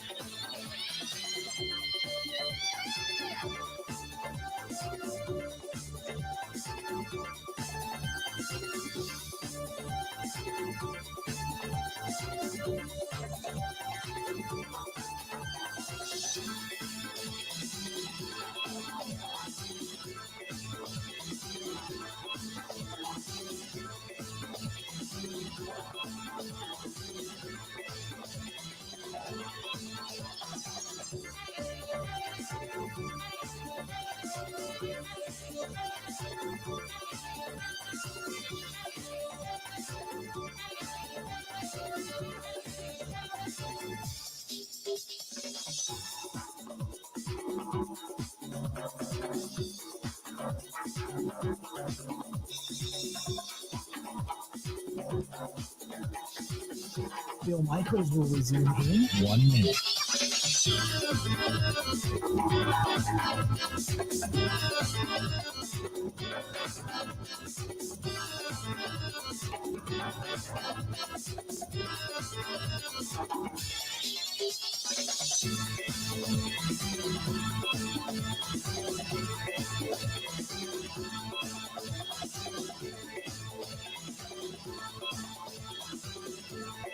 Bill Michaels will resume in 30 seconds.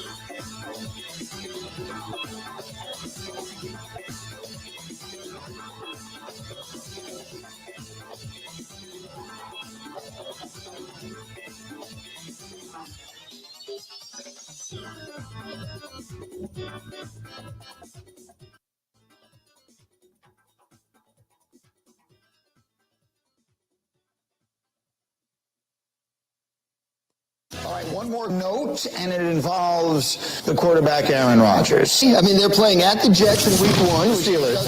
Steelers. Yeah, they can't. It doesn't feel like a coincidence. And they have a Sunday night home game against the Packers in week 8. That's a standalone game and a national TV audience. That's a game that could be flexed out, that Sunday game, if for example, Aaron Rodgers does not sign with the Steelers. But yeah, Is there anything on that? I mean, we are well into May at this point. Is there any news on Rodgers? Nope, they're still waiting, and they have continued to say he can take his time. They're going to go to camp with 4 quarterbacks. They currently have 3, so there's a spot for him if he wants. Welcome back. Mike Clemens joining us on the hotline, and there is a lot of discussion today as I drove around this morning and ran a few errands of the former number 12 in Green Bay. Mike, that whole thing is an enigma over there, to use that term in Aaron Rodgers' sense. Someday we're going to welcome back Aaron Rodgers to Lambeau Field when he gets inducted into the Team Hall of Fame and later into the Hall of Fame in Canton.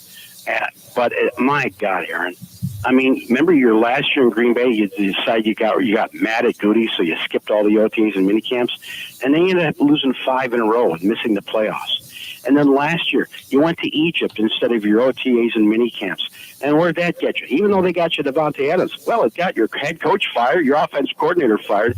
And last night, they're playing that game in London from his last season, week 5, where they're losing to the Giants. So he drives 60 yards. He gets down into the red zone. And on 3rd down, he throws the ball into a defensive end. And on 4th down, he throws the ball because he picks up his shoulder. One of his 3 signals, Al Lazar doesn't pick up, and it gets blocked by the Giants. And Mark Sanchez is calling games, says, see, that's the signal. It's going right. He's pinching his shoulder, and that's one of his signals. Like, well, my God, if Mark Sanchez knows this, the Giants must know this. You know who blocked that ball and killed the Packers' chance of winning? Xavier McKinney. Yep, absolutely. It's, Mike, I'm going to talk a little bit more about this coming up in the next hour, but, man, it is the enigma. It is what it is. I guess the best way to put it. Enjoy Green Bay, man. Thank you, Bill. Appreciate it. All right, bud. There you go. Mike Clemens, the great Mike Clemens. And we had a chance to catch up with him a little bit earlier today. That's good stuff. That's going to do it today. You got Brewers baseball coming up tonight, tomorrow. Obviously, they're on the homestand, and they have got the Minnesota Twins are in town. Then Baltimore comes to town before finally you get a little bit of a reprieve when it comes to the American League. Then you go to Pittsburgh before coming back home to take on the Boston Red Sox at the end of the month. Also, don't forget, you've got, PGA Championship going on. You've got the 150th running of the Preakness coming up this weekend. You've got the race for the pole position for the Indianapolis 500 coming up. There's a lot going on that's going to start happening here sports-wise. And then you're going to have next week, we're going to have more stuff to look at when it comes to the Packers and such. And whatever happens to break over the weekend, more NBA, more NHL, playoffs. Busy time of year, man. Grant, what do you got going on this weekend? Anything? Wedding, and I am officiating. So, oh, that's right. You did tell me that. I got my binder ready to go and my notes. It's just like doing a sports show, just a long segment of a sports show. There you go. I just don't want to mess it up, because if you mess up someone's wedding, people will never forget that. They'll tell that story for the rest of their lives. Use the correct names. Just take a tip from me. Use the correct names. There you go. I think I can do that. Yeah. All right. That's going to do it until we talk again Monday morning and at 10 a.m. It's time for us.